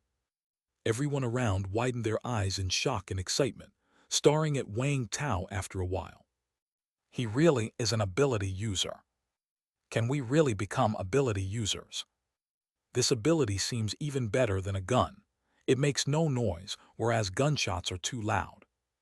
Several soldiers also started to murmur excitedly among themselves, unable to maintain discipline. Dr. Chen looked at Wang Tao with an excited and expectant face.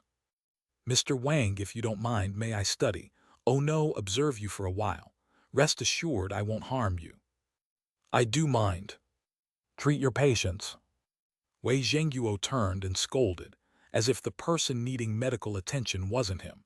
then turned back with a smile toward Wang Tao. "Comrade Wang, I wasn't lying to you. As long as an ability user is willing to stay at our base, they can be directly promoted to a committee member." Wei Zhenguo first confirmed his previous statement, then said solemnly, "But since ancient times, rights and obligations have been equivalent. While enjoying rights, one must also fulfill corresponding obligations. Without this ideological awareness, it's impossible to become a committee member." Wang Tao wasn't surprised by Wei Zhenguo's words since he was from the security army, and his ideological awareness was bound to be much higher than that of ordinary people. Wang Tao didn't mind helping other survivors when he had the ability to, but this help was voluntary, not an obligation to act as a babysitter for others. Therefore, Wang Tao directly asked, "What are the rights and what are the obligations?" Wei Zhenguo took a deep drag on his cigarette, then replied, "Committee members can use all the resources within the base. For some important resources, just notify the other members before use, and as long as there isn't too much opposition, it's fine. These are the rights of a committee member. As for the obligations, they're actually quite simple. Our base won't force anyone to do anything. Everything we do is based on contribution points, including for committee members. So the obligation of a committee member is this. Every month, you must provide the base with a minimum of 10,000 contribution points. Whether it's guarding the base, scavenging for supplies outside, or finding new survivors, as long as you can provide 10,000 contribution points to the base each month, it's sufficient. If one cannot meet this condition, it means stepping down from the committee position automatically.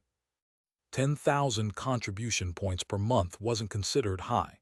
At least Wang Tao didn't think it was too demanding, as he could achieve it without much effort. However, these contribution points were calculated on a monthly basis, and since the apocalypse had arrived just about a month ago, how many times had they actually implemented this? As if knowing what Wang Tao was thinking, Wei Zhenguo said, "The committee system, contribution points, all these were only recently discussed and are currently in a trial operation. There may be some issues and shortcomings, but I believe while this may not be the perfect system, it is most definitely suitable for Xue's base." Seeing Wei Zhenguo's somewhat impassioned state, Wang Tao did not comment. The system seemed reasonable, but this was the post-apocalypse. There were too many uncertainties, including zombies, unknown monsters, and even people. Thus, Wang Tao couldn't say whether it was good or bad. He could only take one step at a time. "What do you think? If you can accept this once they all return, we'll officially promote you to a committee member and clarify any details," Wei Zhenguo said with a hint of eagerness in his voice, seeing Wang Tao's lack of reaction. "No problem." Wang Tao agreed straight away. Revealing his status as an ability user was precisely to secure this position on the committee. Hide his strength. Of course he had to, as keeping a card up one's sleeve was always wise, but there comes a time when one must show their muscles. Just like now, Wang Tao was preparing to live in Xue's base, where ability users were highly valued, even offered positions as committee members outright. If he didn't seize this opportunity while there were few ability users and secure his position, the conditions could become more stringent once more ability users emerged. Wang Tao was not particularly passionate about power, at least not right now. He just wanted to increase his strength, scavenge more supplies, and thereby increase his capital to survive in the post-apocalyptic world. But if there was an opportunity to live better, there was no need for him to be overly modest or secretive. For instance, by securing a position on the committee, he definitely couldn't stay in the base perpetually. He needed to go out and kill zombies, he needed crystal cores, he needed to become stronger. While doing so, casually gathering some supplies in exchange for contribution points wouldn't be an issue. Wang Tao had another brief conversation with Wei Zhenguo, but as the medication started to take effect, Wei Zhenguo grew increasingly sleepy. Wang Tao then took the initiative to end their conversation. "I can't, I'm too tired, I need to sleep for a bit." Chapter 81. I am the ability user too. Wei Zhengyu had smoked half of his fourth cigarette when he lay down on the hospital bed and fell asleep. The soldier beside him considerately extinguished Zhengyu's cigarette and placed it back into the pack. Wiping the sweat from his forehead, Dr. Chen turned to the soldier and said, "He's stable for now. Squad leader Wei isn't in any life-threatening danger, but he will need to recuperate for a while and can't go out anymore. Thank you for your hard work, Dr. Chen." The soldier saluted. "Hey, it's just what I'm supposed to do." After washing his hands briefly, the doctor approached Wang Tao and extended his hand. "Hello, my name is Chen Zhuang. Chen as in the ear of grain and Zhuang as in strong." Wang Tao hesitated for a moment at the slender figure before him, before shaking hands with him. "Nice to meet you, Dr. Chen." "Wang Tao, I've never seen a living ability user before. Are you sure you won't consider letting me observe you for a while? After all, ability is a novel phenomenon. There are many things that you might not know yourself, but if we observe and discuss together, we might just figure it out." Chen Zhuang still seemed somewhat reluctant to give up. "No thanks." Wang Tao quickly shook his head, thinking if you were a beautiful woman, maybe it'd be different. But a big guy wanting to observe him all day, what for? By the way, you mentioned you've never seen an ability user before. Then, who was the ability user that squad leader Wei met? Wang Tao asked curiously. "Indeed, I haven't met one. It was squad leader Wei who encountered them outside. He said he saw a very powerful individual wielding a steel rod, powerful enough to deal with many zombies all by himself." "I see, didn't you invite him to the base?" Wang Tao asked again. Squad leader Wei said he invited him, but ability users can roam freely in the post-apocalyptic world. Naturally, they wouldn't want to come here and be restricted. Chen Zhuang's tone was somewhat sour. Not wanting to be constrained might be true. After all, suddenly gaining superpowers, who wouldn't get a bit inflated? If Wang Tao hadn't encountered many special zombies and that terrifying monster with 10,000 HP, he might have gotten a bit full of himself too.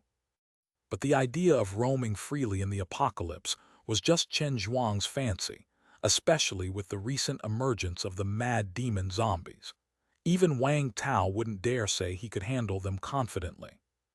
"All right, could you tell me how you obtained your ability? Was it from eating a zombie core?" Chen Zhuang didn't dwell on the others, quickly asking the question that concerned him the most. The soldiers standing near the bed perked up their ears. Wang Tao did not answer directly, but instead looked puzzled as he asked.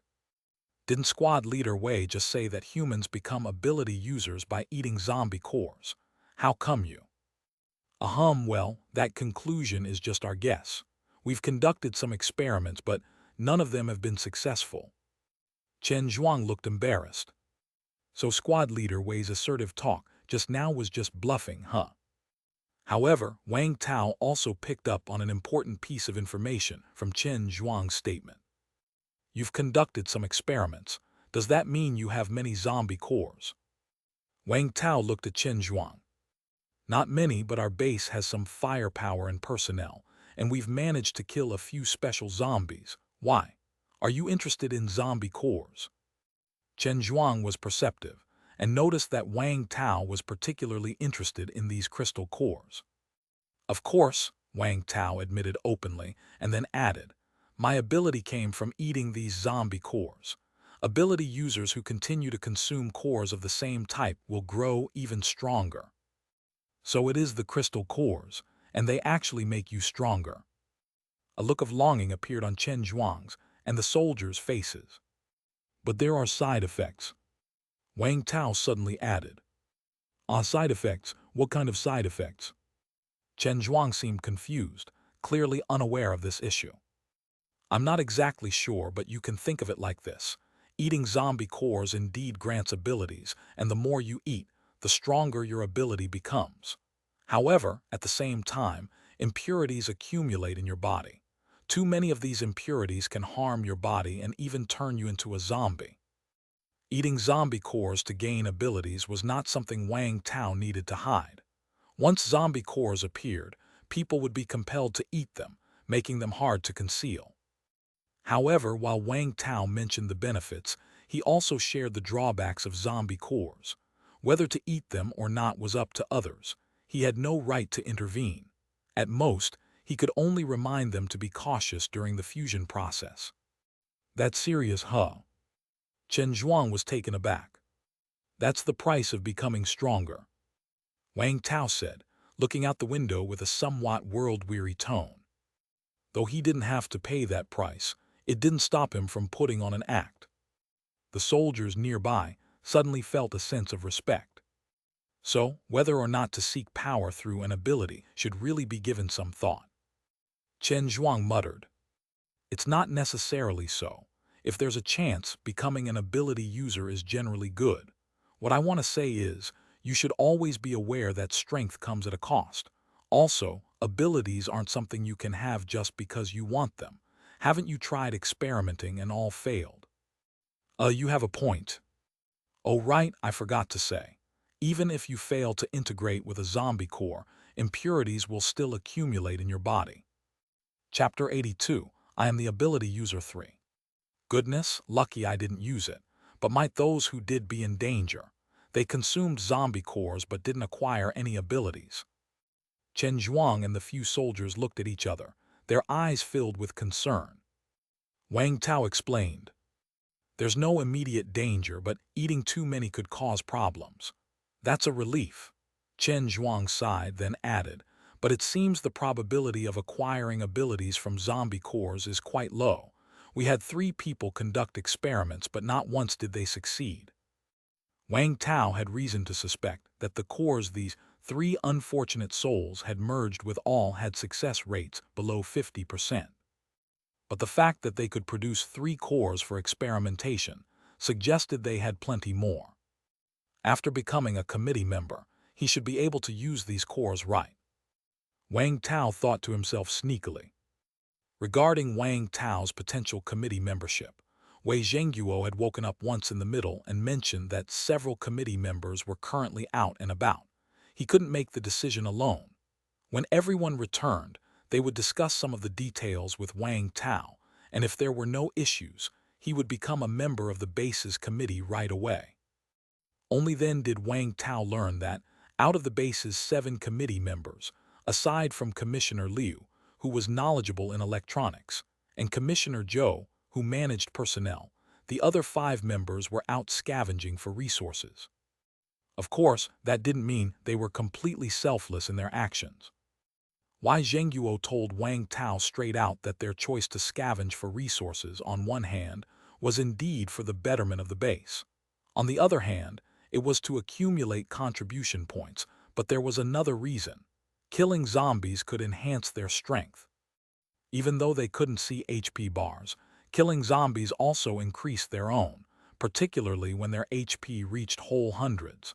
The sensation of their physical condition improving was quite distinct. They might not actively seek out zombies to kill, but they would definitely take action against any that blocked their path.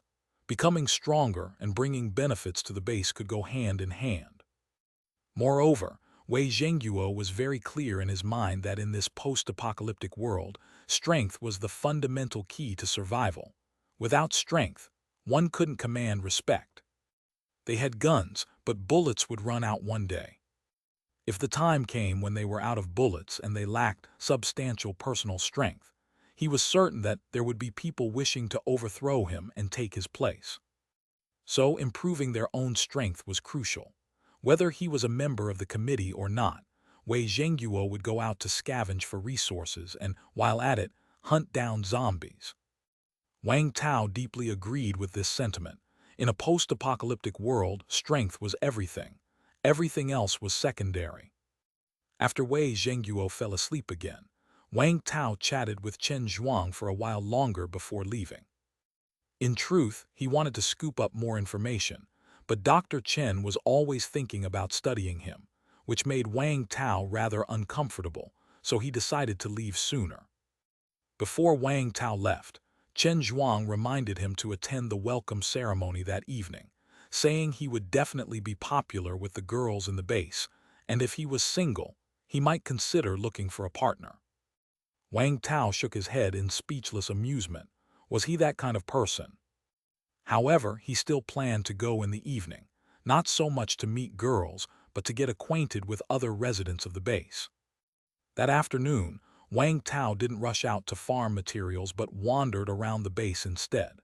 He took in the atmosphere of the survivor base and used ration tickets to exchange for a meal, which was edible to say the least. In the evening, the rain stopped. In the square outside the multi-purpose building, over 200 people gathered together, which was quite a sight. Especially for Wang Tao, who hadn't seen so many people in a month, the sight of such a crowd brought back a sense of humanity. However, Wang Tao's gaze did not linger on these people for long. He looked at the fires on the perimeter of the base and immediately clicked his tongue in wonder. He had considered before that if he were to establish a survivor base, how would he prevent zombies from entering? The simplest method would probably be to build perimeter walls. At the very beginning of the apocalypse, walls indeed could stop the zombies. But a month into the apocalypse, walls were not very effective anymore. Or rather, the low walls were ineffective because zombies that could climb appeared.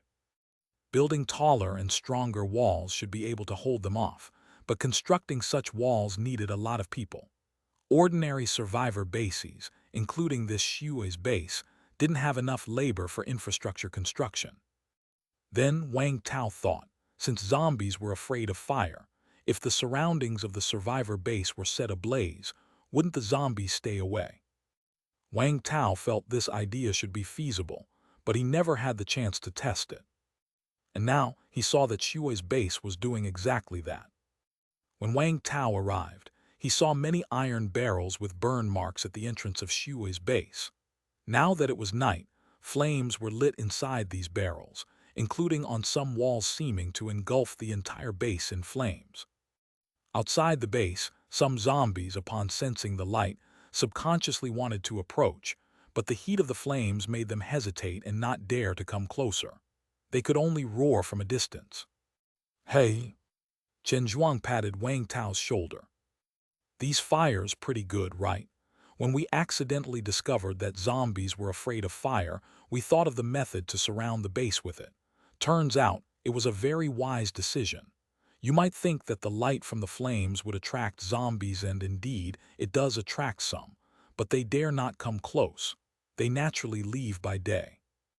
You probably know that zombies are particularly active at night, and if we didn't do this, our walls might not hold them off. Not to mention the crazy demon zombies that can climb have now appeared." Watching Chen Zhuang's somewhat self-satisfied demeanor, Wang Tao did not want to burst his bubble by saying that he had already known zombies were afraid of fire, and had thought of using fire to keep them at bay. "Indeed, it's impressive," Wang Tao praised. His praise made Chen Zhuang quite pleased. At that moment, a woman dressed in a black police uniform appeared beside Wang Tao. "Huh, are you new here today?" Chen Zhuang was somewhat surprised upon seeing Han Rui. He did not recall the base having such a policewoman. "Hello, my name is Han Rui. I came to our base today with Mr. Wang Tao." Han Rui shook hands with Chen Zhuang forthrightly. "You came here together. Are you husband and wife?" Chen Zhuang looked at Wang Tao and Han Rui, thinking they made a good match. "You've misunderstood. We met on the way here. Han Rui's husband is also a member of our base, right?" Wang Tao took the initiative to explain. "Oh, sorry about that." Realizing his blunder, Chen Zhuang quickly apologized. Han Rui first gave Wang Tao an apologetic smile, and then her face showed a worried expression. "My husband, he hasn't come back yet." Chapter 83, News from the Film and Television City. 2 days ago, when she arrived at the base, Han Rui asked Wang Tao if he had seen her husband. Wang Tao said he had, that a squad of soldiers had rescued her husband, but they hadn't headed in the direction of the base. Han Rui could understand that. The squad certainly didn't want to draw zombies to the base. So, after she met her old leader's friend yesterday and settled down, she had been waiting for her husband to return. But after waiting a day and a night, Her husband and the squad hadn't come back. Although she knew that the squad was likely hiding from zombies somewhere, and her husband should be safe with them, they weren't in the base after all, and she couldn't help but worry. Seeing Han Rui's worried face, Wang Tao shook his head. From his previous observations at the water plant and the recent interactions, he found Han Rui to be a decent person with a certain combat power. But her husband was just the opposite, not only useless but also of poor character. He wasn't worthy of her. Of course, it was someone else's business, and Wang Tao didn't care to get involved. But no matter what, Han Rui was an ability user and possessed quite a useful support ability, so Wang Tao was still willing to be on good terms with her. Should I tell her about her husband, let her see his true colors? Wang Tao hesitated slightly, because he knew very well that some people's thought processes were different from others. If it were Wang Tao himself, he couldn't tolerate anyone who stabbed him in the back, no matter who it was.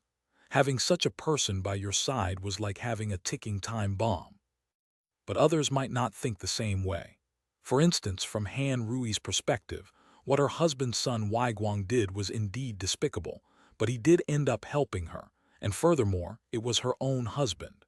If she decided to brainwash herself into forgiving her husband, even to speak on his behalf, then Wang Tao would end up looking bad from both sides. Although Wang Tao felt that Han Rui was probably not that kind of person, such things can't be judged on feelings alone. Hey, what's wrong? Han Rui saw Wang Tao spacing out and poked his arm. I'm fine, just thinking about some stuff, Wang Tao replied with a smile. He had made up his mind. He wouldn't tell her directly, but he could anonymously show Han Rui the video. As for what she would do after that, it was none of his concern. Wang Tao introduced Chen Zhuang to Han Rui. The two nodded politely, and then the three of them began to converse in hushed tones. They weren't too familiar with each other, so the conversation didn't go very deep. Chen Zhuang wanted to talk to Wang Tao about ability users, but he wasn't sure whether Wang Tao was willing to reveal his status as an ability user, so he didn't say much. Standing out in the crowd due to his physique, many new survivors instinctively kept their distance when they saw Wang Tao. However, there were also some women who wanted to get to know Wang Tao, his stature conveying a sense of security. Unfortunately, Han Rui was always by his side, which made it awkward for some to approach him. At this moment, Chen Zhuang poked Wang Tao's arm. The commissioner is here, he said. Wang Tao and Han Rui both turned their heads and saw a group of people walking over, with three individuals walking side by side at the forefront. On the left was a young man in a plaid shirt, with thinning hair and thick glasses. The one in the center was a frail-looking old man with a faint smile on his face. On the right was a somewhat overweight middle-aged man in a police uniform. Their arrival instantly became the focus of the entire place. The one on the left is Commissioner Liu He, a computer whiz. He set up our base's local network, contribution points, the personal information app, and all that. Chen Zhuang began introducing them to Wang Tao, starting from the left. Wang Tao nodded. With that sparse hair, Liu He certainly looked like a powerful figure. The one in the middle is our former Shui's County Deputy County Head, Ren Jai, also the honorary president of Shui's University. He's in charge of the base's personnel management. Wang Tao glanced at the small elder, who seemed amiable, but Wang Tao got the impression he was a wolf in sheep's clothing. Having knocked about in the world for so many years, Wang Tao had seen quite a few such characters, and his instincts were usually accurate.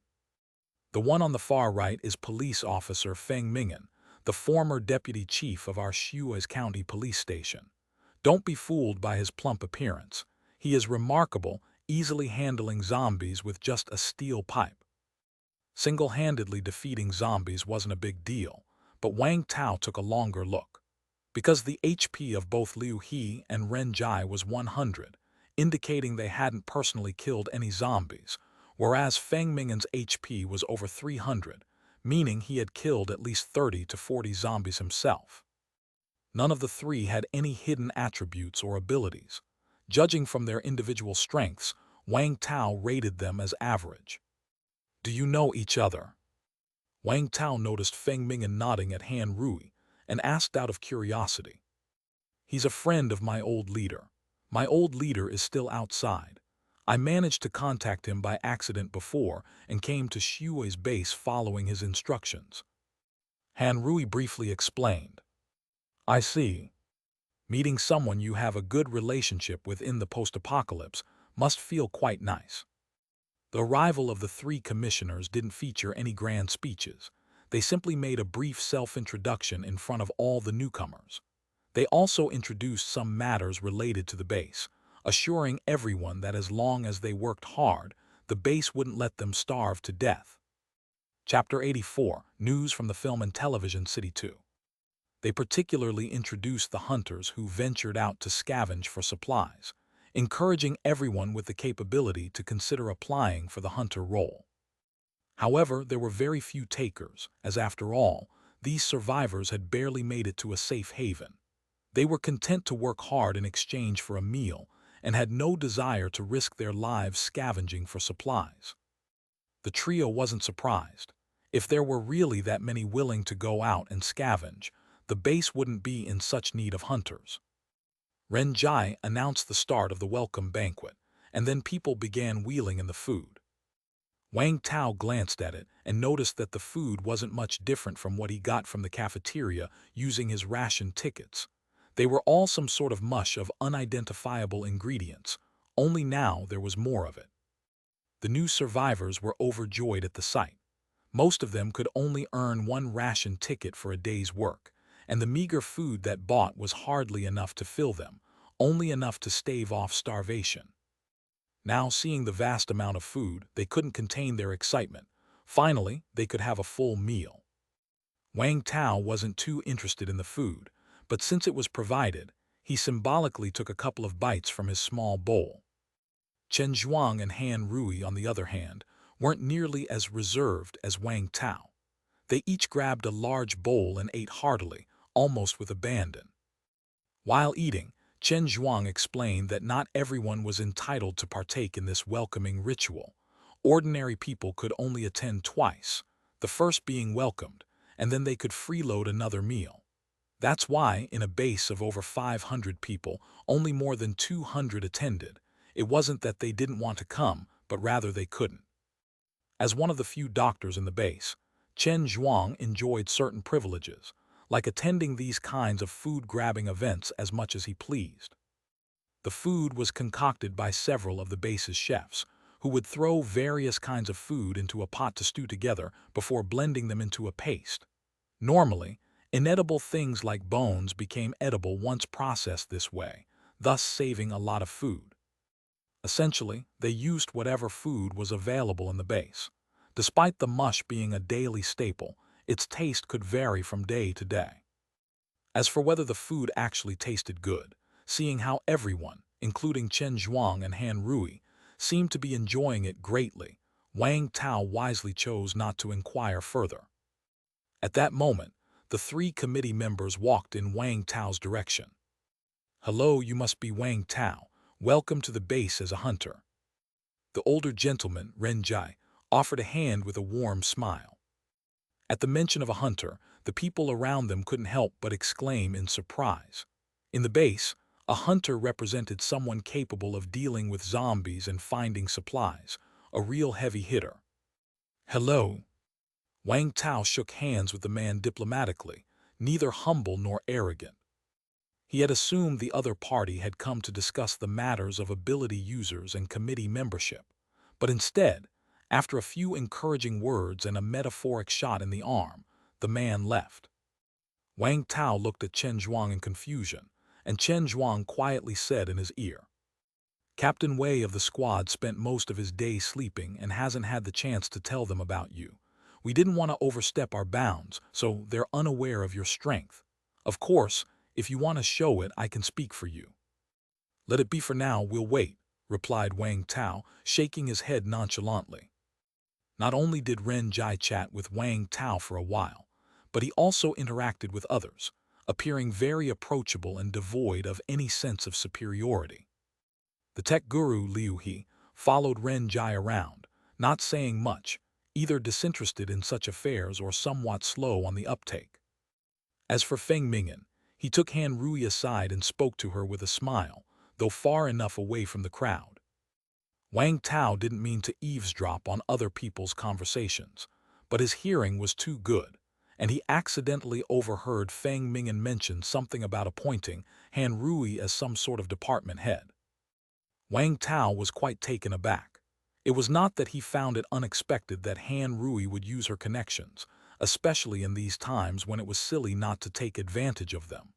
What surprised him was that Han Rui seemed not to have told Feng Mingyan about her ability, or else she wouldn't just be a department head, she'd be straight on the committee.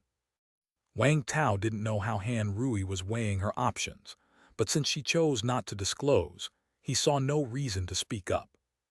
After Han Rui left Wang Tao's side, several women approached, expressing a desire to get to know Wang Tao.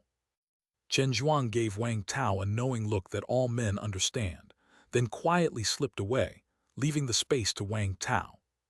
You're Wang Tao." Suddenly a voice rang out, filled with surprise. Wang Tao turned, facing the attractive woman before him, and furrowed his brow. She looked familiar, but for the moment he couldn't place her. "Wang Tao, it's me, Huo Zi. The scar on your face is gone. I almost didn't recognize you." "Oh, it's you." Wang Tao recalled who she was upon hearing the name. Huo Zi was a minor celebrity who had worked with Wang Tao on several dramas. Of course, worked with might be overstating it since their interactions were minimal. Wang Tao was a martial arts substitute, the kind who never even showed his face on camera, whereas Huo Zi, however minor, was a celebrity who could. They were not in the same league. Chapter 85, News from the Film and Television City 3.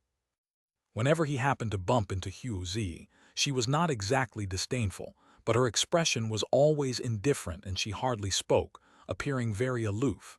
At most, she would take an extra glance at his physique, and that was all. Wang Tao naturally wouldn't be eager to cozy up to someone who was cold to him, so he didn't go out of his way to become friends.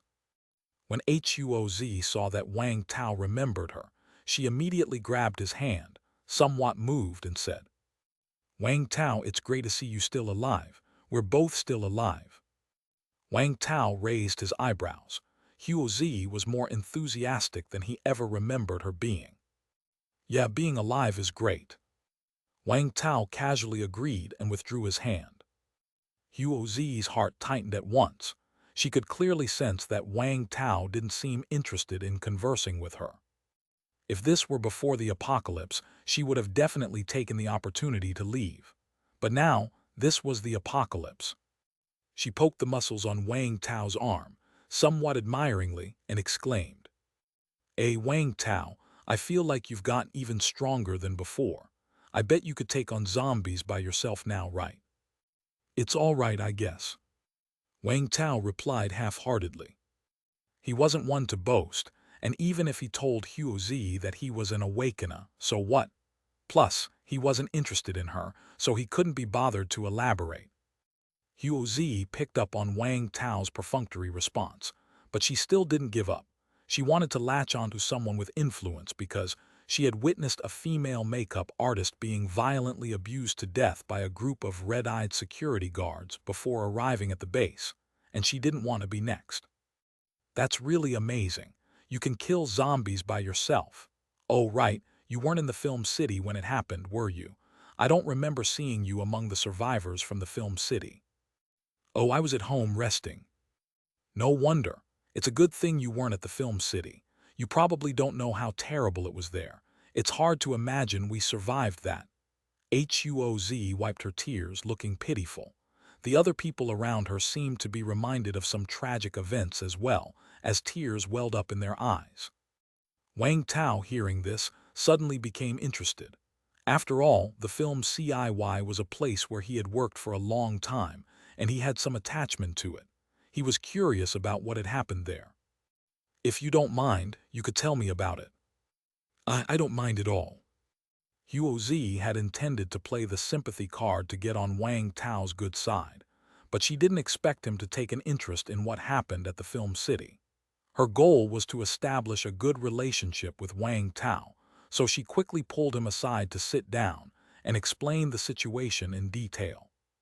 You have no idea back then. As Huozi vividly recounted the events, a look of surprise appeared on Wang Tao's face. You're saying a military force passed by and saved some of the survivors from the film city. Are you sure they weren't soldiers from Shui's base? No, that military force had many more people. They even had tanks. They crushed the zombies, although it seems they were just passing by. It's a shame I was trapped back then. I called out to those soldiers for help, but they didn't hear me. Otherwise, I wouldn't have been in such a bad state. And I've heard that. At this point, Huozi whispered mysteriously into Wang Tao's ear. That military force seems to have been gathering soldiers on the road, and their destination was Redstone County. The soldiers from Shui's base wanted to join that military force, but they missed them and got left behind. Oh, Wang Tao was somewhat surprised. There was no reason for Huozi to lie to him about this. The military force must have been heading to Redstone's survivor base, and rescuing people was probably not their main mission. Their main objective might have been to gather at Redstone base to establish a large survivor base or something of the sort. The survivors who were rescued were just lucky. Of course, Wang Tao didn't envy them. He was thinking that the Redstone base must be pretty good, especially since they had so many soldiers and weapons. He thought that he might visit and check it out if he had the chance. Rest of those unlucky ones like me were trapped in the film city, but luckily, we were stuck near a convenience store with water and food, so we didn't starve to death. Later, we heard gunshots. The noise attracted all the zombies away, and we took the chance to escape. Then we ran into people from Shui's base. I can't forget the sight of our director being torn apart by the zombies. Sob. Wang Tao patted Huozi's shoulder, then briefly chatted with a few other people around her. They were all lucky survivors from Huangfeng Film City, including two celebrities not as famous as Huozi and others who worked in the film industry. Noticing it was getting late, Wang Tao stood up. You guys keep talking, I'm a bit tired, I'm going to head back. Mr. Wang, take care. Huozi and the others quickly stood up, politely saying goodbye to Wang Tao. Once Wang Tao's figure had disappeared from sight, Huozi clenched her fists tightly. Yes. Although she had only had a simple chat with Wang Tao today, she felt it was a good start. Everyone was at the same base now, bound to see each other 0-10. She didn't believe she couldn't become friends with Wang Tao or perhaps even more. After all, Wang Tao was a hunter, and if she could stick by him, at the very least she could ensure she wouldn't starve. The next day, in the early morning, Wang Tao saw it was raining outside again. Today, I'll go out and kill a few zombies, gather the materials needed for the blueprint, and then get in touch with Ding Yukin. After planning out his tasks for the day, Wang Tao headed to the office building. He wanted to ask Chen Zhuang how Wei Zhengguo's injury was. He was waiting for his promotion. After arriving at the office building, Wang Tao suddenly saw an announcement. A new arbitration department had been established in the base, with Han Rui as the head of the department. Chapter 86, Rush Right Arm L. With an increase in population, conflicts inevitably arise. Back when there were fewer survivors at Shui's base, small disputes were easily resolved with a little mediation. But now, with over 500 survivors, it became necessary to designate specific individuals to manage these issues. As a police officer, although Han Rui's background was in criminal investigation, she still had considerable experience in mediating disputes, which made her well-suited for managing such matters. Wang Tao wasn't sure if Han Rui was aware that ability users could automatically become committee members. He guessed she wasn't. Otherwise, he felt there was no reason for her to keep it a secret. After all, no one was going to capture her and slice her up.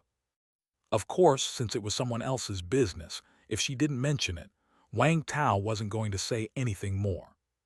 As one of the few doctors at the base, Chen Zhuang was often busy. Even in the mornings, there would be many people lining up for medical consultation. though Chen Zhuang had the freedom to choose whether to see them or not.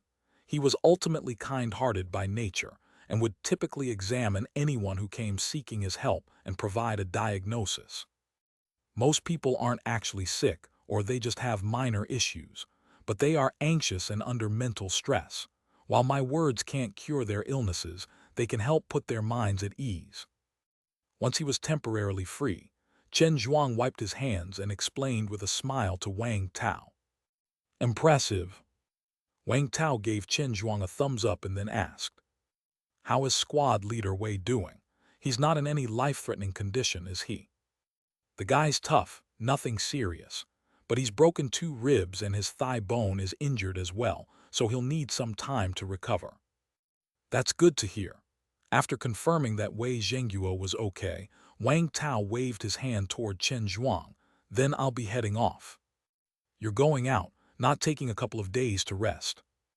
Chen Zhuang, seeing Wang Tao fully armed, was taken aback. Though the hunters of the base scavenged outside for supplies, they didn't make the trips daily.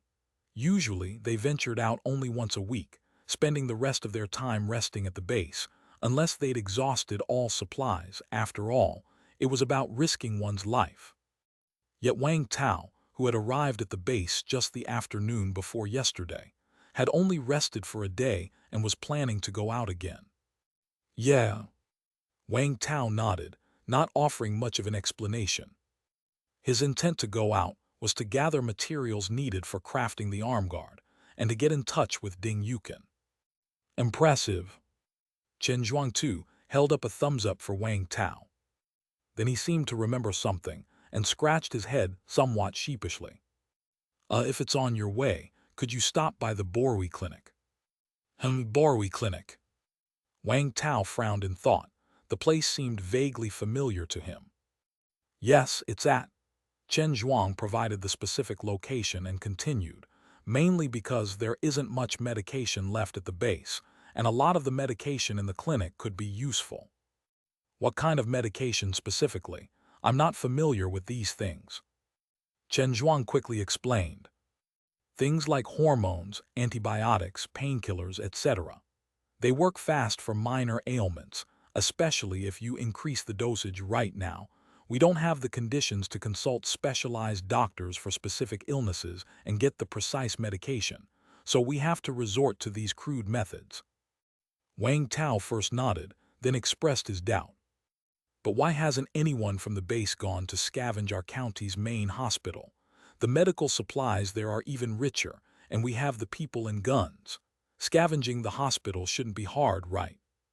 Hearing Wang Tao's question, Chen Zhuang shook his head with a wry smile.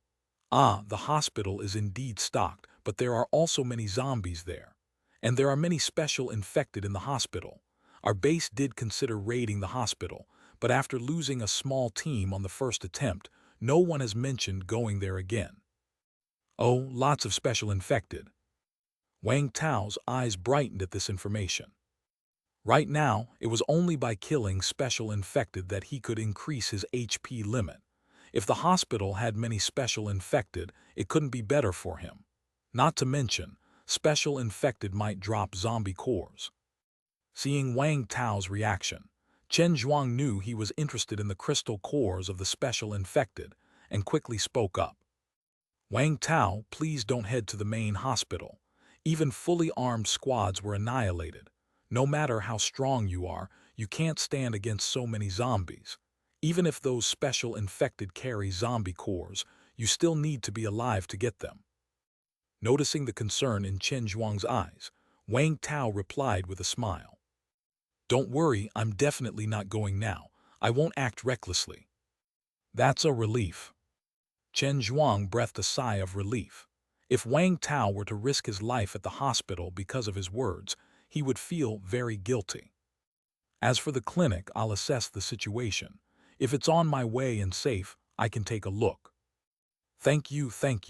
Just do what you can, don't take any risks. And I won't let you help for nothing. If you do get the medication, just hand it in for contribution points, and I'll make sure to exchange with you." In Shui's base, seeing a doctor doesn't cost money, as long as the doctors are willing to provide care. However, medication requires contribution points. Doctors also need contribution points to exchange for medication but receive a discount and can earn contribution points through the price difference. Whether before or after the apocalypse, being a doctor has always been a coveted profession. Sure, Wang Tao nodded. If it was something he could do without going out of his way, he didn't mind lending Chen Zhuang a hand, and if there indeed were many medications, he could also keep some on hand for himself. Chapter 87, Rush Right Arm 2. Right. Just as Wang Tao turned to leave, Chen Zhuang suddenly opened his mouth. What's up? Wang Tao turned his head. Never mind, it's nothing. You go ahead with your business. Chen Zhuang hastily waved his hands, his expression somewhat dejected. Seeing that he was unwilling to elaborate, Wang Tao did not inquire further.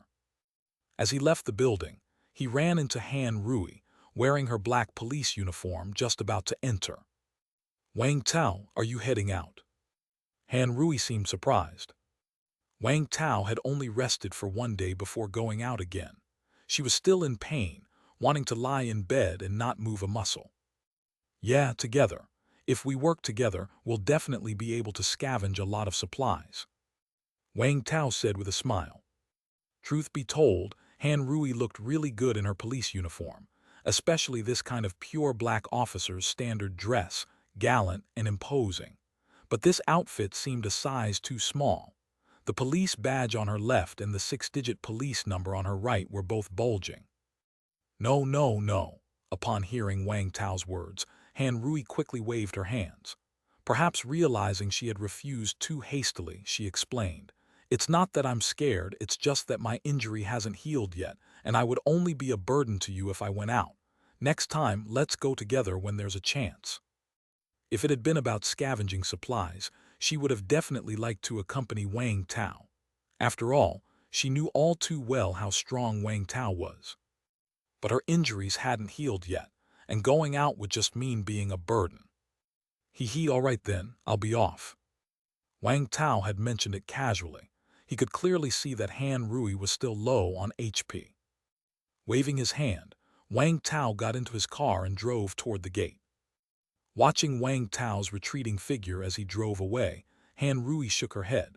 If only her husband, Sun Weiguang, had half or even a third of Wang Tao's strength, she wouldn't have to worry so much. Wei Guang, you mustn't let anything happen to you. Hey buddy, you're going out today. The soldiers on duty at the gate were still the same few from before. Yeah, heading out to scavenge some supplies. Wang Tao rolled down the window and said with a smile. Let me register you first. The other party brought over a form, and Wang Tao wrote down his name and date. Then he looked at the rifles on the soldiers and suddenly asked, Is there a way for ordinary folks to get their hands on rifles? The list of exchange items you could get for contribution points at the base only included pistols and pistol bullets, not rifles. For now, that's not possible. Currently, only we in the security army are assigned rifles, and even the police only have pistols. Ordinary people, that's even less likely. Besides, having a gun isn't always a good thing. The soldier's expression was somewhat melancholic.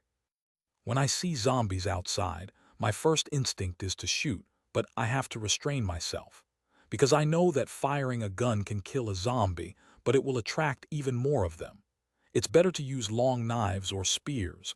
Being armed with a gun but not daring to use it is really frustrating. Wang Tao understood this feeling because he himself had a pistol, even equipped with a silencer. But he had only used it once, which was when he had no choice but to kill a big hammer zombie. Under normal circumstances, he definitely wouldn't use a gun, since he was alone without teammates. Attracting too many zombies was something he couldn't handle, particularly with the recent emergence of mad demon zombies posing too much of a threat to him alone. Wang Tao wanted a rifle not necessarily to use it, but also as a collector's item. After all, which man doesn't like guns? Actually, I'm quite envious of you. With your build, I reckon you could chop down zombies in just a few hits, right? The soldier looked at Wang Tao's muscles and said enviously. Haha, more or less. Wang Tao smiled and said, then I'm heading out. Stay safe. The soldier waved, and the base's gate slowly opened. Wang Tao gave a thumbs up in response. Once the vehicle left the base, whether it was psychological or not, he immediately felt an inexplicable pressure. After discerning his direction, Wang Tao set off toward the clinic. He could go anywhere to kill zombies and gather materials, so taking a trip to the clinic was not a problem. Humming. After turning a corner, he encountered a zombie ahead. Wang Tao floored the accelerator and drove straight towards the zombie. Bang! The zombie was first knocked down and then had its head crushed by the car's wheel, killed instantly, and a bundle burst forth. With a thought, Wang Tao picked up the spoils. Obtained Rope Roman 11. Without stopping the car, Wang Tao continued forward. Seeing the head-exploded corpse in the rearview mirror, Wang Tao suddenly thought of something. The zombies he crushed with his car or shot dead counted as his kills, but the ones he burned to death with Molotov cocktails did not count as his kills. I wonder what the difference is. I'll take this opportunity to gather materials and study it a bit. Zombies seemed endless, and the road Wang Tao traveled was the same one he had taken the day before yesterday, by which time there had been no zombies. But now, looking at the large mass of zombies staggering in the rain on the street, Wang Tao shook his head, planning to take a different route. However, before leaving, Wang Tao suddenly spotted a suicide-bombing zombie in the midst of the group, its chest organs exposed. Hiss, should I make a move? Wang Tao was tempted. Chapter 88, Rush Right Arm. Suicide-bombing zombies are easy to deal with. You don't even need to get close to them. As long as you can attract their attention from a distance, they'll self-detonate within a few seconds. Though this won't increase my HP limit, having a zombie core is enough. However, after pondering for over 10 seconds, Wang Tao still shook his head. Forget it, there are too many zombies around. Even if it self-detonates, I might not have a chance to pick up its crystal core. Forcing my way to get it would be too dangerous and not worth the risk, especially since there could be crazy zombies hiding somewhere. The moment Wang Tao stepped on the accelerator, he decisively left the area. After circling around 2 streets, Wang Tao found a more suitable place. It was a small plaza with dozens of zombies roaming about, all of them elderly zombies. Wang Tao parked the car outside the plaza and then got out with a firefighter. Axe in hand. Bang. -500. Bang. -500. It must be said that the axe is more energy efficient than a hammer.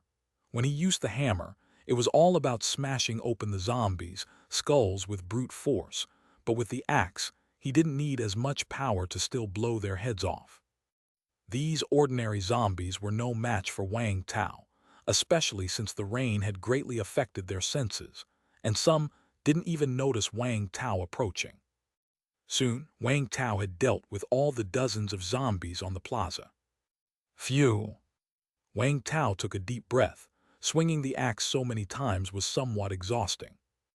Looking at the corpses of zombies scattered all around, a smile appeared beneath Wang Tao's skull mask. This time his luck was neither good nor bad. After killing so many zombies, he finally had all the materials he needed. Wang Tao looked up and surveyed the surrounding buildings. This is a shopping mall. He hadn't paid much attention before, but now he realized there was an old 3-story shopping mall next to the plaza. Since I'm here, I might as well take a look. Just the first floor, I won't go up.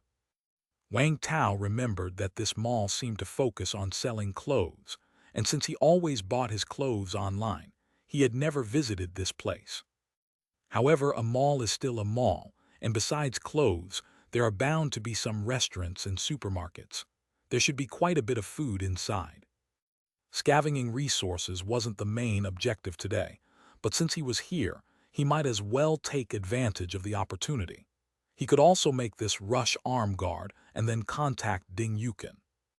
On the top floor of the mall, inside a room, A young man peering out through the Venetian blinds immediately turned around and addressed three people playing cards. "Boss, that big guy is heading our way." The one he called boss was a burly man with a bald head inked with a black dragon tattoo, his upper body bare. The tattooed bald man turned his head upon hearing the subordinate's words, his face covered with meaty folds. "He's actually coming over." He furrowed his sparse eyebrows, feeling inexplicably irritable. "Boss, do you think he's discovered us?" Another lackey quickly asked. "Impossible, we've blocked all the windows tightly. He can't possibly see us." The tattooed bald man shook his head. "So should we." Another lackey made a throat-slitting gesture. The bald man hadn't spoken when the third lackey quickly objected. "Did you not see how powerful that guy is? He can kill zombies in seconds. All of us combined aren't a match for him." But we have guns." Bang! The lackey hadn't finished his sentence when the bald man kicked him. Clatter! The lackey was sent flying, scattering cards all over the table. The bald man emotionlessly tossed aside the 3, 4, 6 in his hand, and then glared fiercely at the lackey. "You fucking stupid, you dare to use a gun here. Have you forgotten what happened here before? Are you itching to die that quickly?" "I'm sorry, boss."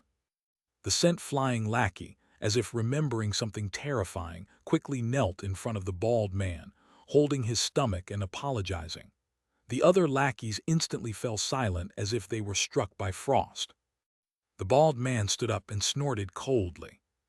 "You guys go and hide our stuff. In case this guy comes up, don't let him find it." "Yes." The lackeys hurried away.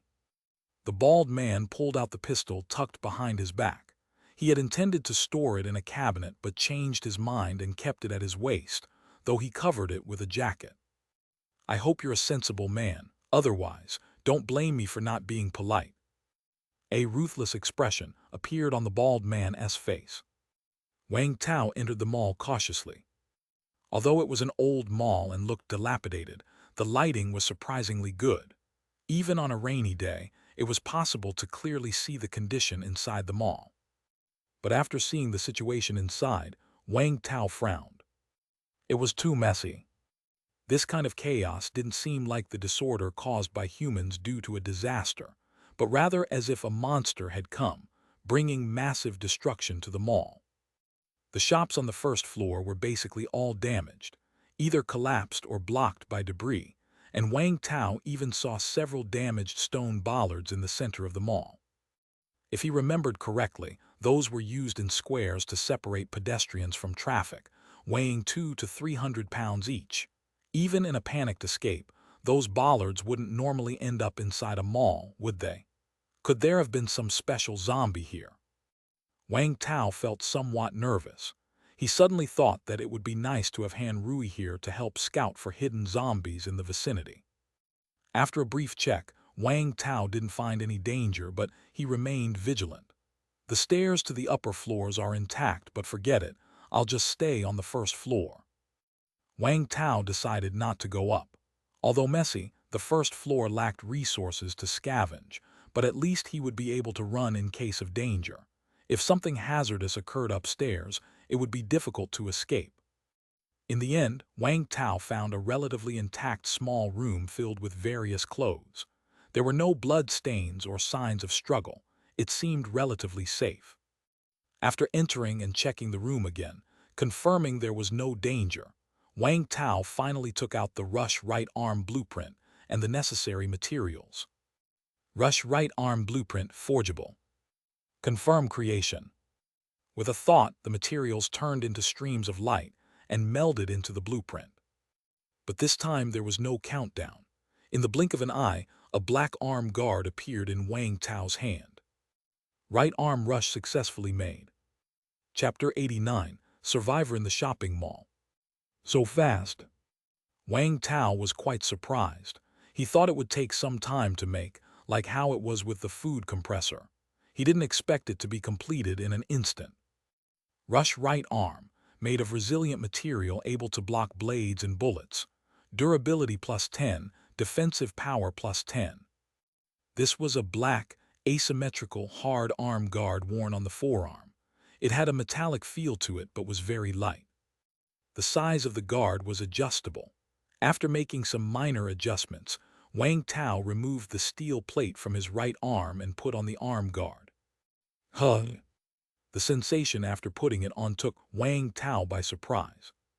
Whether he tied books or a steel plate to his arm, he could always clearly feel their presence.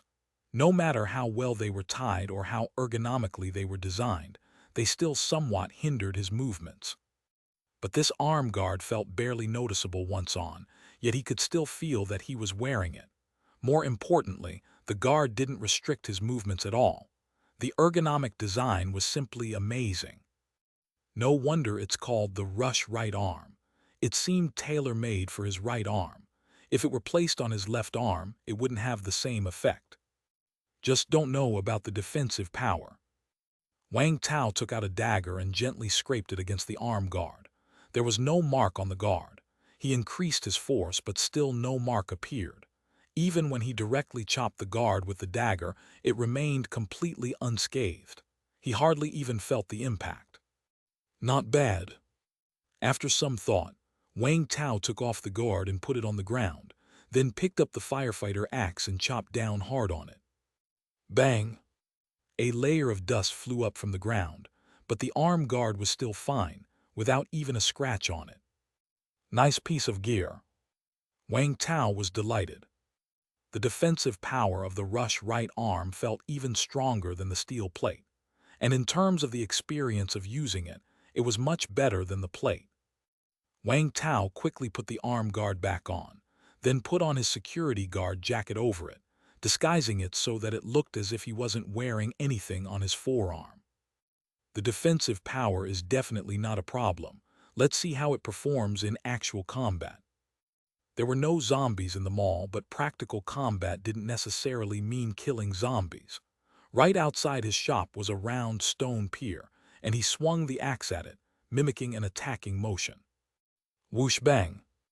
A large chunk was chopped right off the stone pier. Feeling the slight numbness in his palm, Wang Tao was stunned. Hold on, he had just swung the axe without actually intending to chop anything. What was going on? Wang Tao quickly hid in the room and waited a while, to make sure the noise didn't attract any zombies. Then he touched the Rush right arm again and hastily swung the axe a few more times, this time not at the pier but at some clothes in the room. Whoosh bang! After a few minutes of experimentation, Wang Tao's eyes lit up. I think I understand now. No wonder it's called Rush right arm.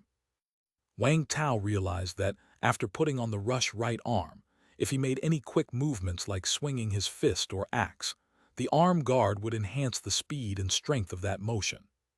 He wasn't sure exactly how much of a bonus it provided, but it was definitely much more than his own abilities. For instance, if he used to chop a zombie for 500 HP, now he might chop for 600, 700, or even 800 HP. Wang Tao examined the Rush right arm more closely and discovered a small mechanism inside the guard that opened to reveal a battery, the kind that looked very high-tech and was found on zombies he had killed. So it runs on electricity. No wonder the materials needed included cables, electronic components, and batteries. What kind of black technology is this? He happily put the arm guard back on. It felt a bit like a mechanical exoskeleton to him. If he could get other parts besides this right arm, like a left arm, leg guards, a chest guard, wouldn't that be practically a full exoskeleton? What am I thinking? Wang Tao shook his head. Even if those things existed, they were far out of reach for him at the moment, so there was no point in dwelling on them. After calming down his excitement a bit, Wang Tao took out a walkie-talkie to try and contact Ding Yukin. The mall was about 3 kilometers from Happy Community. In theory, communication should be possible. It all depended on the quality of the walkie-talkie he had. It's me, can you hear me? It's me. SSSDZZ, SSSDZZ. After a burst of static, a voice with electronic interference suddenly came through. Wang Tao, is that you? Wang Tao, SSSDZZ. Although the voice was somewhat distorted, Wang Tao could tell it was Ding Yukin. So he walked out of the room and adjusted his position until he could hear a reasonably clear conversation by a window. "Wang Tao, how is it on your end? Are you safe?" Ding Yukin's voice was full of worry. After Wang Tao had left, she didn't turn off the walkie-talkie, always waiting for news from him. "Sister-in-law, don't worry, I'm fine. It's very safe here. What about you? Is everything okay at home?" Just by Ding Yukin's voice, Wang Tao could tell she must be quite safe. Indeed, Ding Yukin said she was perfectly safe at home, no zombies and no food crisis. She was just a bit scared to be alone. In truth, she was frightened that Wang Tao had abandoned her, but she didn't dare to say that outright. Chapter 90, Survivor in the Shopping Mall 2. "Sister-in-law, don't worry," he said. "Probably in a day or two, I'll come back and take you to the Suai survivor base." After observing for a couple of days, Wang Tao felt the Shui's base was all right. At least he had no problem living there. Once his status as a committee member was secured, and he became one of the top people of the base, he would go and bring Ding Yukin over. Of course, even without that status, Wang Tao wouldn't be greatly affected, as he had always relied on his own strength. But certainly, the status would make things much more convenient, so he decided to wait another couple of days. "Okay, I'll wait for you at home." After chatting a few more words with Ding Yukin, Wang Tao took the initiative to end the call. "The rush right arm is ready, and I've got an update on the situation with Yu Qin. I might as well take a trip to the Borui clinic while I'm at it. It's not far from here. Hopefully, I'll encounter a lone special zombie on the way." Mapping out his next steps, Wang Tao picked up his weapon and prepared to leave. Suddenly, his ears twitched. "There's noise upstairs." Wang Tao quickly hid in a corner, eyeing the male's staircase intently. About a dozen seconds later, a sneaky-looking figure emerged from the top of the stairs. In his hand, he held a baseball bat with nails sticking out, cautiously making his way to the first floor. Above his head, a green HP bar read 115/115. "A survivor." Wang Tao frowned. He had thought it was a zombie at first, but to his surprise, it was a human. Seeing the man clutching the spiked baseball bat and searching around, Wang Tao got the feeling the man was up to no good. "His behavior makes it clear he's seen me. Since I haven't left the mall, he must either have cameras, or he saw me killing zombies in the square earlier." Wang Tao glanced at the first-floor ceiling of the mall. There were some cameras, but in some areas the wires were cut, and there was no electricity in the mall, so it was highly unlikely that the surveillance was working. Wang Tao guessed the man must have seen him killing the zombies. If this person meant him no harm, Wang Tao thought, he should have called out to him after coming down, not stealthily seeking him with a weapon in hand. Who knows what he wants to do? Capturing him will tell. Wang Tao never minded assuming the worst about others, especially in this post-apocalyptic world. It's always better to be too cautious. As the man inched towards him, Wang Tao placed a small mirror on the ground. Then he stood behind the wall, unmoving. Through the mirror, Wang Tao watched the man approach closer and closer, until he was just around the corner from him.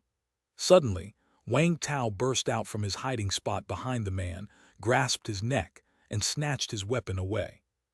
"Love you." The man's eyes bulged in shock and fear. He tried to reach for Wang Tao's arms, his body flailing wildly, feet kicking in panic. But he felt as if he were clamped in a vice. No form of struggle helped. The more he thrashed, the tighter the hold. Just as his vision began to darken, the grip on his neck vanished. Cough, cough, hi, cough, cough. With no support, the man instantly collapsed to his knees, retching while holding his throat. However, before he could catch his breath, a large hand suddenly appeared, grabbed his collar and hoisted him up. Confronted by a man dressed in a black combat suit, his face hidden behind a skull mask and yellow glasses, towering over 1.80 meters and built like a tank, the terrified man almost wet himself. "Cough, cough, don't kill me, cough, cough, I." Wang Tao, with his other hand, waved the man's baseball bat in front of him and said in an indifferent tone, "What were you trying to do? Ambush me?" "No, not at all. I didn't even know there was someone here," the man hastily explained. However, Wang Tao's expression turned grim upon hearing this. The man had clearly spotted him, yet tried to hide it. This person was definitely up to no good. Wang Tao prodded the man's chest with the bottom of the baseball bat. The man's face turned ghastly pale instantly, tears streaming uncontrollably. Back when Wang Tao was a martial arts substitute, he met masters skilled in cold weapons, which naturally included sticks and batons. One master said that in real combat, swinging a bat is not the best move for beginners. The bat is generally long and thus slow to swing, easy to dodge, and given limited human strength, a hit wouldn't cause much damage. But jabbing was different. A hard jab to an enemy's chest, unless they're professionally trained or protected by gear, could leave few people standing. Wang Tao had never actually fought before, and his actions in films were all choreographed, so he had no real combat experience. Now, trying it out, he could only say that the master was indeed a master. Even a slight jab proved unbearable for his opponent. "I'm asking you one more time, why did you try to ambush me?" Wang Tao parked his car outside the square. The male's location shouldn't allow visibility of his car. When he came to kill zombies, he didn't carry much else. So, to any survivors inside the mall, he must have looked like an ordinary person with little supplies. There seemed to be no reason for anyone to ambush him.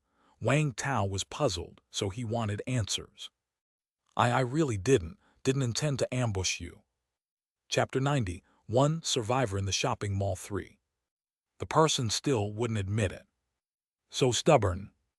Wang Tao had thought he was just being tough-mouthed and prepared to poke further, but after seeing the frightened expression on his face, which seemed to carry a hint of grievance, Wang Tao temporarily stopped and let him go. "What's your name?" "I cough cough asterisk. My name is Seventh Brother Yang. I really wasn't sneak attacking." Seventh Brother Yang knelt on the ground again, covering his chest and coughing. He felt so wronged.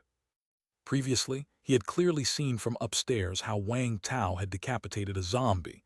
With an axe, Wang Tao dealt with the zombies in the square like playing whack-a-mole. Only those who had truly fought with zombies could comprehend how strong Wang Tao was. Wang Tao alone could probably easily take on their whole group. In the face of such a powerful figure, he wouldn't dare lay a finger on him even if he had 10 times the courage. The reason he had sneaked down was that he had clearly seen Wang Tao enter the mall from upstairs but hadn't gone up.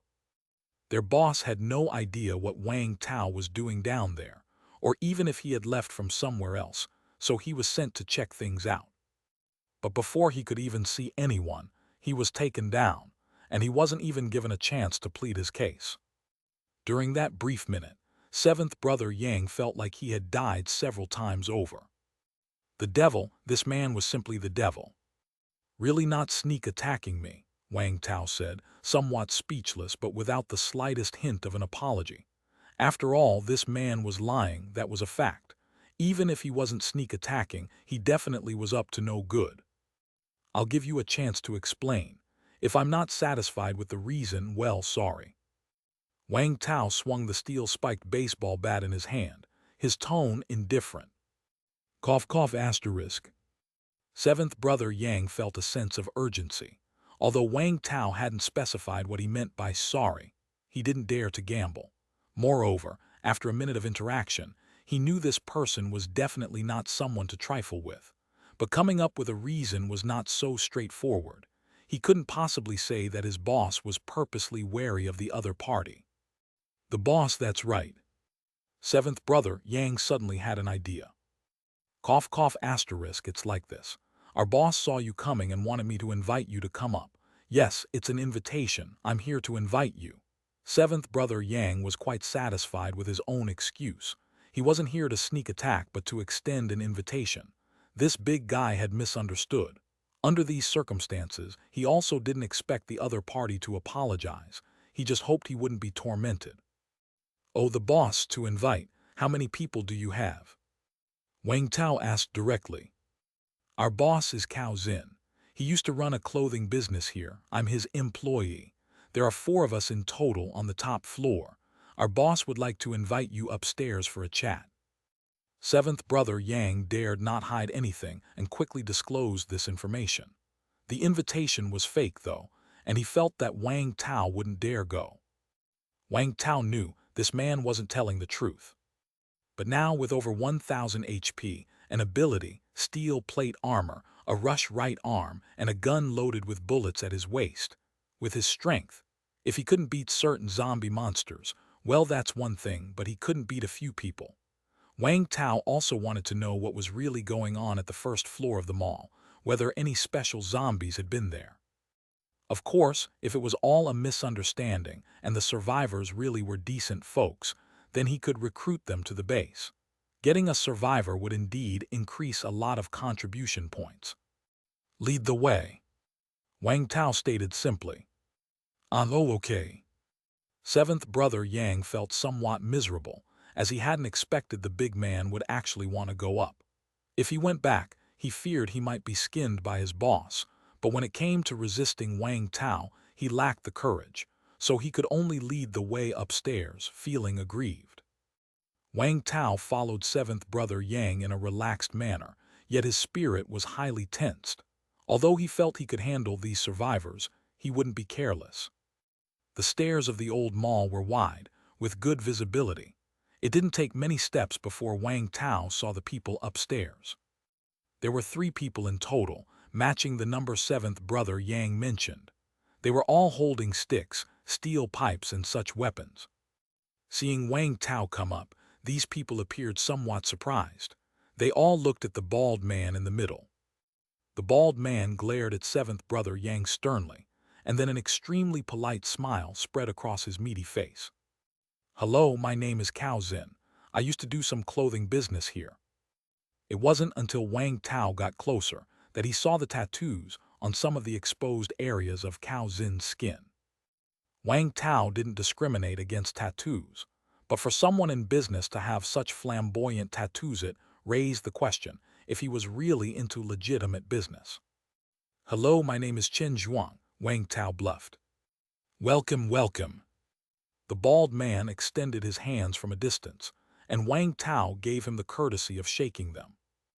Once the bald man was close to Wang Tao, he immediately felt an oppressive aura come over him, especially from the blood-stained axe at his waist. He felt he might not withstand a single blow from it. The others felt it even more acutely. In their eyes, their boss was already a muscular, imposing man who usually looked quite intimidating. But compared to Wang Tao, he was utterly outclassed. The boss's stature was at least 2 sizes smaller than Wang Tao's. Especially with Wang Tao's skull mask and the bloody axes at his waist, he looked just like a fearsome villain straight out of the TV. Come right this way. The bald man led Wang Tao energetically to the open doors of a room in the hall. Wang Tao carefully surveyed his surroundings, especially the few men present. Not a single one was an ability user, nor did they have hidden attributes. However, they had all killed zombies to some extent, with their HP mostly just over 100. The boss had the most HP, boasting 205/205. He must have killed around 20 zombies or so. The layout of the 3rd floor of the mall was similar to the 1st floor, divided into sections. However, other areas were blocked by debris. Only the areas to the left and right were passable. The right side was where the bald man and his group were in the hall. The left side had a small iron gate locked with rusty chains, which appeared to be a storage room. Wang Tao glanced at the iron gate and then followed the bald man towards the hall. Chapter 92, She is my fiancée. The hall had an unpleasant disinfectant smell that Wang Tao couldn't avoid even with a mask on. Mr. Chen, would you like a drink of water? Cao Zin held a chipped kettle and a cup that was hard to tell whether it was yellow or white, asking Wang Tao. No thanks. Wang Tao looked around the hall. The hall's decor was very old-fashioned, resembling a style from 30 years ago, with clothes piled up everywhere, seeming to make beds that the four of them slept on. The hall was rectangular, with everyone situated at the end where the light was better, while the other end was dark and hard to see. You guys are pretty amazing, managing to live so comfortably in the post-apocalypse, Wang Tao said with a hint of indifference. These four, including seventh brother Yang who had been taught a lesson earlier, were all at full HP, which was rather good for the post-apocalyptic world. After all, even within Shui's base, there were many who were not at full HP. Ahaha, just good luck, just good luck. But all our food is gone, and I have been worrying about where to find more food. Cao Zin rubbed his bald head, looking very troubled. Wang Tao gave Cao Zin a deep look. Was he afraid Wang Tao would take his food? That meant they probably still had plenty of food, right? Suddenly, Cao Zin stiffened. Even though Wang Tao's eyes behind the yellow-tinted glasses were a bit blurry and not very clear, Cao Zin felt as if he were being eyed by a predator, his blood almost freezing in his veins. That feeling, it was like the zombie he had encountered earlier. Cao Zin had survived this long in the post-apocalyptic world thanks largely to his sixth sense. He could feel that the person in front of him was very dangerous, perhaps even more so than any he had encountered before. Wang Tao withdrew his gaze. He walked over to the window and parted the blinds. From here, he could see part of the square where the zombies he killed earlier were still lying. I happened to see Mr. Chen in action earlier, and I must say, it was a sight to behold. At that moment, I thought it would be a great honor to have Mr. Chen visit us, and look at this coincidence. Cao Zin hastily started to flatter.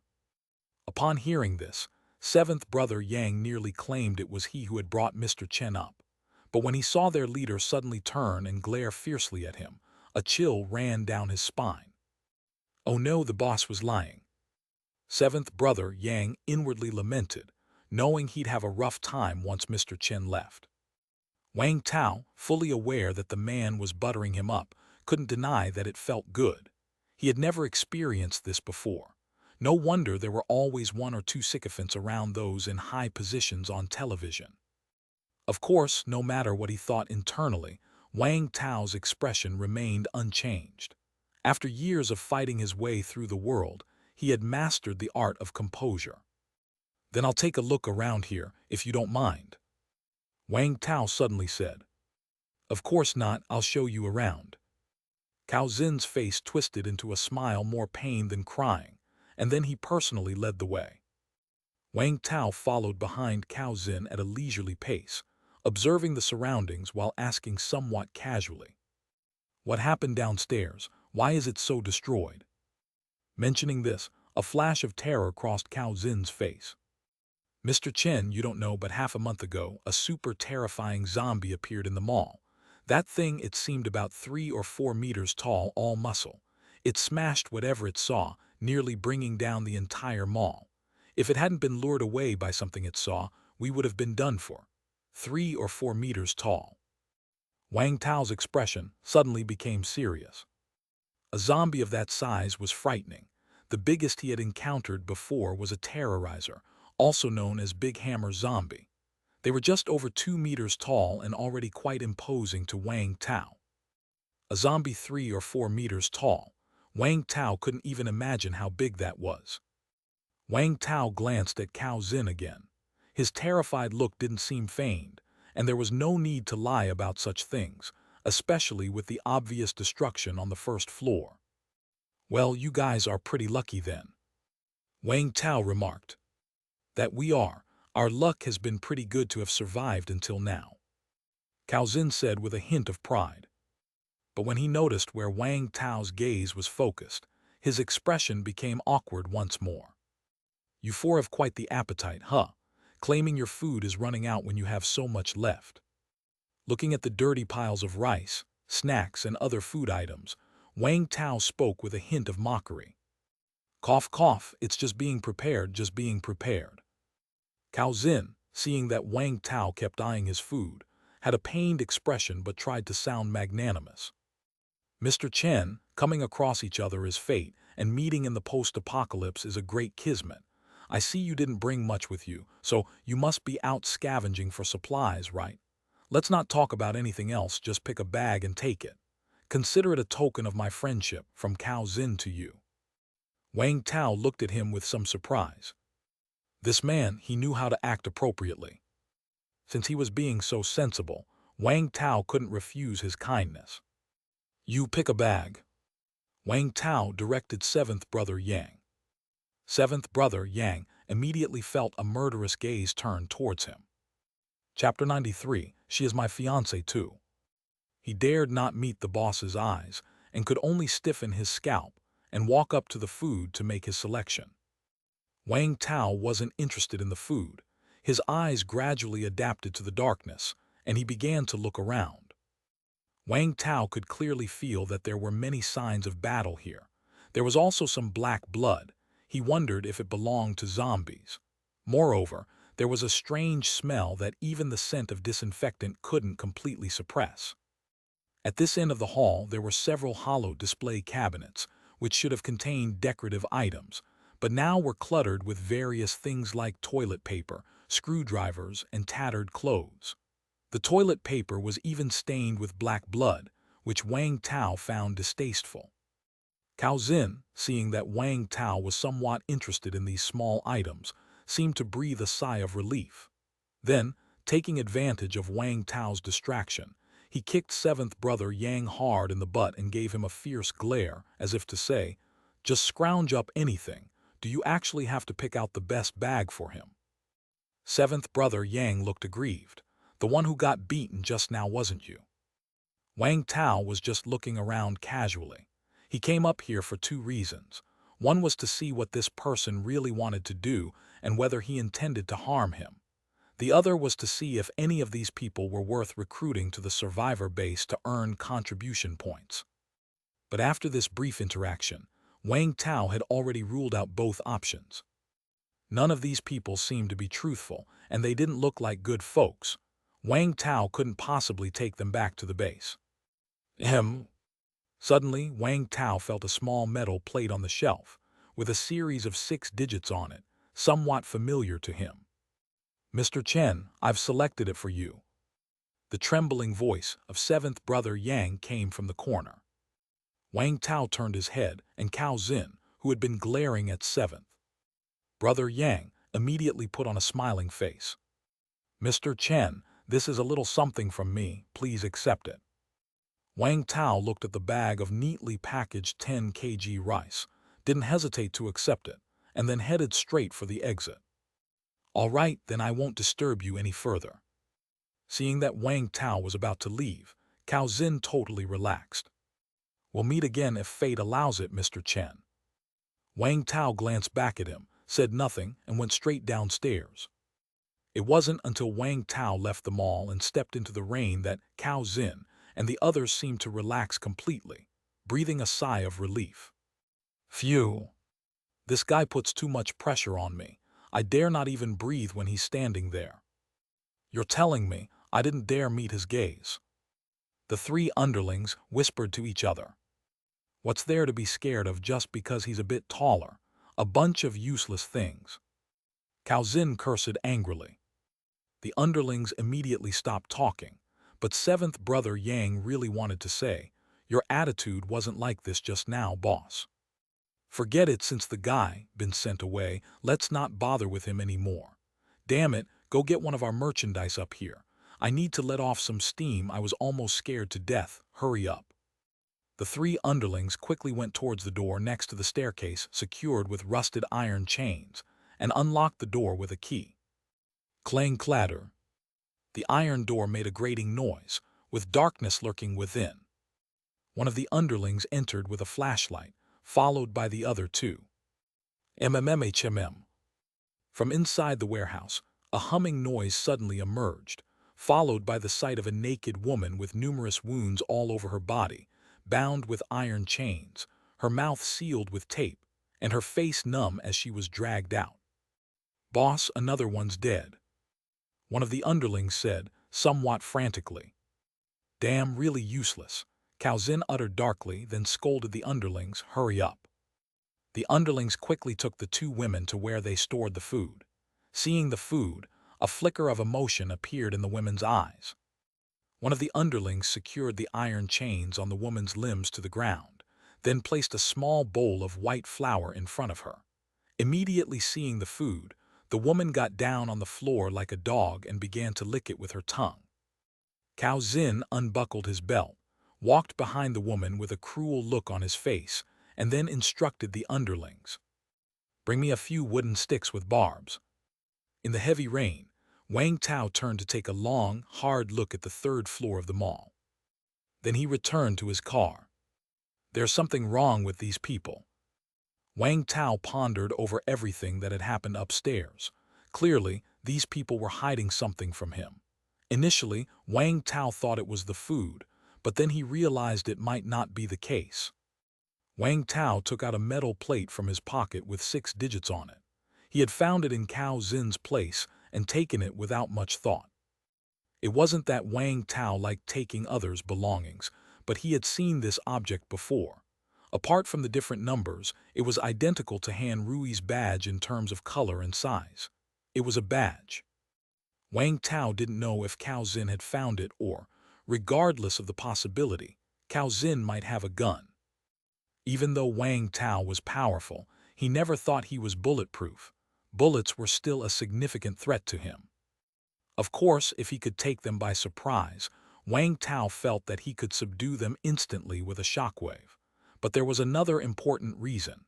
Cao Zin had mentioned a zombie that had been here before, 3 to 4 meters tall. Seeing the destruction caused by this zombie, Wang Tao believed he was no match for it. If the gunfire attracted that zombie, he would be in trouble. Chapter 94, She is My Fiancé 3. So upon discovering the alarm for safety's sake, Wang Tao decisively retreated. Even Wang Tao felt that his recent action of following 7th brother Yang upstairs was perhaps a little rash. Still not cautious enough. Got a bit arrogant with a little power. I'll have to be more careful next time. Humming, the car circled around the shopping mall, heading for Borui Clinic. Considering there might be a terrifying zombie here, Wang Tao didn't dare to go too fast. He even took a long detour. By dusk, he finally caught sight of Borui Clinic. The location of Borui Clinic was pretty good, next to a small intersection. And this area didn't have many cars, so the road was relatively open. The clinic's roller shutter door was closed, and it was unknown what the situation was like inside, but there were about a dozen zombies blocking the street outside. Wang Tao had intended to dispatch them to the afterlife right away, but after a moment of hesitation, he took several Molotov cocktails out from the storage box inside the car. He had always been perplexed as to why zombies burned to death didn't count as his kill, but those shot to death did, so Wang Tao prepared to experiment now. At a crossroads with convenient traffic, if some irresistible danger arose, he could always drive away at any moment, and since he had temporarily looted all he could use these zombies for his experiment. Half an hour later, Wang Tao killed the last zombie with his axe, then collected the spoils of war. It should be like this.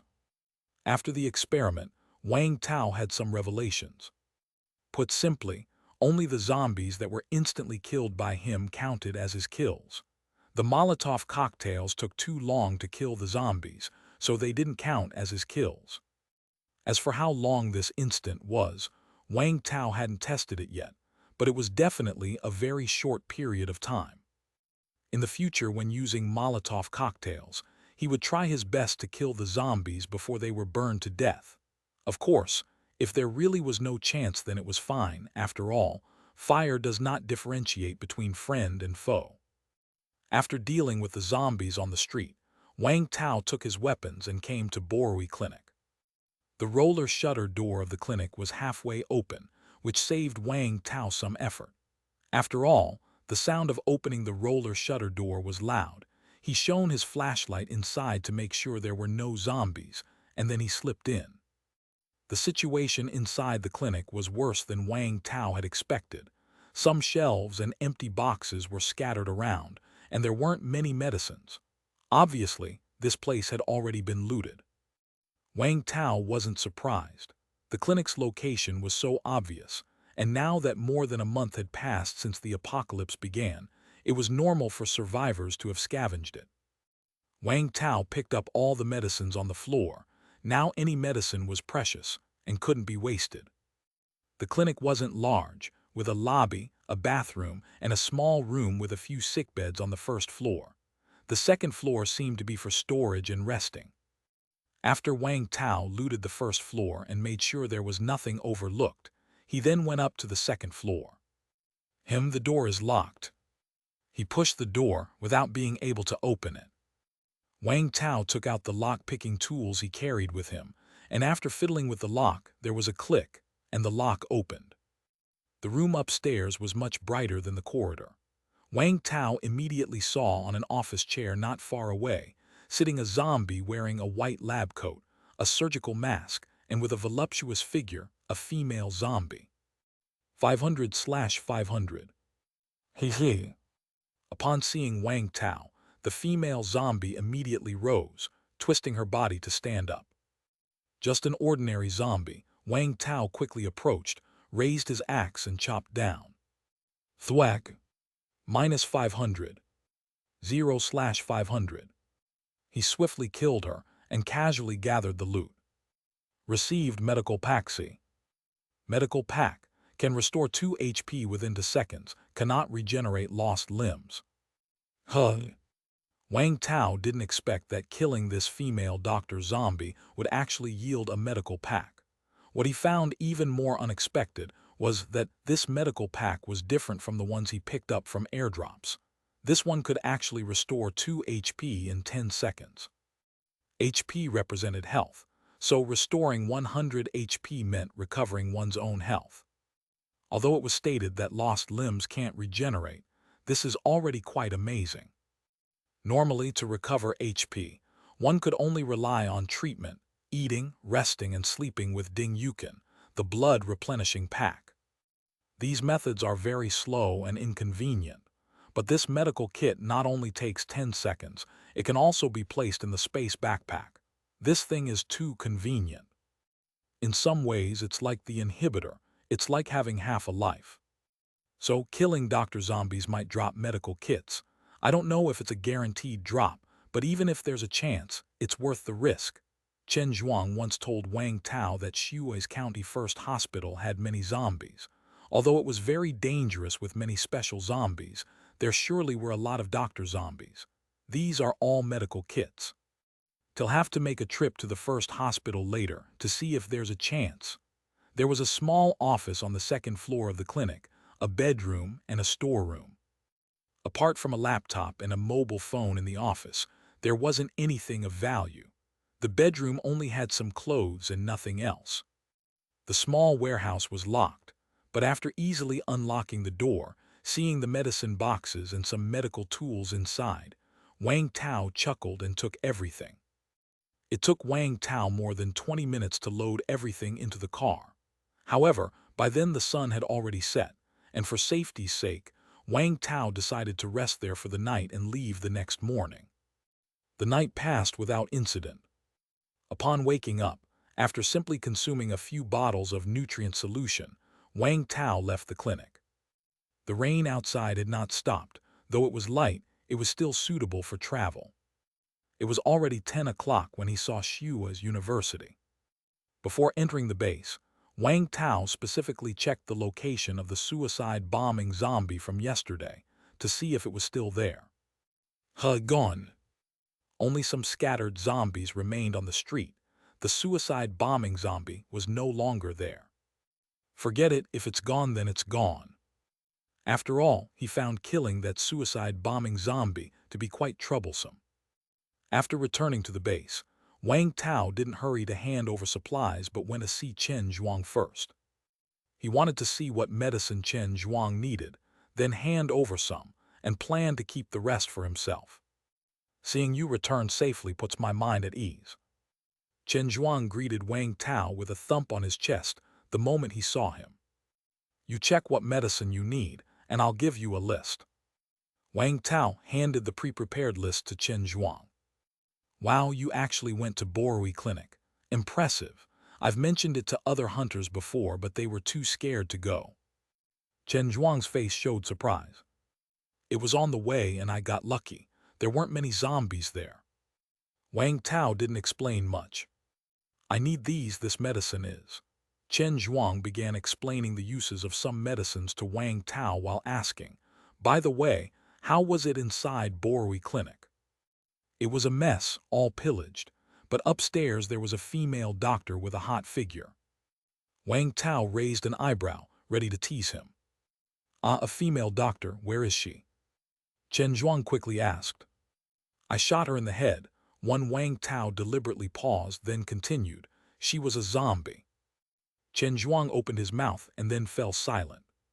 He looked at Wang Tao and said in a low voice, she was my fiancée. We got engaged a week before the apocalypse. Chapter 95, Xiang Hongbin. Sorry. Wang Tao felt somewhat embarrassed. He had just intended to tease Chen Zhuang, but who knew the female zombie he had killed would turn out to be Chen Zhuang's fiancée?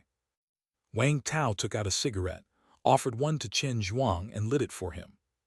It's okay. Ever since I lost contact with her, I had been preparing myself. Haha, actually, we didn't have much feeling for each other. We met through a blind date before the new year. Chen Zhuang took the cigarette and drew a deep breath from it. We really didn't have much feeling, really. It was just that I was 33, she was 30. Both of us were single and neither of us disliked the other, so we just went ahead with it, that's all. We had planned to get married next month in June. She said she wanted a daughter since it gets harder to have children as you get older, and I liked the idea of a daughter, but I preferred to have 2 children, ideally a boy and a girl. Of course, I would have respected her wish if she didn't want to. Before the apocalypse struck, I was at the hospital and she was at the clinic. After a morning call, the zombie virus broke out, and I couldn't contact her again.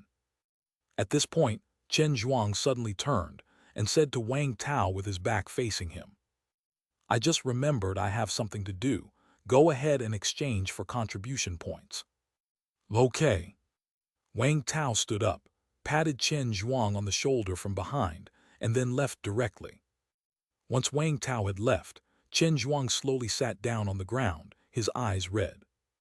Little wrong, it's my fault. Wang Tao looked at the list of medicines, recalled what Chen Zhuang had explained about their uses, and then decided to keep the ones he thought useful for himself, and opted to exchange the rest for contribution points. Mr. Wang, you're back. The Resources Department's Guo Kao saw Wang Tao carrying a snake skin bag, and immediately rushed over with respectful eagerness. Apart from Wang Tao, there were a few other people there, dressed in a way that suggested they were also hunters. They were somewhat surprised to see Wang Tao. After all, Wang Tao's stature was visually striking. He stood at the entrance, blocking the indoor light completely. Wang Tao placed the sack on the ground and said with a smile, let's see how many contribution points it's worth. Right away. Guo Kao hurriedly opened the bag, expecting it to be a bag full of food. But when he saw what was inside, he exclaimed in surprise. Wow, so much medicine. The others, hearing his voice, also turned to look and were incredulous at the sight of the sack full of medicine. Damn bro, you're awesome, getting your hands on so much medicine. One of them blurted out involuntarily. Is this a lot? Wang Tao was genuinely puzzled. A clinic was supposed to have a lot of medicine, and he had just picked up what was left over, which wasn't much. Not to mention, he had kept some for himself. The others were silenced by Wang Tao, uncertain if he was just showing off. Guo Kao, who was still counting the medicine, hurriedly said, Mr. Wang Tao is new to our base, having just arrived 3 days ago. He's not very familiar with many things yet. No wonder, I thought I hadn't seen you around the base. The few people then realized the situation, and one of them explained. That's a lot of medicine. When we go out scavenging for supplies, we do so in circles expanding outwards from the base. The closest clinics and pharmacies were scavenged long ago. It's impossible to still find so much medicine. You must have gone to stores and clinics farther away, right? Only then did Wang Tao understand that other people scavenged in expanding circles. He had approached it differently. He had simply chosen a place and driven straight to it. Right, I got these from the Borui clinic. Wang Tao didn't hide it. Man, you went that far. The Borui clinic is like 2 or 3 kilometers away from our base, right? Impressive. The group was thoroughly astonished. They wouldn't dare venture so far out. The men quickly introduced themselves. Hey mate, let's get acquainted. My name is Fan Yuangong. People would always pursue those with capability, no matter the time. Hello, I'm Wang Tao. After brief introductions, the group left. They had just spent a day outside and needed to rest up. Wang Tao waited a bit more, and Guokeo finally gestured to him with a calculator. Mr. Wang, the medicine you've handed in can be exchanged for a total of 31,230 contribution points. Huh, over 30,000. Wang Tao was somewhat surprised. The number was more than he expected. The value of items in exchange for contribution points at our base changes all the time. The contribution points required are higher for items in demand. Some of the medicine you brought in is currently what we need the most. Would you like to exchange all these supplies for contribution points? Guokeo hurriedly elaborated. Sure, go ahead and exchange them. Wang Tao nodded. Guokeo immediately leaped into action and started the operation. Mr. Wang, please wait a moment. Once the system confirms, the contribution points will be credited to your account. About 10 minutes later, Wang Tao's phone vibrated. He opened the app called Shui's Base, which displayed the credit of points. His total was now 31,243,1370 contribution points. With contribution points in hand, Wang Tao naturally began to use them. Keeping them had no purpose. Other than guns and inhibitors, which couldn't be exchanged, everything else could be. However, the exchangeable items listed weren't many, and Guokeo told him that was all they had for now, though there might be more to come in the future. Chapter 96, Xiang Hongbin 2.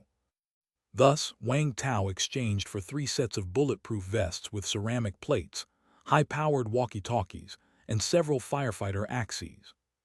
The bulletproof vests were able to withstand some attacks, let alone sniper fire. Although no one was hostile towards Wang Tao at the moment, he could not guarantee that this would never happen, so it was always better to be safe. The high-powered walkie-talkies were naturally for his own use, as the ones he currently had were all low-powered. As for the firefighter axes, there was no need to mention how important they were. Wang Tao had not been able to scavenge any previously, and the ones he was using now had been exchanged for at the base. Seeing that there were so many axes available, he decided to swap for all of them. To Wang Tao, these were consumables, and it was good to have backups in case one broke. Moreover, Wang Tao wanted to practice the flying axe.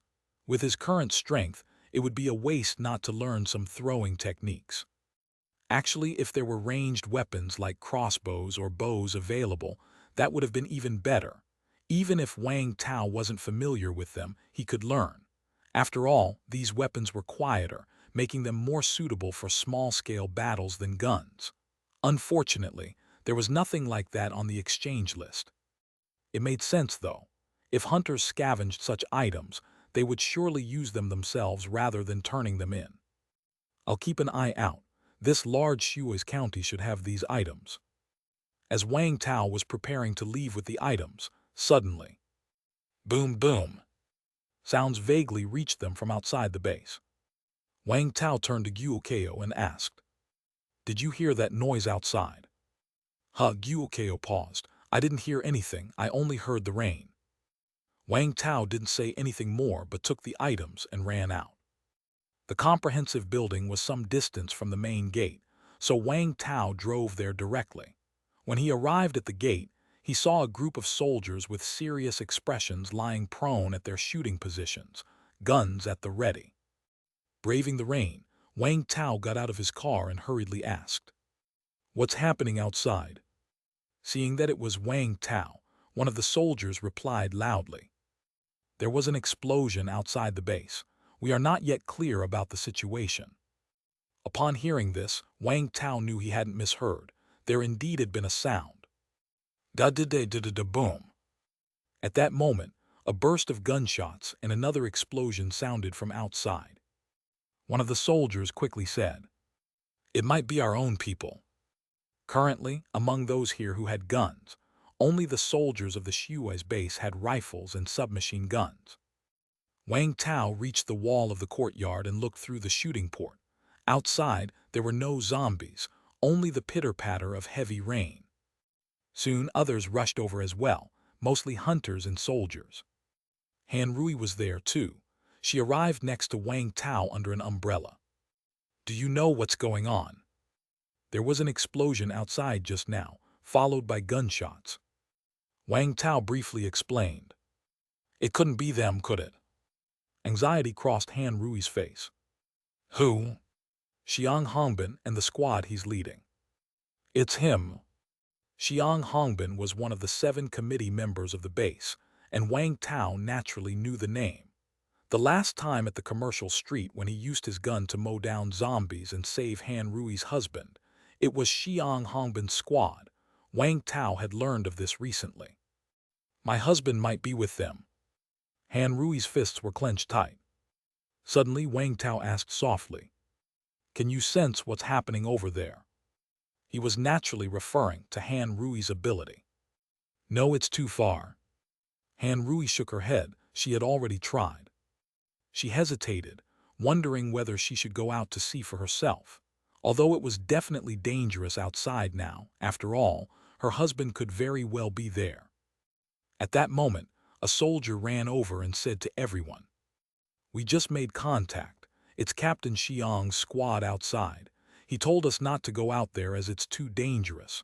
They can break through the encirclement on their own." Hearing this, Han Rui slightly relaxed. The other hunters also appeared slightly relieved. Normally, if someone was trapped, they would call for help. Since Captain Xiang was advising against coming to their aid, it meant the situation probably wasn't too serious.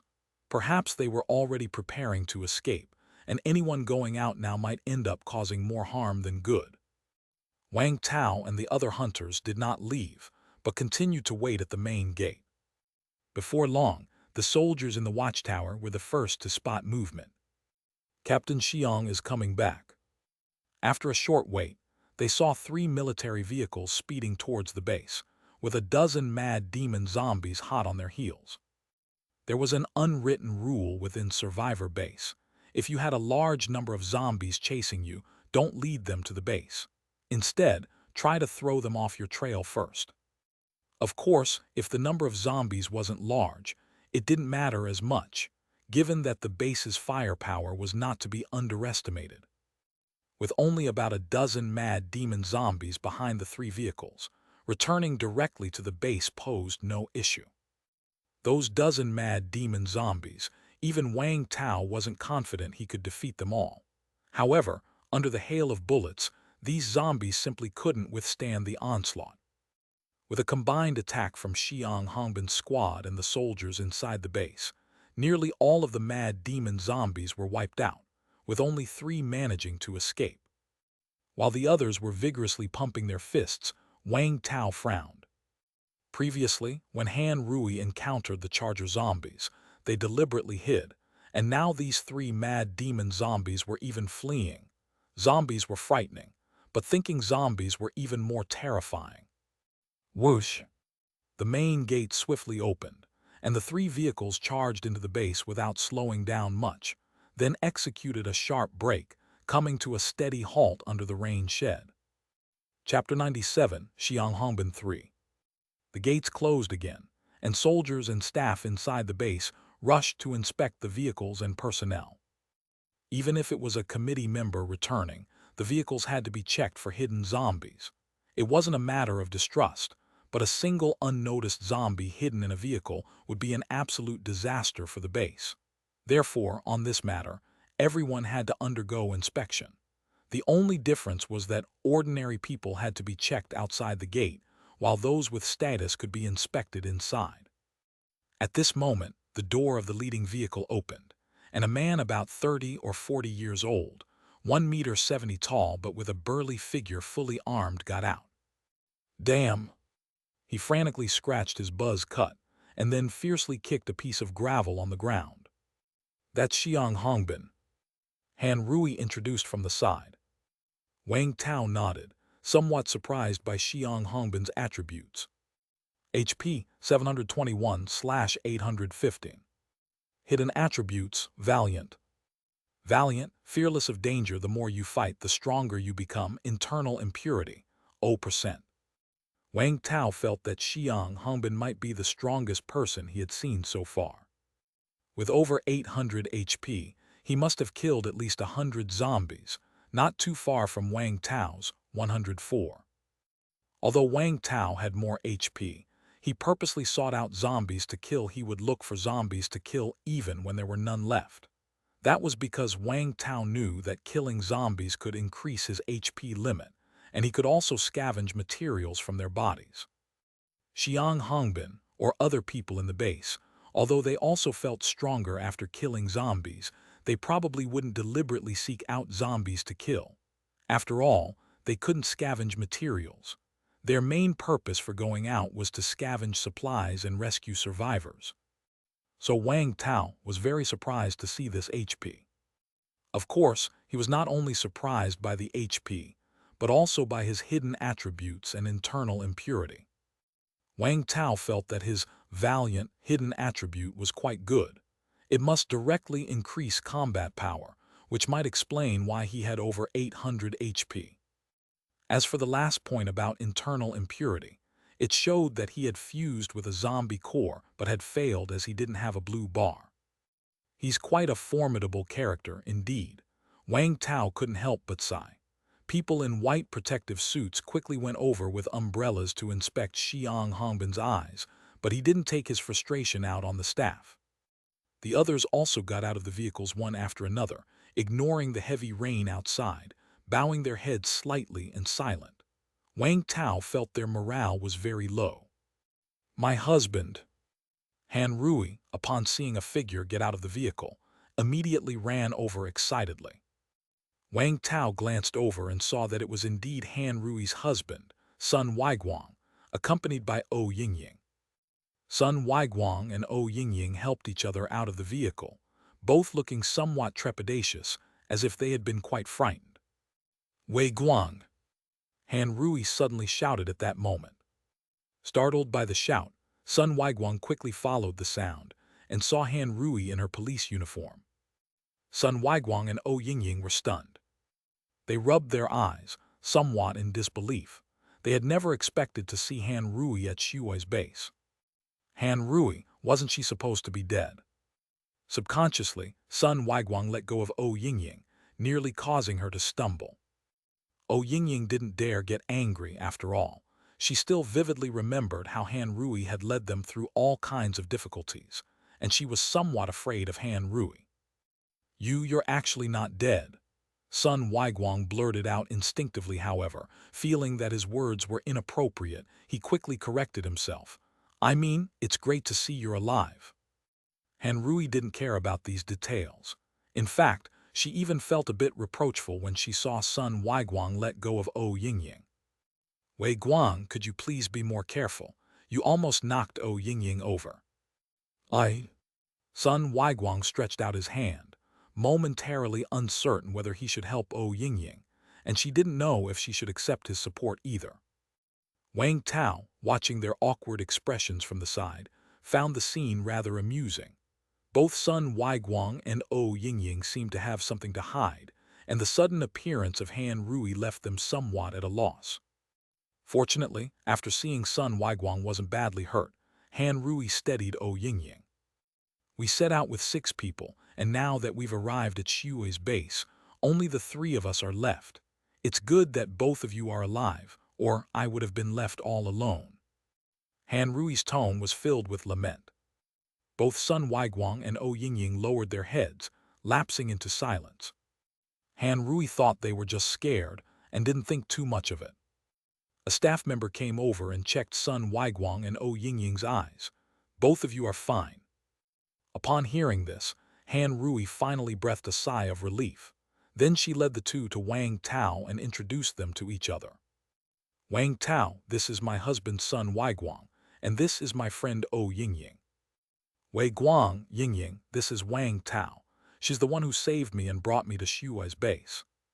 Upon seeing Wang Tao's physique, which was so strong it seemed inhuman, son Wei Guang instinctively wanted to stand behind Han Rui. Imjing, on the other hand, stared at the bulging muscles on Wang Tao's body with widened eyes. Could someone be as muscular as they were in the movies? Hello. Wang Tao spoke indifferently. The HP of these two was 50/100 and 47/100, respectively. It looked like they had managed quite well without serious injuries. Hello, hello. Sun Weiguang and Yingying quickly responded. At that moment, Xiang Hongbin and the others had also finished their checkups when a staff member asked subconsciously, "Where's little Wu?" The soldiers remained silent. Xiang Hongbin looked up at the sky, his tone harsh. Dead. It was then that Wang Tao understood why their morale seemed so low. Han Rui tugged at Sun Weiguang's clothes and quietly asked, "What exactly happened?" Sun Weiguang moved his lips but then glanced at Xiang Hongbin, whose mood was clearly not good, and dared not speak. It was Yingying who leaned in and whispered in Han Rui's ear. "On our way back, we encountered a special zombie and then Captain Xiang tried to hunt it down, but the zombie self-detonated. The soldier named Little Wu was killed in the explosion." Wang Tao raised his eyebrow. Suicide bombing zombies. Could it be the one he saw yesterday? But he had seen suicide bombing zombies before, and their explosive power wasn't that strong. He even faintly heard the explosion back at the base. At this time, Sun Weiguang complained quietly. "Captain Xiang used a homemade bomb to avenge that soldier, almost getting us killed as well." Wang Tao. Chapter 98, Commissioner Wang Tao. Although there were more than 500 survivors in Shui's base, not many of them were combatants, barely 100 at best. Among these 100, including 3 commissioners, the security army only numbered 18 people, who were also the 18 strongest in the base. The soldier who sacrificed his life today was a member of the security army. Whether on a personal level or in terms of the overall strength of the base, the loss of a member of the security army was intolerable, especially since this sacrifice could have been completely avoided. Main building lobby. Xiang Hongbin, Wang Tao and others were all present, and several commissioners including Wei Zhengguo were also there. Guo Kao and the other staff members were silently cleaning up the spoils of war, while Xiang Hongbin stood by the window, fiercely smoking a blood-stained cigarette. Not talking won't solve the problem, will it? Wei Zhengguo sat in a makeshift wheelchair, his face looking very grim. The soldiers hung their heads in silence. Wei Zhengguo looked up at Xiang Hongbin and said sternly, "Xiang Hongbin, what exactly happened? Why is little Wu gone?"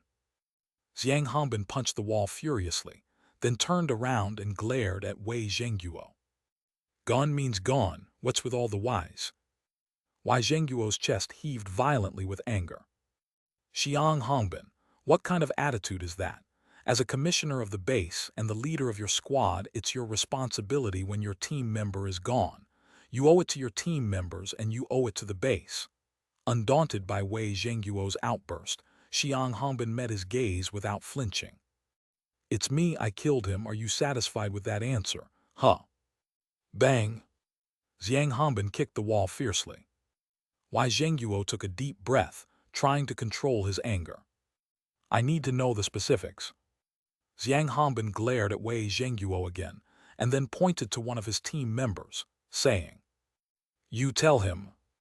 The soldier hesitated for a moment, but still reported the specific situation loudly. This morning, Xiang Hongbin and his team finally found an opportunity to return. They had been trapped before. The way back was relatively safe, with no incidents, but as they neared Shui's base, they suddenly spotted a special zombie with its internal organs exposed. This was the first time they'd seen such a zombie. They didn't know its ability, but at first glance, it was clear that it was a special zombie, and special zombies drop zombie cores. Zhang Hongbin had merged with several zombie cores before, and he had also seen the ability user that Wei Zhengguo had mentioned. Although there was no concrete evidence, Xiang Hongbin knew that merging zombie cores must be key to obtaining abilities. So, encountering a special zombie on the way, he saw no reason to let it go, especially since some of them were armed, and they were not lacking in strength. However, this special zombie was in the middle of a large group, and after being out for so long, their ammunition was almost used up. A frontal assault was unlikely. Besides, the gunfire would attract more zombies, and their remaining bullets surely wouldn't suffice. So Xiang Hongbin decided to wait. The zombies were constantly moving, and he wanted to wait for an opportunity when the special zombie was isolated. If the special zombie were alone, they could swarm it, resolve the situation quickly, and then retreat. They might not even need to use guns. With 6 of them together, taking advantage of the heavy rain and the reduced sensory abilities of the zombies, a surprise attack would be possible. A few slashes each, would that not kill the zombie? After waiting for a while, Xiang Hongbin was thrilled to see that the special zombie did indeed leave the group, slowly moving into an alley. Zhang Hongbin knew his chance had come. He prepared his people and waited for the command to strike. Little Wu, the soldier, was closest to the zombie. Upon Xiang Hongbin's order, Little Wu, with his bayonet-ready rifle, charged first. He stabbed viciously from behind the zombie, but the strike did not go deep, only halfway through. The bayonet nearly got stuck. Little Wu was astounded by the zombie's defensive power, but he didn't panic since they had encountered special zombies with strong defense before. Despite their observation, those special zombies still ended up dead. What he needed to do now was wait for his teammates to join in. Unexpectedly for him and the other teammates, after this special zombie was stabbed, it did not show any intention to attack. Instead, the exposed organs on its chest pulsated violently, as if enraged, and its chest swelled increasingly bigger. Then boom, the zombie exploded. Everyone was shocked, not to mention the loudness of the explosion. Little Wu was right beside the zombie. Looking again, both the special zombie and Little Wu were gone, leaving nothing but a mess of flesh and a rifle with its bayonet stuck in the ground. There was no time for mourning, as the explosion instantly attracted the nearby zombies, and the fast-moving mad demon zombies appeared upon hearing it. Zhang Hongbin had people collect Little Wu's weapons and equipment, and a shining zombie core amid a pile of decaying flesh. They could have run then, as they still had a good chance because they had cars. But looking at the zombies, Xiang Hongbin didn't run away. Instead, he pulled out 3 homemade bombs. He wanted to kill all these zombies to give Little Wu a proper send-off. The homemade bombs were much more powerful than hand grenades. After setting a countdown of 12 seconds, the soldiers hurled them into the zombie crowd. Chapter 99, Commissioner Wang Tao 2. The result was that only 2 of the 3 bombs detonated, leaving 1 undetonated. This significantly reduced the intended lethality. There was no choice. Everyone had to resort to firearms to deal with the remaining zombies. Fortunately, they still had some bullets left, and they quickly cleared all the zombies on the road.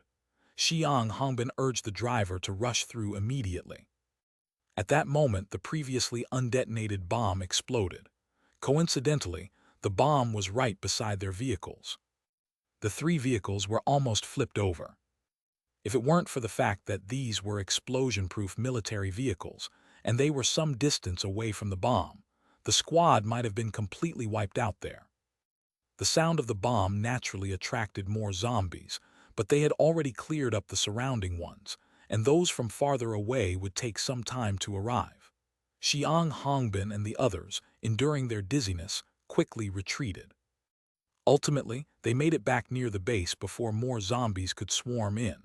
Only 12 or so faster mad demon zombies were following them, but the soldiers inside the base provided fire support and quickly dispatched them.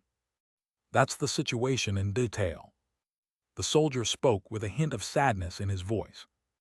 After hearing the report, Wei Zhengguo pointed at Xiang Hongbin, his body trembling with anger. You. This was a tragedy that could have been avoided. They were already at their doorstep. Why couldn't they just hold out a bit longer instead of courting trouble? Not only did they get little Wu killed, but they nearly caused the death of the entire squad. If it hadn't been for the public setting, he would have already started scolding vociferously. Commissioner Liu He, standing next to Wei Zhengguo, felt a mix of sadness and embarrassment. He had manufactured the custom bombs, and although he had mentioned they weren't 100% reliable, one of the three had failed, and this probability was somewhat unacceptable. Ren Lai and Feng Ming'an, the two commissioners, didn't say much. Although this was a base matter, it was also an internal issue of the security army, and they felt it was inappropriate to intervene. But both looked deeply saddened, acknowledging each warrior who survived from the beginning of the apocalypse as a precious asset. Captain Xiang, everything has been accounted for. Guo Kao cautiously handed a list to Xiang Hongbin for him to see. Xiang Hongbin gave it a quick glance, swiftly signed his name, and then walked away into the rain without looking back. You all go and get some rest. Wei Zhengguo looked at the other 4 soldiers and sighed. Yes, sir. The soldiers promptly saluted Wei Zhengguo, with one of them taking out a zombie core wrapped in a cloth from his backpack and handing it to Wei. Zhengguo. Squad leader Wei, this is the zombie core. Wei Zhengguo took it, feeling its heavy weight, heavier than any zombie core he had seen before. Disperse. Wei Zhengguo waved his hand, and the onlookers hurriedly left. Wang Tao was also preparing to leave, but Wei Zhengguo stopped him. Wang Tao, wait a moment. Wei Zhengguo gave him a look. Wang Tao paused. Han Rui nodded to Wang Tao, and then left with Sun Weiguang and Ying. As they left, Wang Tao faintly heard Sun Weiguang complaining. Black Square darling, did you come out looking for me? No, you don't care about me, and here I was so worried about you. Wang Tao shook his head, then turned to Wei Zhengguo. Let's go find Xiang Hongbin.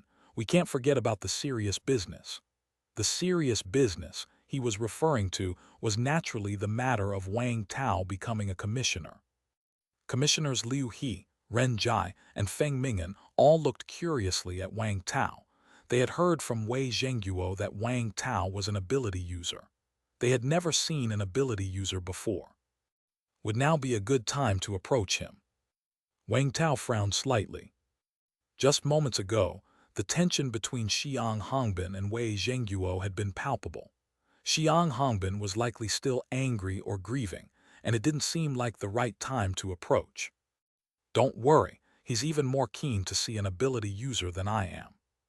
Since Wei Zhengguo assured it was fine, Wang Tao didn't object, but he still expressed concern. Are you sure your injuries are okay? Just scratches, let's go. Liu He pushed Wei Zhengguo's wheelchair as they, along with Wang Tao, entered another building. Upon entering, they saw Xiang Hongbin smoking in a corner. What are you doing here? Do you want to continue to criticize me, or are you just here to laugh at my misery? Xiang Hongbin looked irritated. Wei Zhengguo did not directly answer his question, but instead pointed at Wang Tao and said, An ability user to become our base's 8th commissioner. Do you have any objections? An ability user. Xiang Hongbin was initially startled, then immediately ran over with excitement, staring intently at Wang Tao. Are you really an ability user? Without any fuss, Wang Tao demonstrated his ability. Just like before, with a snap of his fingers, a visible shockwave expanded from his fingertips. The range was not large, and it didn't seem very powerful, but it was indeed a genuine ability. Wang Tao had many ways to invoke his ability, but he thought this looked the coolest. However, to his and everyone else's surprise, Xiang Hongbin suddenly reached out, attempting to grab the shockwave that Wang Tao had generated. Stop! Before Wang Tao's shout could be fully voiced, Xiang Hongbin seemed to have caught some explosive material, as he was suddenly blown backwards. Bang! He sat on the ground with a thud, his face a picture of shock, and a trickle of blood escaped from his mouth. Chapter 100, Commissioner Wang Tao 3. Minus 115. 606/815. Wang Tao was somewhat speechless. This guy was really reckless. Not even asking, he just caught the ability with his hand. The shockwave might look little, yet the power was genuine. After all, he wasn't too adept yet. This was the weakest state he could control. Even so, Xiang Hongbin still lost over 100 HP, resulting in internal injuries. Fortunately, it was a shockwave. If it had been a cutting type of ability, Xiang Hongbin's hand might have been gone. "Are you okay?" Renjai hurriedly helped Xiang Hongbin up. "I'm fine, cough cough asterisk Tui." Xiang Hongbin spat out a mouthful of bloody phlegm, then looked at Wang Tao with fiery eyes. "A real ability user. Did you eat a zombie core? What does it feel like to become an ability user? How do you know if you have an ability?" Xiang Hongbin fired off questions like a machine gun. Wang Tao was somewhat speechless, but Wei Zhengguo intervened on his behalf. "You can ask him any questions later. Now, we have a common issue for Comrade Wang Tao becoming the 8th member of the base. Do you have any objections?" "No objections, of course, no objections. We had agreed from the beginning ability users within the base can directly be promoted to committee members." Xiang Hongbin nodded hurriedly. "Good." Wei Zhengguo nodded and then looked towards Liu He, Ren Jai and Feng Mingyan at his side. "We have no objections either." 11. The three of them spoke in succession. "Excellent," Wei Zhengguo said to Wang Tao. "According to our base committee's rules, for major decisions, if over 2/3 agree, that's enough. There are 7 of us committee members now, and the agreement of 5 is sufficient. The other 2 members are outside, and there are only 5 of us here, but that's enough. Now, all 5 of us here agree with you becoming a member of the base committee. Do you agree? Of course, don't hurry to respond. I need to explain the responsibilities of a committee member first." After Wei Zhengguo spoke about some rights and obligations, everyone looked toward Wang Tao. "I agree." Clap, clap, clap. Several people clapped eagerly. "Congratulations, Comrade Wang Tao. Oh no, from now on, we'll call you Commissioner Wang Tao." Ren Jai warmly shook hands with Wang Tao. He used to be the deputy county head of Shuai's county, but he was not quite used to the word deputy. He preferred the title of commissioner. He believed Wang Tao would like it too. Sure enough, Wang Tao immediately responded with a smile. "I will have to trouble Commissioner Ren for more guidance in the future." After exchanging polite words, they took Wang Tao to the top floor of the comprehensive building. This was the exclusive office area for the committee members, where they could overlook the entire Shuai's base. However, it was rare for everyone to be present under normal circumstances, because they were either out searching for supplies, resting at home, or too tired and lazy to climb the stairs. After all, it was the post-apocalypse. There were no idle jobs that merely involved sitting in an office. Everyone had to play their part, including the committee members. There was a round table in the great hall on the top floor, with 7 chairs in front of it, representing the 7 highest-ranking people of Shuai's base. Ren Jai brought another chair and invited Wang Tao to sit down. Truth be told, sitting here felt different. But Wang Tao did not forget that in this post-apocalyptic world, what allowed him to survive was the strength in his hands. The feeling of superiority was to be experienced only briefly. It was not something to be indulged in. "Have the other 2 members not returned yet?" Wang Tao asked curiously.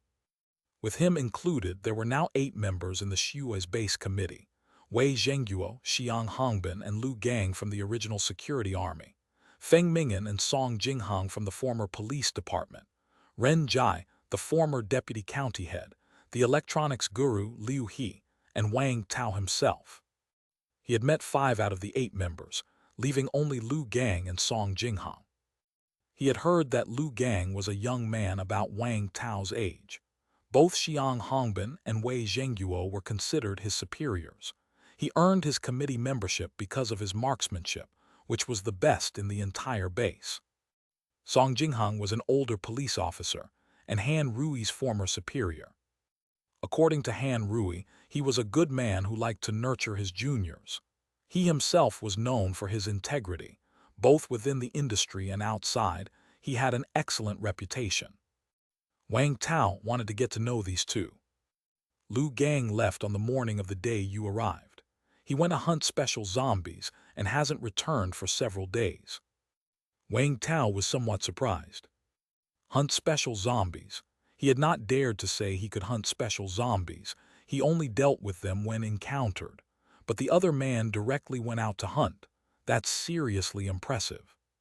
Wei Zhengguo, as if knowing what Wang Tao was thinking, chuckled and shook his head.